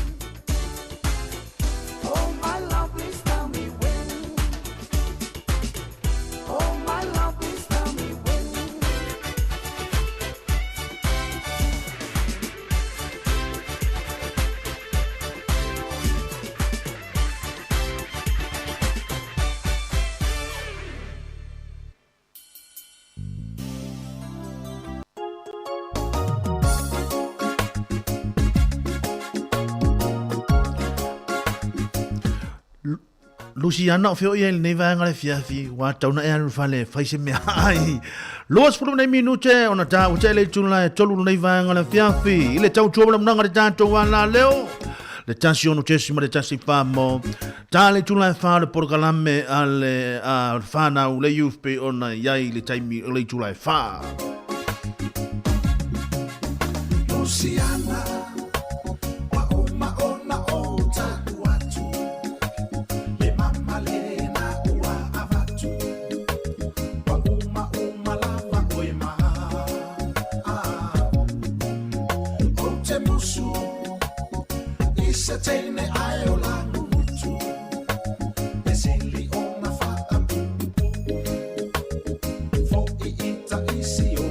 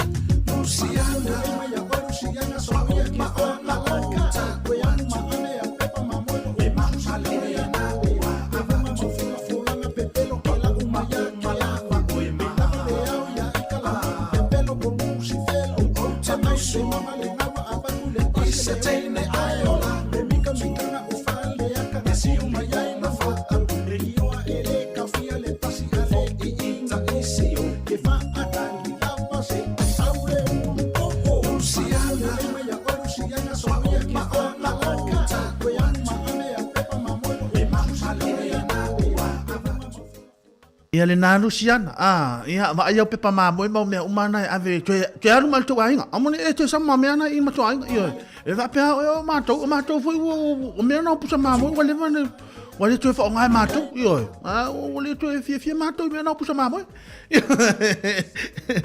Nei vahanga le fiafi, ia nai wha fianga i haua fui o tau. Ia ma tātou uma. Au tau fia mai ia, ia o fia fo. Ia pa wane mea wane wha pea mai ia le lima. Ma pea mai ia. Ok, ia tātou.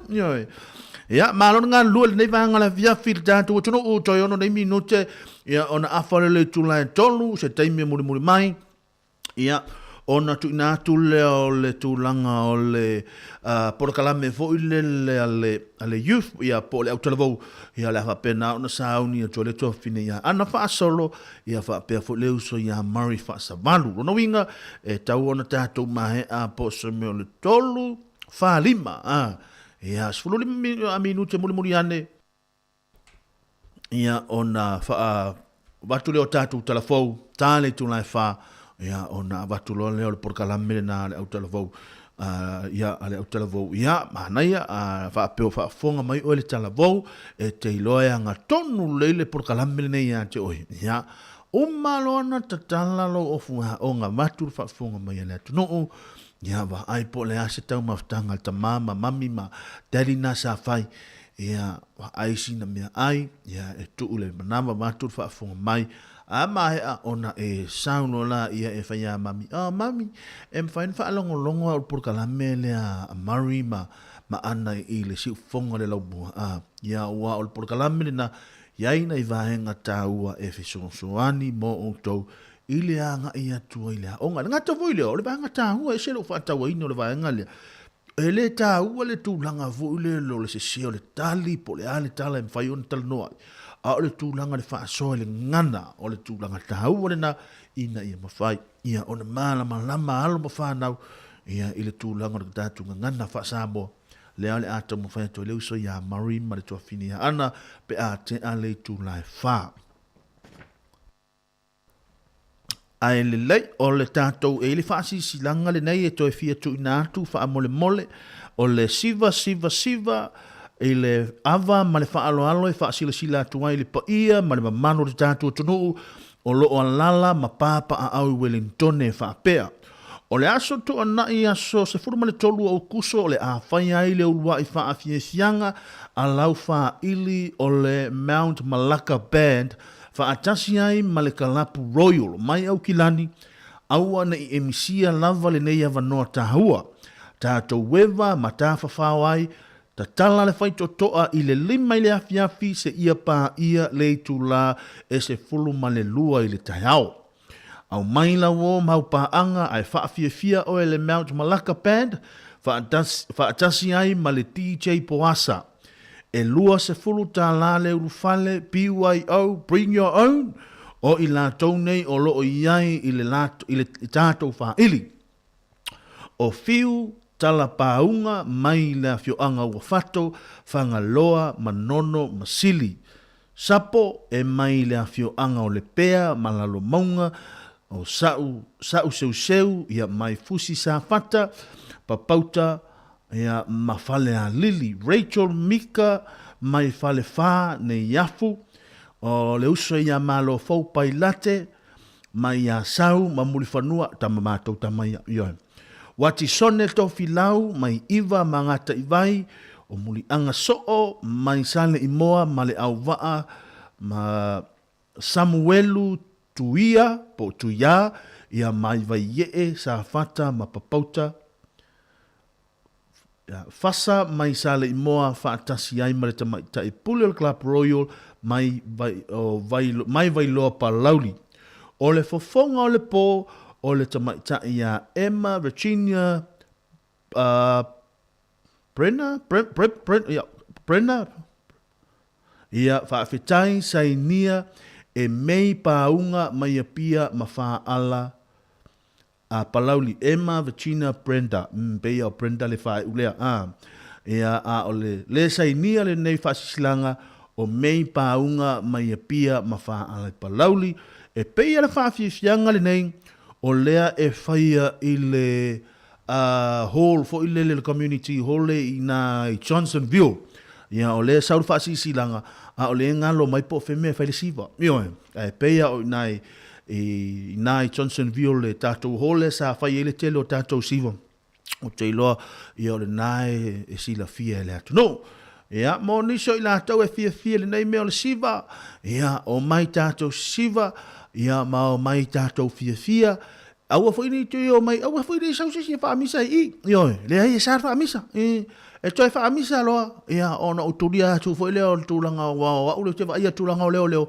tulia foi le o leo tulanga o tau lei tātou siva le nā le asto na ile aso tai au ia o le a fia i le club le whaili le Malaka Pad mai o Kilani ia ma le lātou whaafifia ngai le aso tai au ia a whapeo nei le ai saupanga po ai saupanga o iai ia le na tātou whaafisilanga na mo tai au mo i lātou umalawa fia le siva ia le whai mai e piu ai au a watu lava lau vaitau mafa mo le aso tai au manuia tele ia whai ngā malolongo re nei vaenga o le fiafi afa le tula tolu ia o le toi umi fo stato taimi ia tale tula fa tu ina tu tato por kalame o le tato telefo ia ma o tato por kalame mulina ia tato fa nau ia na fo ila o fa sauni mai no inga tato mafuta pe mo to o le tele ale tula ngore tato taimi mai fa fianga mo to le nei va ngole aso ia wa le tau fa mai ai no fi au manga luenga malo nga lue fa talo fa tu ia salome ia o selenium cell ia na la to umala no lo mafuta mai ia te o to le nei aso malo nga lue malo le tau atai alo fa tu mo to Atou sauni malosi Tau tua faa maoni Billy my cherry Pala au mai loa telefoni Triple S elefoi Sharp shape and sweet triple S Oh cherry you are the best Tau tua le mea e matai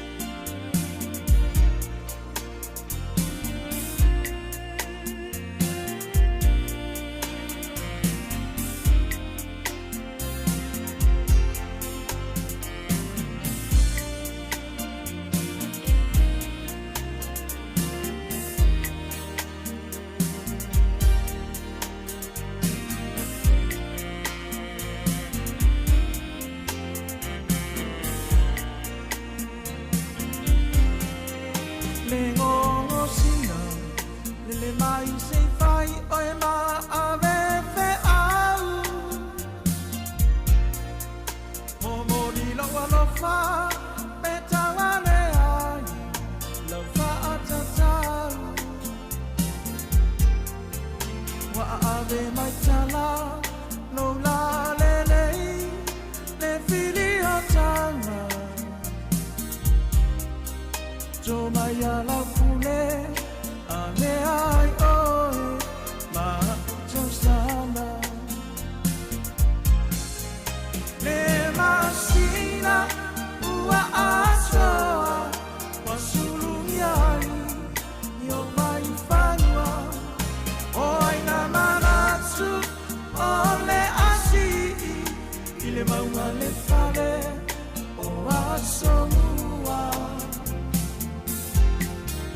lau fa alo alo ele mafaina ngalo ile lotso What's up for you? I do what's a lady.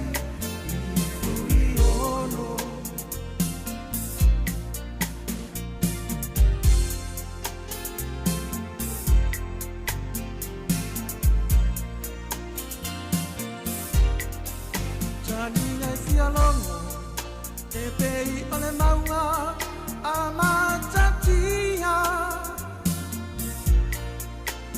Follow me, la follow mana, follow sia. Me ala onetane, ile taksala, wafa alia. So fanonga, o te wina, malefia fia. Wa eleti fo ile nonu e so samali ma fale uforu la ole fisa la ole solo wala etasi le maunga yono au fa alo alo ele ma faina ngalo ile loso What's up for you? I do what's a name.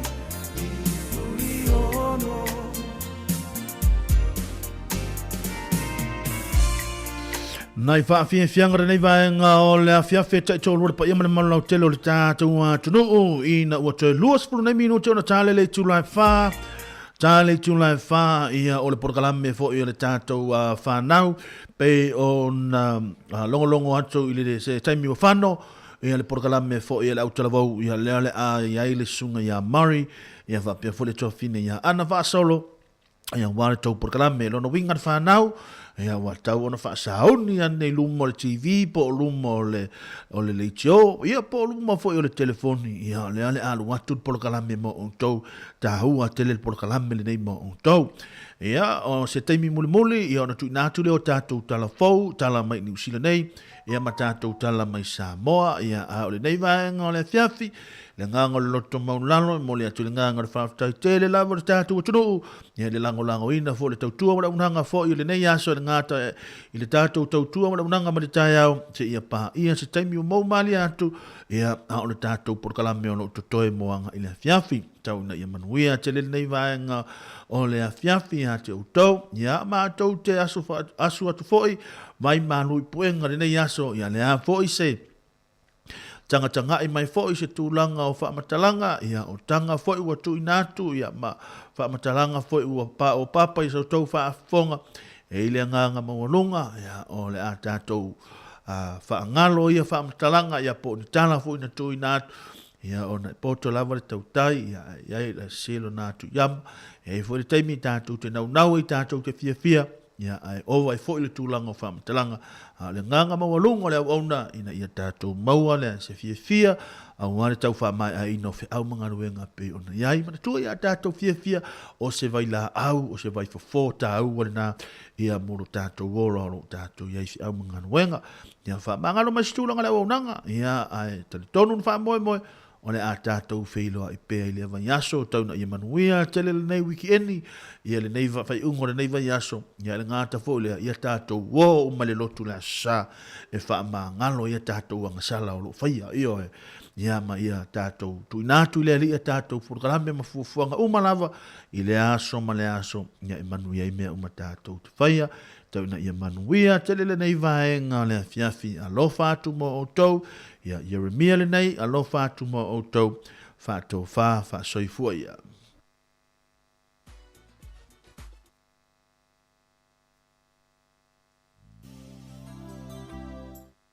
Whae watu le tūlanga tautua, mai a taulanga tanga loa Darling Air, wa vela stato mea ai.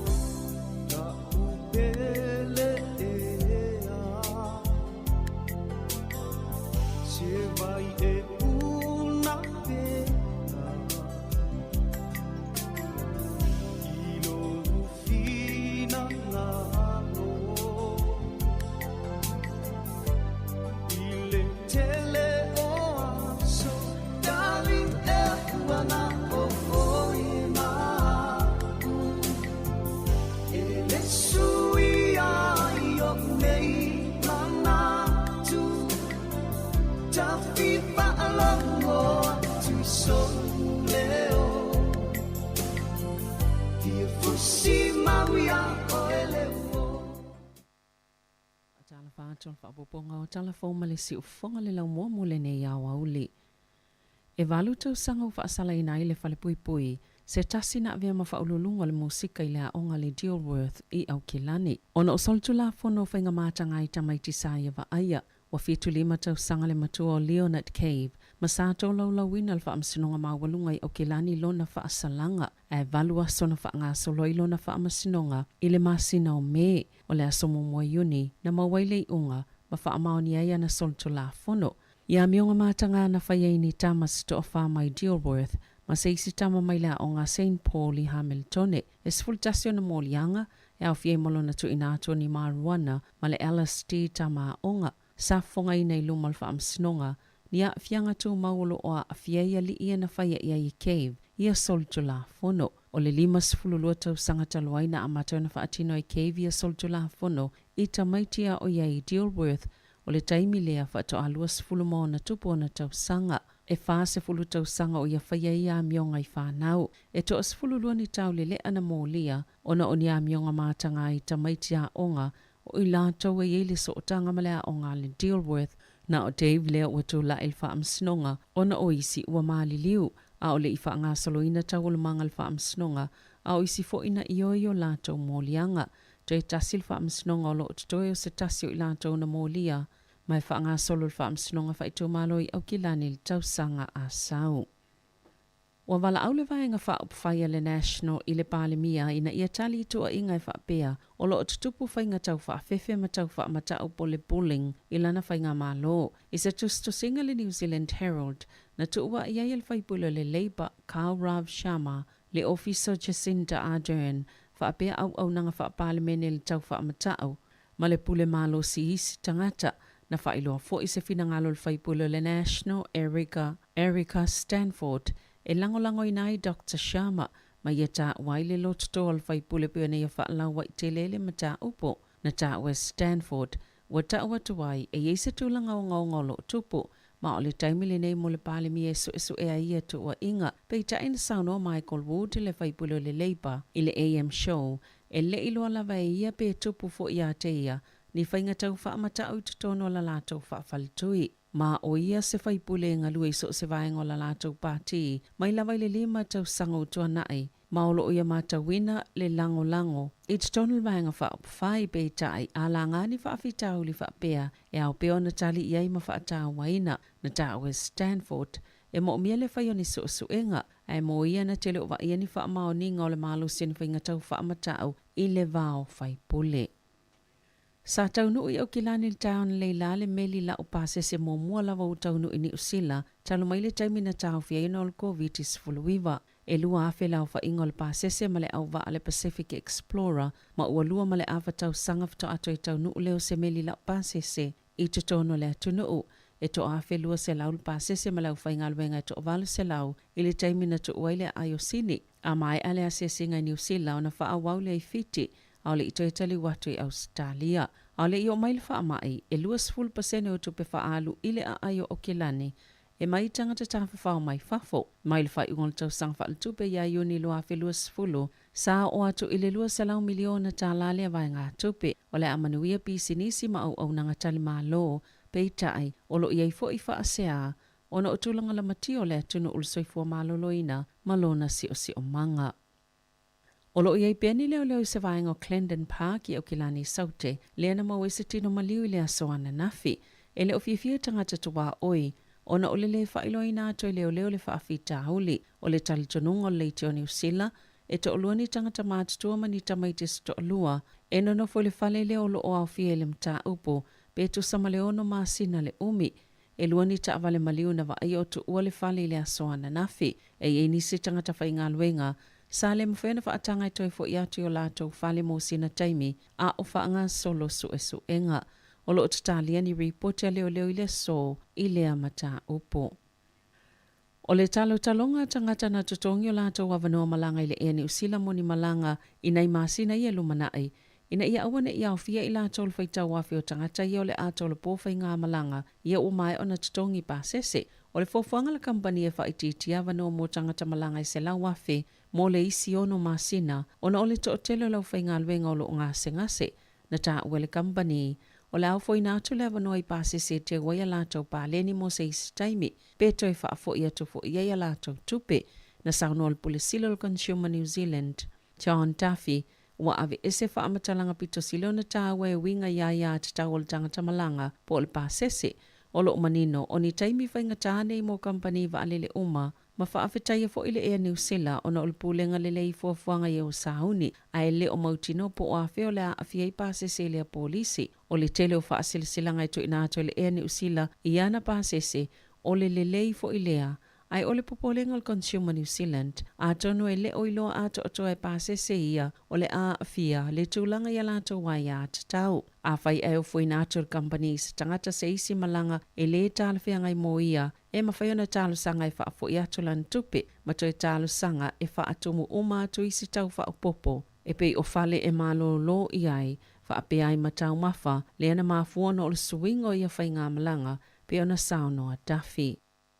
Ua whaalielele fifio nisi o tupulanga talavou, ina ua whaasesila le taita i o le National Christopher Luxon, e whaapeolo whaatutua lātou fofuanga i tupulanga talavou. Ie whaalangolango i le benefiti e ala i sa lātou polisi fōu. I lalo lea polisi fōu mo benefiti, o lo whautua i nai leo fōi nātu e la lātou vaenga whaapawhai. O le ta iafe tā la, o se pōnesi i tangata i lalo le ta iluas fululima tau sanga le mātutua, o ilunga atu le ta isfululua masina le umi talo na mau o le benefiti, ma amata na whai ngā luenga ma le to e whaalangolango le benefiti, mo le isi tau sanga e soso o ai. O le ai fo inia o onga mōni ngā luenga a wātu pulanga, o lo whaalangolango i le benefiti e ala atu isi au nanga, ai le o le whainga le wha o iato lantanga luenga le atina enga, o anga feso o tai. O i lātou fo ia le muli i fōwhanga whaata atitia mo a lātou ngā luenga, e ono mawhaiona whea ngai mani sā i le tūlanga i benefiti, Mo tupulanga I le mana na oi whainga luenga, a tono lo o tau te fua I lalo whainga malo le leipa, pe tai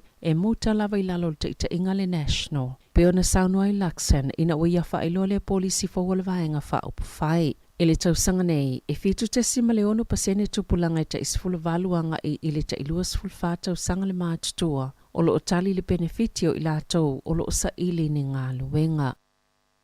Wana nafina tawa awi nā tua I le palemene se talo sanga sainia o lo wala awai le mālo ina ia whaate ale ame pasa o Lucia ma ia whaale a ngaina so tanga whaale mālo mani usila. O lo tau awe na pele tulanga tofi o le ampasa o Lucia, Georgie Suwe Vitotono New Zealand. E uile mana ongo nisi o vaenga wha upawhai le palemene ina ia whaatea. Talo mai lava le taimina amata Yosfa inga Lucia Ukraine. O le whaanau naungo le talo sanga sainia le ua tau aoi nātu ina ia sui ai lea whaai unga. E eni se atunu o lalangi o whaatea ese ame pasa o Lucia mai o lātou mālo. Ua whaawau peo na whaamatala ina Lucia la naus whainga o lo whaia e whaapeo se ngai o inga whaapitoa whaamiliteli. E maasanu na whaia tustosinga le ofiso la ampasa Lucia I Totono New Zealand I lunga o la lātou Facebook e whaailoa ai. Lo lātou lango Yos whainga lo lātou mālo o lo whaia I Ukraine. I whawhata New Zealand, ua whautua ina malo selfa alap tupatonga na soifua malo loina lalangi, tangata ina ia awane I osofa ina manuki, a o whaasorsolo I bena whaatuptupla I alfa numero tangata ia afi alfa amai o le monkeypox, na liputi Brazil le NBC e whaapea. E tu samale se fulu ni manuki na wha ona nai ni vaila au, e manatu leo I Brazil, ua maafua I osofa inga ona o tangata ua fefefe. I le ono pesia I le monkeypox, wa ungal whaamai au fiele amata wa ayo ni mangeso, I fōlingol tangata, o na lima, vae maisi vaengal tino, e o atu I le luas fultasi aso le umi, o isi aunga au fiele fever, o le maalili, o le lava, ti ngā masolitino, po le ti ngā o le tua, whaapea le ulu, whaatase matulanga whaingata pe a manava.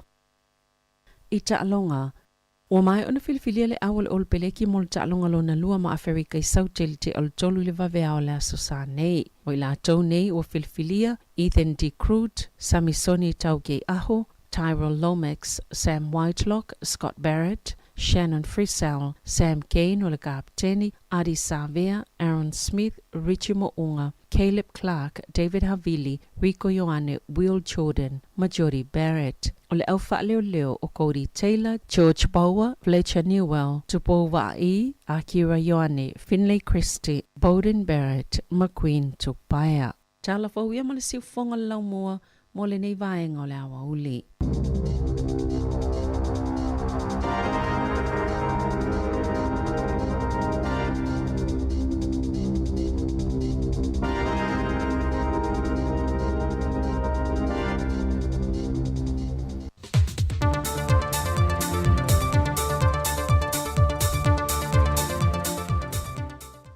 E toi whaamalo atu telefou o le seufongo le lomoa mai Samoa I le nei fo I whai unga le vaiaso I tiute whea o mga aluenga o whenga iai. Ai o se wha o poponga le nei o tala mai Samoa. O le asole le atulunga ese fo I le wha o unga al Universitea o al Pasifika liu sa pia le fua. E le ngata o le wha o wino alo ma whanau e to lua se fuma le fitu wa maua wha I lunga tikiri. Ma se vaenga si lia ma le lua se fulua maua wha ai longa le Masters in Business Administration. Ai o loo tau lai le nei wha au unga.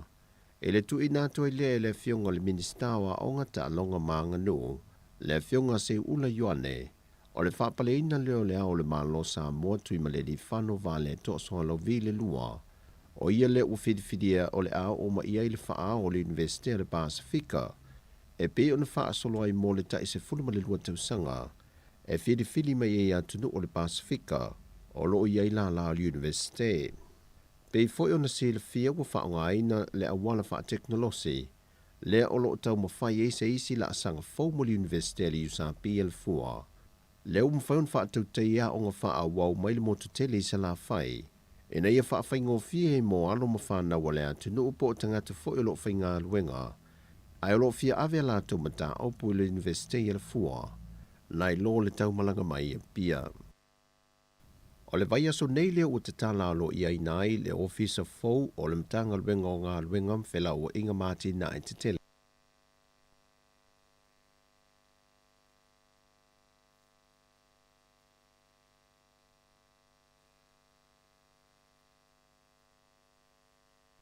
E toi whaamalo atu telefou o le seufongo le lomo mai Samoa i le nei fo i whai unga le vaiaso i tiute whea o mga aluenga o whenga iai. Ai o se wha o poponga le nei o tala mai Samoa. O le asole le atulunga ese fo i le wha o unga al Universitea o al Pasifika li usa pi le fua. E le ngata le wha o wino alo ma whanau e to lua se fumare fitu wa maua wha ai lunga tikiri, ma se vaenga si lia ma le lua se fulu wa maua wha ai lunga le Masters in Business Administration. Ai o lo tau lai le nei wha o unga, e le tu inato i le le fionga le ministawa o ngata alonga maanga no, le fionga se ula yoane, o le whapale ina leo le au le malo sa mua tui ma le di whano vale to so lo vi le lua, o ia le ufidifidia o le au o ma ia i le wha o le Universitea le Pasifika, e pe o na wha solo ai mo le ta i se fulu ma le lua tausanga, e fidifidi ma ia tunu o le Pasifika, o lo ia i la la o le Universitea. Pei foi ona se le fia wa whaonga aina le awala wha teknolosi, le o lo tau mawhai e se isi la asanga fau mo le Universitea le usa PL4. Le umwhaun wha tau teia o ngā wha awau mai le motu tele se la whai, e na ia wha whai ngō fia e mo alo ma whana wa le atunu upo o tangata foi o lo whai ngā luenga. Ai o lo fia ave la tau mata o po le Universitea le fua, nai lo le tau malanga mai e pia. O le vai aso nei leo o te tala alo i ainai le ofisa fau o le mtanga luenga o ngā luenga mwhela o inga mati na e te tele, e le whonga whale i lungo le maketi san lolonga, e se mai lona vaenga wa sa iai mo mua i san lolonga lava. E le saunoanga le fionga le minista o le mtanga luenga o ngā luenga te tele, le fionga o lo fiti a fōwa ai. O tau o whonga mo se konkarate la to te fausia le ofisa fau lea, sa whaatu la whanuine le malo e na o ka muta mai sa la whai mwhai o ta lia la tu talo sanga. Nei ule whiliwhilinga, ma tō fiai le fionga whono ia si osi whono ia. Ma ia whaatino i naile ngā luenga i le tau e lua se fulma le lua afe, lua se lau fast fulwiva ta la maliva se ful sene. O le ofisa sa i le lau i le LLTA sa lolonga lava, au le ua wha me ia tu nei lona ofisa fau ia le pōma i tālo sanga mō mālienga tawati nae, po le Development Consent Applications, fa te seima le vaenga o whale i tālo sanga mō pe mita o whale, po le Building Permit, ma iei le talitanunga le fionga le Minister, o le awha whaingo fia mōl mamalulau telo le antunu le motu tele i sa la whai, o nā whea mō la tumata opo le no whanga fau le ua wha atua i le ofisa. Sau no fo i olo, wa whata atia fo i le fuawhanga o le anga lulue lava tangata o le motu tele sa la whai lea ofisa, ma le toi tau malanga toi la toi tu mua, mō ngā luenga wha atino le motu tele. Na whafteia fwe le fionga al ministaia o lo fiti a fōwa ai, le whaala puputongo ele Samoa po le Samoa Land Corporation, le pule sili ma le pulenga, ona o le whaawa no le vaenga o le maketi i san lolonga, wa fausi ai lo lato officer fau. Wa whaamautu mai le mpasa o le malo Amerika i Samoa le sunga Udall, le tamai taisui whailau tuse le malo Amerika le na Asia Samoa, le sunga Wendy Sherman, o le ato e whaawa wai le au nanga le foi malo e fsosua nei mo Samoa, e ala le ana Peace Corps sa awina mai le telu tausanga o mawai, o le whailo inga Udall ma le fionga le tamai taipa le mia le neiva Yasofia me na o mi mata afa, na ia whaailoa ai, o le tausanga faulua whelua sa fulmaltonu le wa iei le whaamoe moe, o le ato nuu mai iei lau whanua le au nanga Peace Corps mai Amerika, e tautua i matata SS i mtanga luenga le atunu, ai mai se lava i le au nanga mtanga luenga wa onga ta alonga maanga nuu. O Samoa le ua mua i atunu e iwa whaatu langa i mea lofa le malo New Zealand, mō masini po o system le whaongaina e fausi ai kāte po ID, mō le au whai ngā luenga ngā lulue le malaiwa lele whaavao malo i whaliolo, whapea fo i matangata e malanga mai atunu i whafui le atunu. O le vea so nei le ua whaapipi i ai lea masini e o atulo na tau le limas furuafe tā la Samoa, le ua fo i mai le malo New Zealand mō na tangata anu, pe o na tau o atu le kumsino le malo New Zealand i Samoa, Dr. Trevor Matheson, e le fionga le minista o ngā luenga te tele, le fionga o lo fiti a fōwa ai. Ta ue Matheson, o se tasi leo vaenga o le wha au wo wha umia sa mo le ono sifutau sanga mani usila, wa wha au popo atui le fo inga ruenga tele, wha tasi eima se wha ata e whaitau miliona lo na tau, o le a fo ina mai e fo ene usila mon malai wa lele i whaleolo, mo le siaki nei leo tangata whi malanga e, wha pe fo i malato uta. Sau no fo i Matheson, o nisi o fiso swani mo le atoa ngo le ono sifutau sanga o le wha a wo malo e lua, e wha au popo atu i le whausia ina leo le maketi fungalei, wha tasi e mafiso swani mo le pui puia leo swinga o le tau mo le atinu. Na whaftai e le whionga le minista le maloni usila, ma ua ta le whionga fo i le fiso swani peo na ia ta ua, ma le tali ngā māloa te itai o atinu te tele, le ua wha ata oto o le a whaia mai sa mo le tausanga e lua afe lua se funmal wha. O talafauia mai sa mo le wha ai unga le vaiaso, manuia le tātou atinu, wha soi fuia.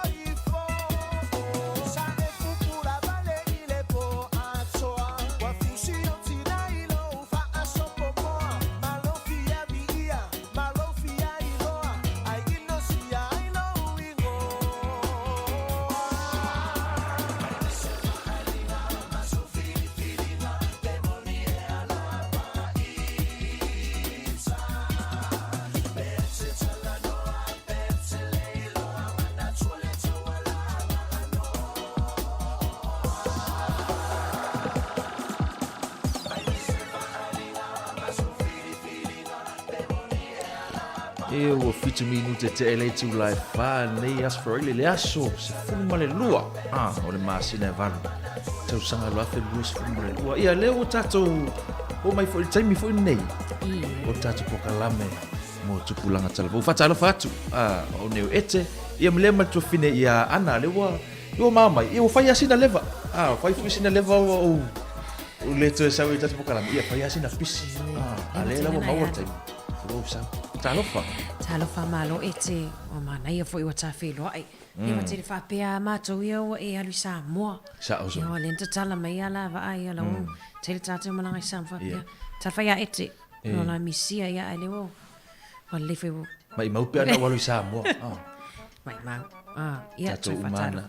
Te fa malo at foi nei tata wompa angai mai se nei ta wo talavo. Ia le mafuta mai ta pokala menea o uli ne fia fi mata ngo fi. Ia ete le wa minute te ele fa. Ia o te lo foi le lo fa tu mulia lava ia le Terrapar Arena. Tato i por ia ile Polyfest ia. Fa fi fianga foi fa nau lai fa ai.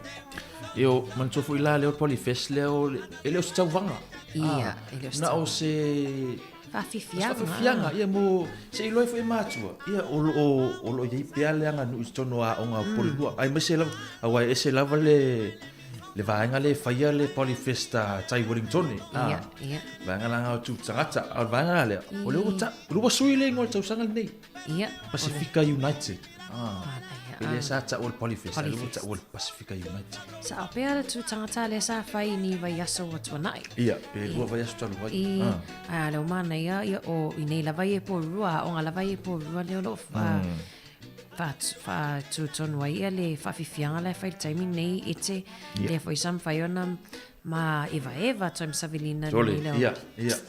Na ma mata ia o ka se tu mole. O matua. So telefone nei matua le wa tu wanga wenga ite ai o tu lango ma support nei fana. A wa le festival le a mata miltai au. Mata mai level tai au. Ele tai pe o Wellington e fai le fiafi uma le fiafi. Al vanga le. O dei. To ile la papa la ia no. Winga la uma lo le Polyfest. Tu mulo mal metato McDonald le nei pure lu tele la fia tau sami. Me siri fo ile wa va venta fai lo ni te wa istanga te fia lu McDonald. E wa mana va mai ia ai. Vai le ti ola wala. Wel ki pisi or ki ola wala. Taimi nei.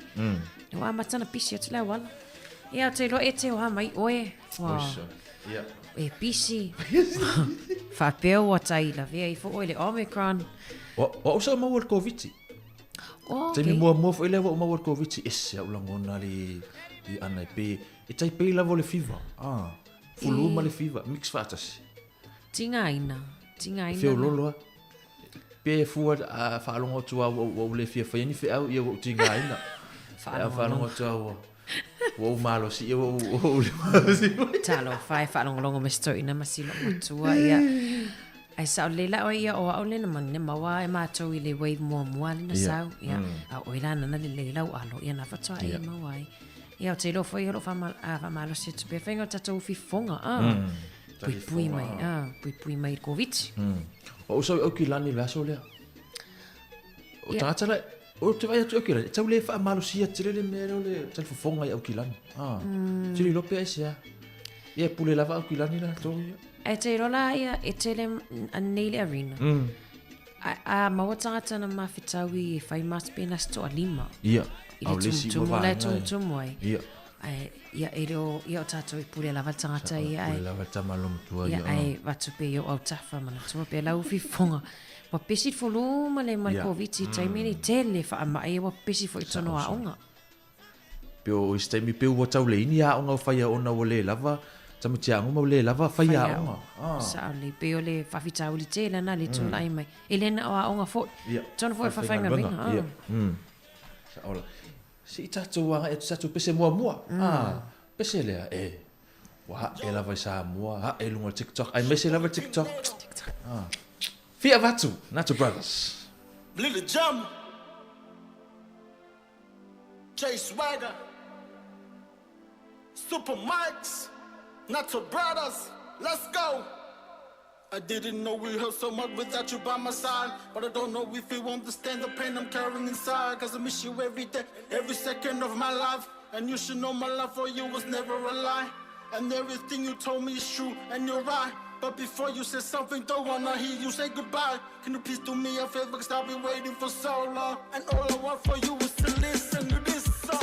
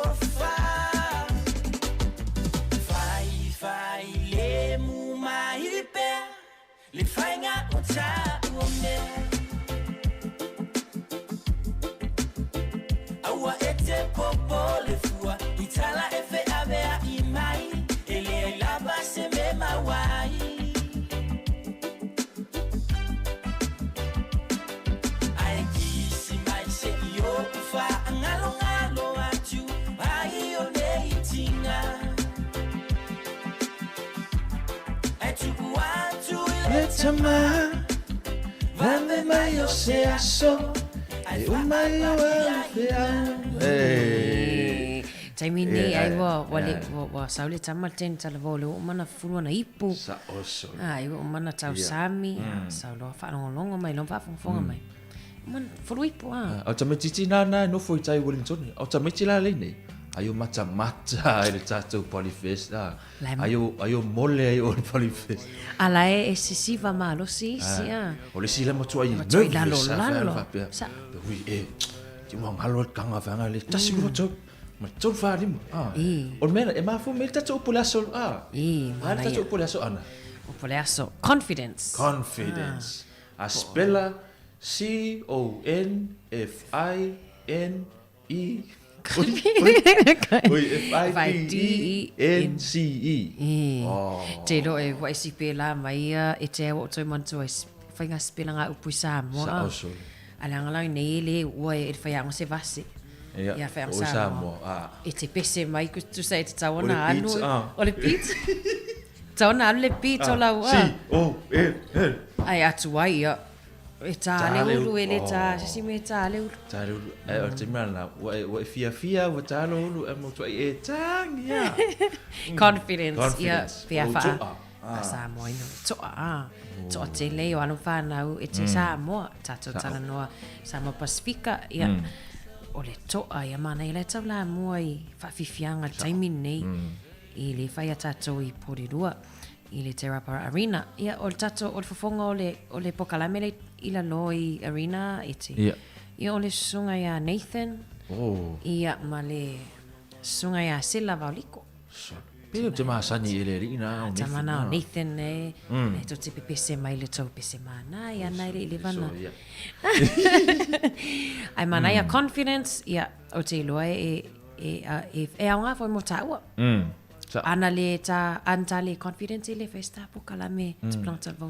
Ana le ta le toa.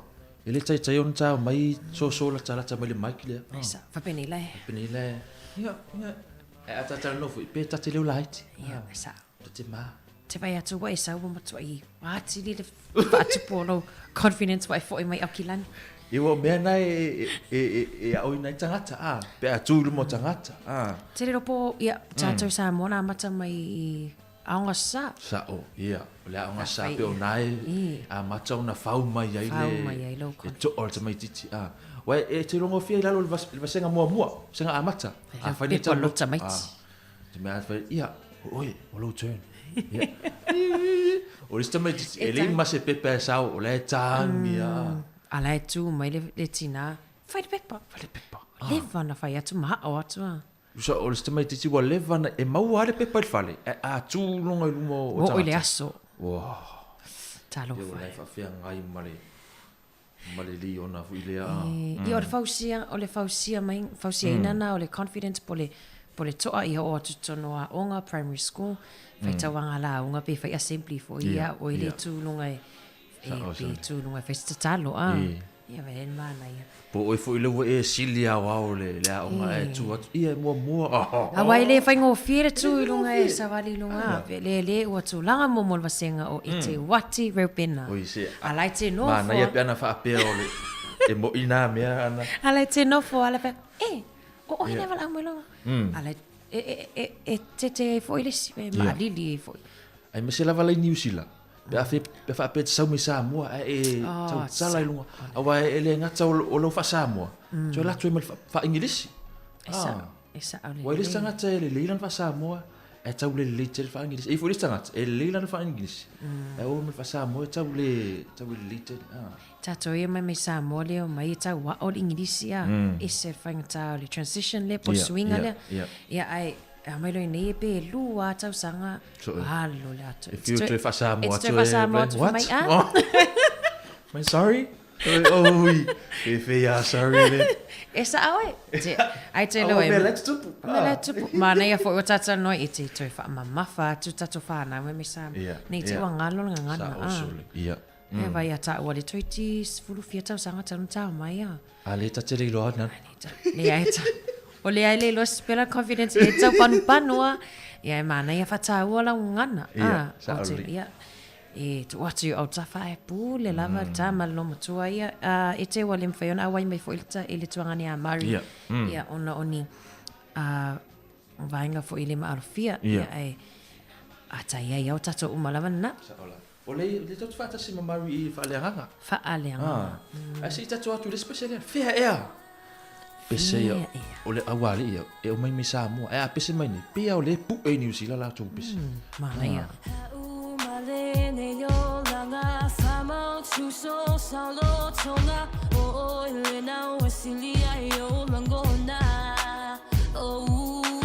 no for my name I found from them out tonight or less safa oh elena upe yusufa salanga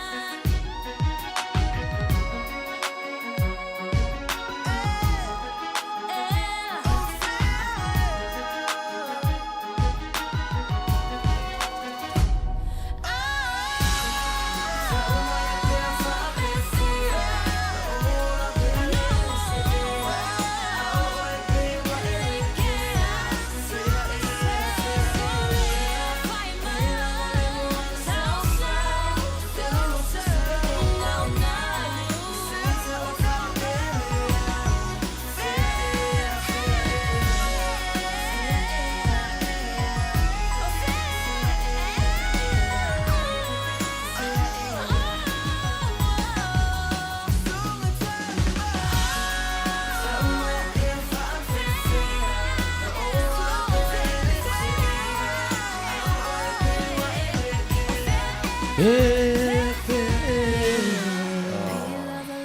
fea ile putia lo matua le natuli atu e fai. La watuli atu ala walu fa angalo ngalo ala ta alonga. Ai o la tuli fai le putia le wasau fa alongo longo ma tas pokalami. Ia ta lo fa la fa le te. Ala ngale la tu fa apuna ti le ki potia la fiu si lo matu. La utai ma li ki poki sole. Pe fa apunga fa alima e ti posi fa ko fa ile. Lo matu ala fa pe walu le pawa. O le si vai ngana e te le anu le pawa. Ma fa o ti poti o fa apuna. Ia. Fa fai li fai ala vali pti. Malo. Iwe, ai ete ia le foi na mai tato tala fo inga na walunga fo ni vai aso ia le wasitia fo ilunga ia le numero o alum fa na we e afia i le polling. Oh, ia. Ia po le vai nga fo ile le puli e sita mai tono aonga.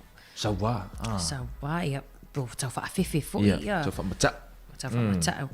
Ia mana ia fo ia ai fa pe fo le atono fo ia ngana ia alum fa na o fa fo mai.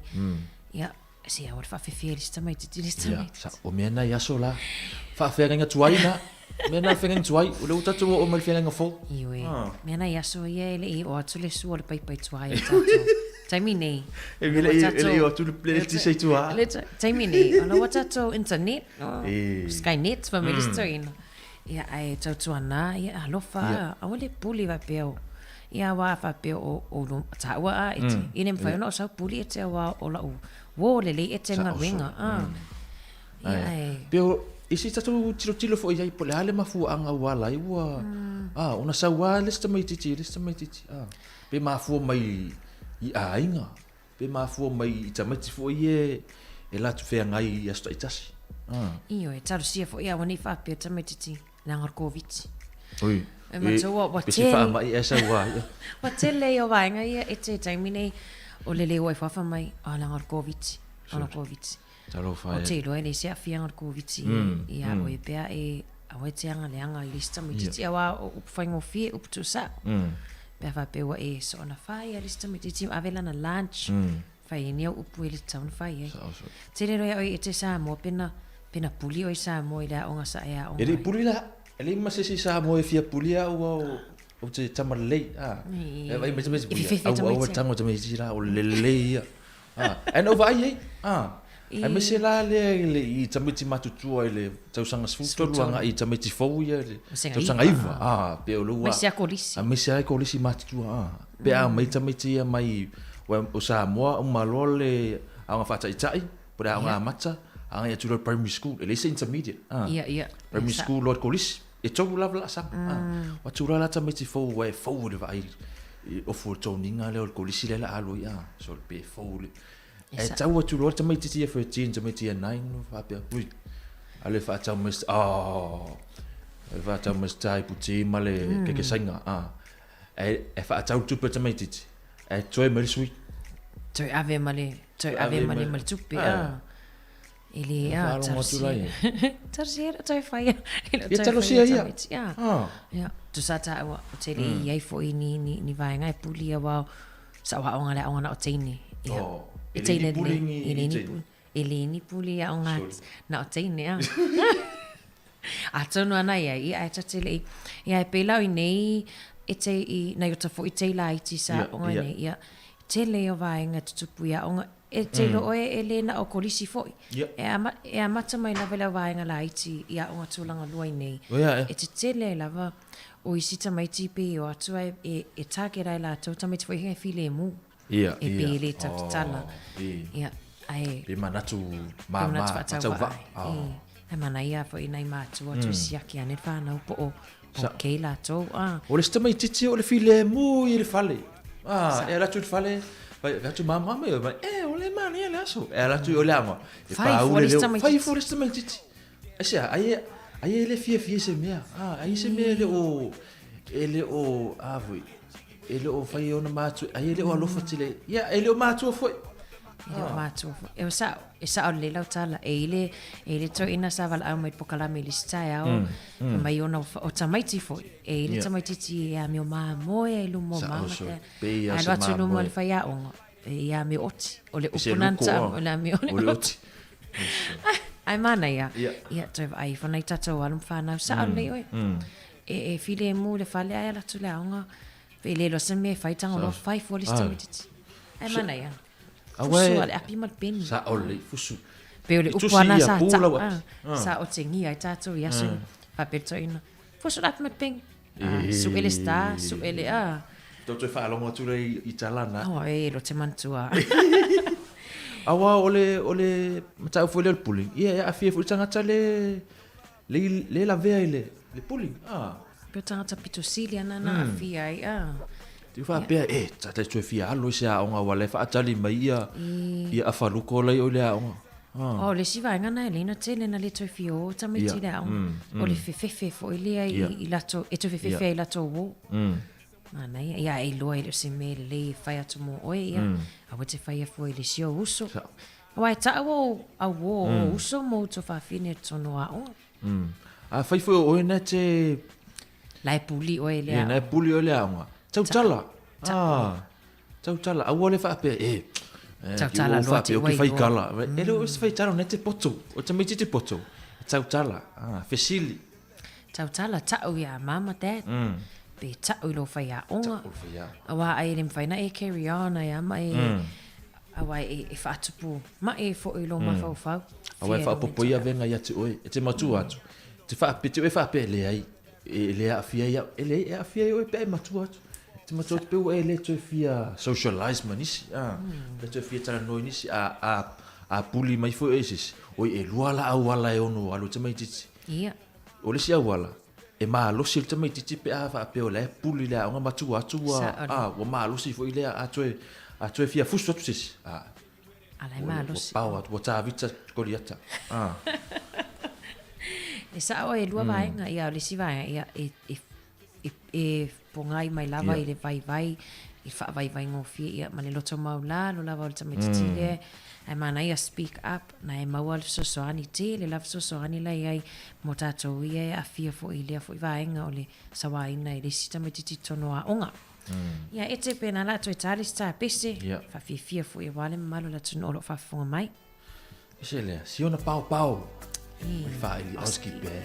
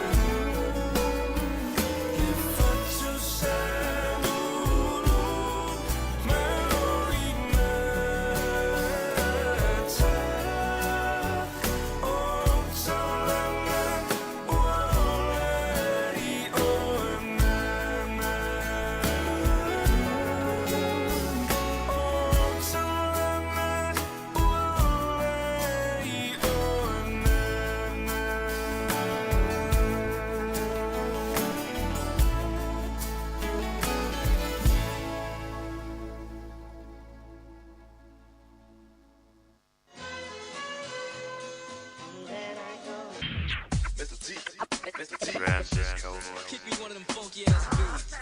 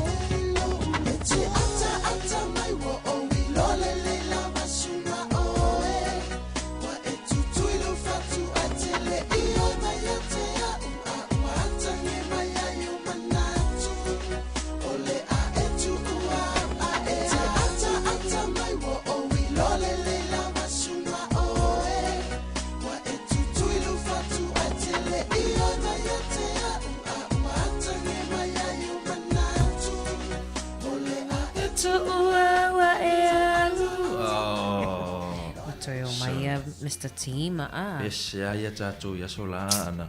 Se ala lo saule le pasi ala e tu sa te e ta te longo fia le pasi lo la tala mai o te tfano atu lai. Enga lulu atu le pese dia. Aleva ai atu aleva ai atu lai lua mai whaape. Tamiti St. George Pasile. Ala tau samila ke pua malau apa inu cala yo. Isi apa inu. Ia. Isi apa inu. Pangu vaya.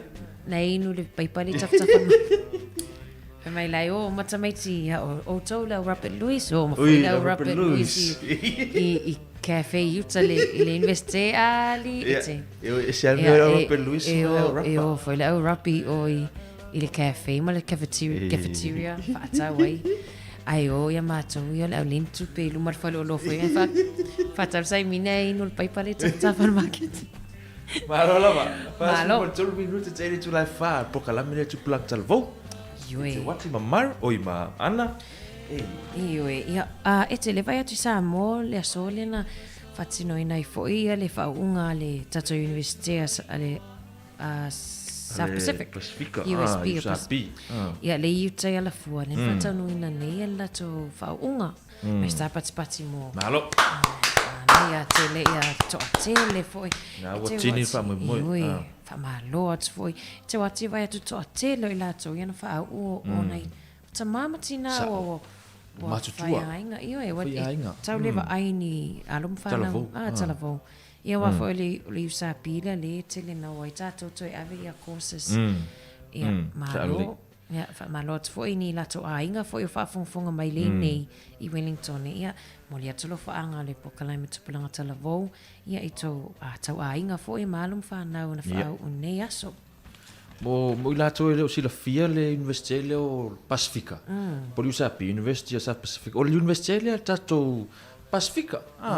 E pi o leva ai e atu no Pacifica Cook Islands, Fiji, Kiribati, Marshall Islands, Nauru, Niue, Samoa, Solomon Islands, Tokelau, Tonga, Tuvalu, ma Vanuatu. Chile. Je peila o aila ia campuses SS po fale aonga SS e Fiji. Po Fiji la le ia le main campus ale usapi. Ila ma Samoa le ia me tau agriculture po fai fatuanga ia mai male law school I Vanuatu. Mana ia o USAP for Fiji le o atu nei tatu alam whana wi skola sipi ia atu no futano campus I Fiji ia e vavai atu fo I le mana ia o ia wai tutongi fo I tupe e haia I pe whaongai fo ia le o whau ia vai atu to atelo I lato ia o isi tangate e whau vai atu o na le atua. Ma o le USAP fo I Samoa e te elena o lau nene tata Samoa o ngai so o stoina. Tele tu inga tata. Tata speaker Eu mai si atu motu eu mai Samoa. Fe la tu o. Le la ufa o nei. E ave fo ia mata o po tutorial salon fa na ia o kulisi. Ia. Na o ro fo tutorial na. Salata. Wale sa ave ai me selam ta o le maths.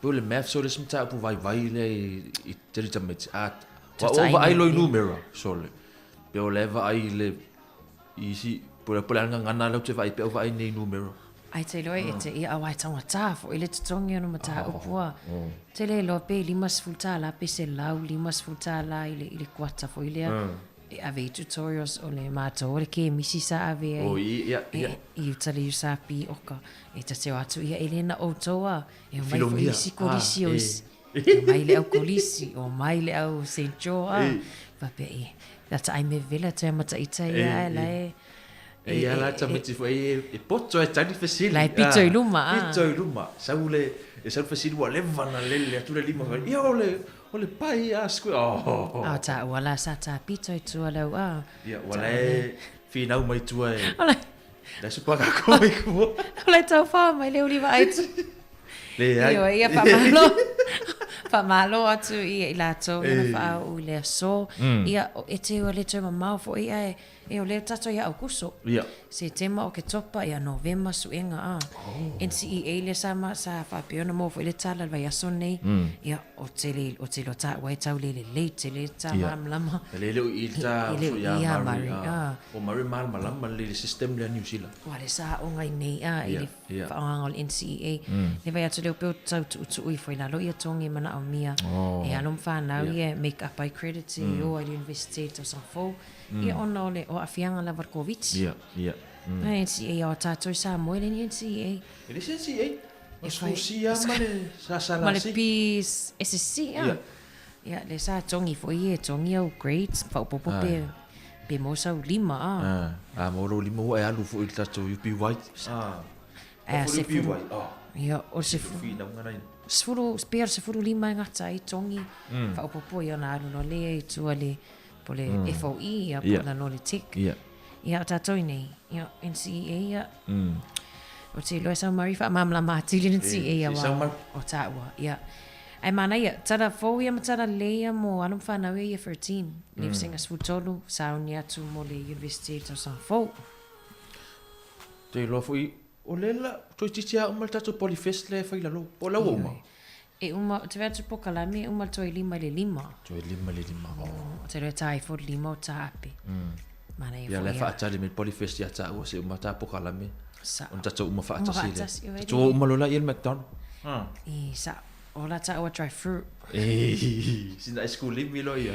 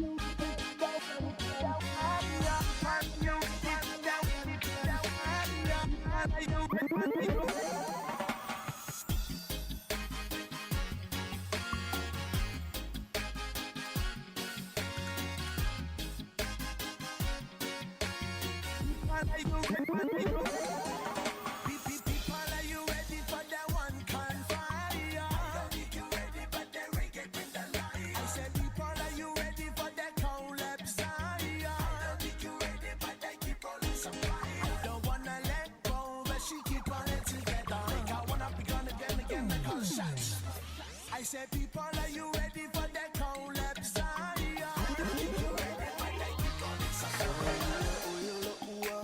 Fearful, no, I'm a towel.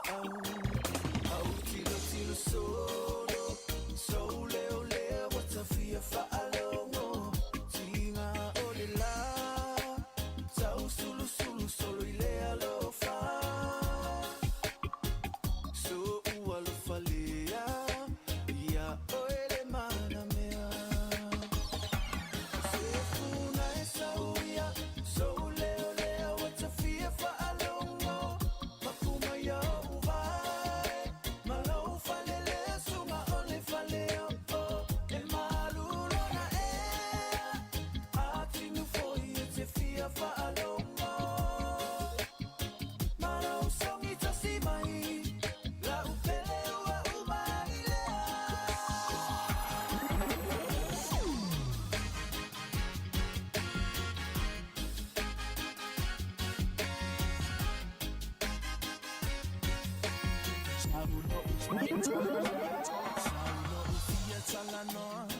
Musu atupea ilontalinga Kaya tu setana Ematu aima uloi mata Moa yo se abenga Itaua moina ile tele tau sanga Che e alfa mai Olo uola wabaiba Sifuna esa uia So leo what's a fear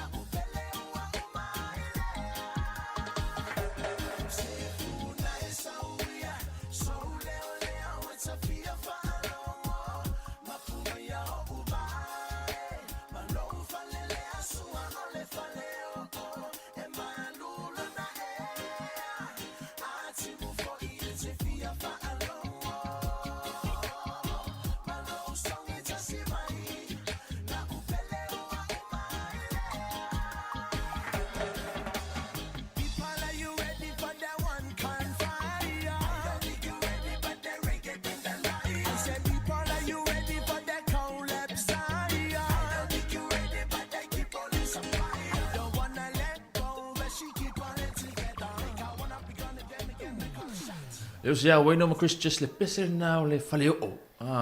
Tai Milan. Tai Milan e fale o. Fale o lo ala i le beach. Ai sau sa vili ma le sau. Ale beach foi lea ne e o mai lava ainga foi e tausia ia la tau fale mai le sau le tena o le fale futalo po le mutalo ma le paumua pua se tulo ia fialo sa morte mini toi fialo sa mole motele ia malanga ia o afia pa toi foi le New Zealand le la ia ai ete ia o le toi ma foi ia umalta taimi ia o toi ono minute tale lima ia famalatu masa ni lava warsa le mutu pulang talavo ile fa un vai aso ia agora terminei o weekend esel no le lua lava so o weekend ai pe o e tele asuinga no tupu mai na lua aso e lunga la le wala ta tu le fa no pe ta tu sa vali lunga la wala tele a ta tu sa vali anga ile traffic la sa agora sa vali kolosia fa pe mo tato lo fa fonga melitio o le o tango ana ilan telefoni kolosi mal telefoni ala tu mal me falo awa ta o tele pe ko e mana tu mai lis ti fa pe ele kai kai o la veanga le ai tele o la ngona te wi si avta vale matua ele o sanga tonu le lo na ma fa te ia wala vea si po sawa fu a foi taria lau telefone wa ista te korosia lai e alu le mafau telefone au lesi o la vai telefone ai ese le lima lai tango il tamai titi lai ave o la le me fa mo lau ta longa le telefone le fa mo lau walo moni le sa le mana ia fam natu ete ia mole ia linga tai leo alum tu plan tala vo ia le ave ta avale wai ia tu plan tala vo le wai lo ave awani te ua ia luinu le ta mafaava ma ave ta avale le hei mana ia le tu le ta avale ia lu ia ma bodat drop oi ai pui sa lai sene olele ai le si ele ai ma se lai sene o ia e learners le restricted le fools le jelly ave failo suenga e le sila musu suenga te wa feo fa fia le ai study fa le ai tu sa foi pe feo le tata no foi le feo feo le au nga tili toi fa malo si te oi mai pe fa tolu no feo le restricted le ite ele fa salita ele fingo fiel le suenga lai sen e ma wai fole full lai singe o matua e tele tu pe walu ai e taro si o fa nga me le na su e lo suenga i lungo la wala ile si su e la tu lungo la wala tele e sa le giveaway ele giveaway man tu la fono la wala a tatu all around about to giveaway ile tatu tu tau te buli masta avale a wai lista ngata e vai tu a loa toro melta avale la wa tu lo sao ia ai tatu na fo ia na yo te laiti ni te wo ifo e te sol muli male driveway a leta fauna yo te tu ia la vea tu ai ia nela tatu anga tu fo ia wa Christmas ia te lo e te wa matan si la light. What are you getting for Christmas? So la oficina ia ile milionia fo ile e tau tu dol me alo pa u mai la so la oficina mer Christmas ia tswa pe so le ma fo mo le o ia fai lotsa mai o ke topa sei uma lotsa mai ti oficina Christmas ia ete ia mo li foi nga fa tai nei tatu wompa anga si fonga la mo ia mo tatu maftanga nei vai aso ia fa manga lo tau tua pe ese upo le tau tamali la fa fonga anga ia ai mo manu tere la fu fonga toi ma sauninga fo e sa pati la sa ia ai ola mato ile lo fa le ali ia me ma ete ile nei a fiafi matongo fiela sferaile ia male mamalo al fai au venga si fonga la mua ia matfato fa so i fuat mo nei taimi Pese le fa ma vai pese le Luciana Misi lu kisua Manuel weekend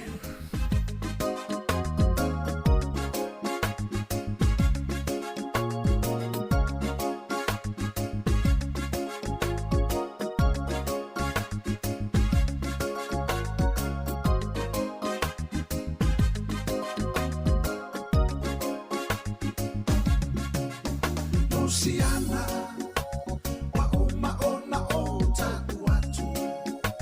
Le mama le na ua avatu.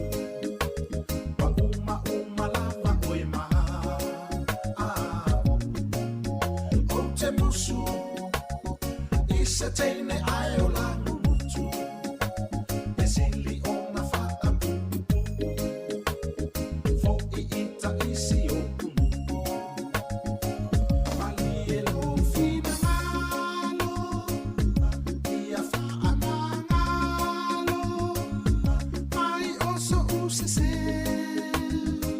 o oi o la upele o te le o toi ta ile maketi fo o te le o toi sima lama ile koko Luciana wa uma ona o taku atu le mama le na ua avatu wa uma lava oi ma o te musu Isa teine ai o langu mutu e sili o na whaka pupu fo I ita isi o kumu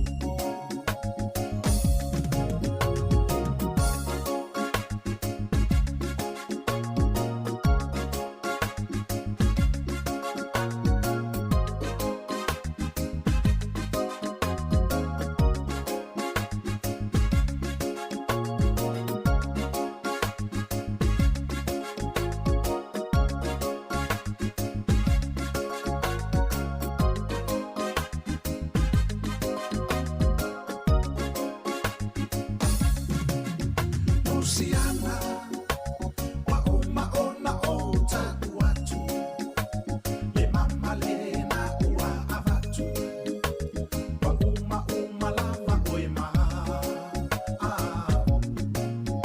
o te musu Isa teine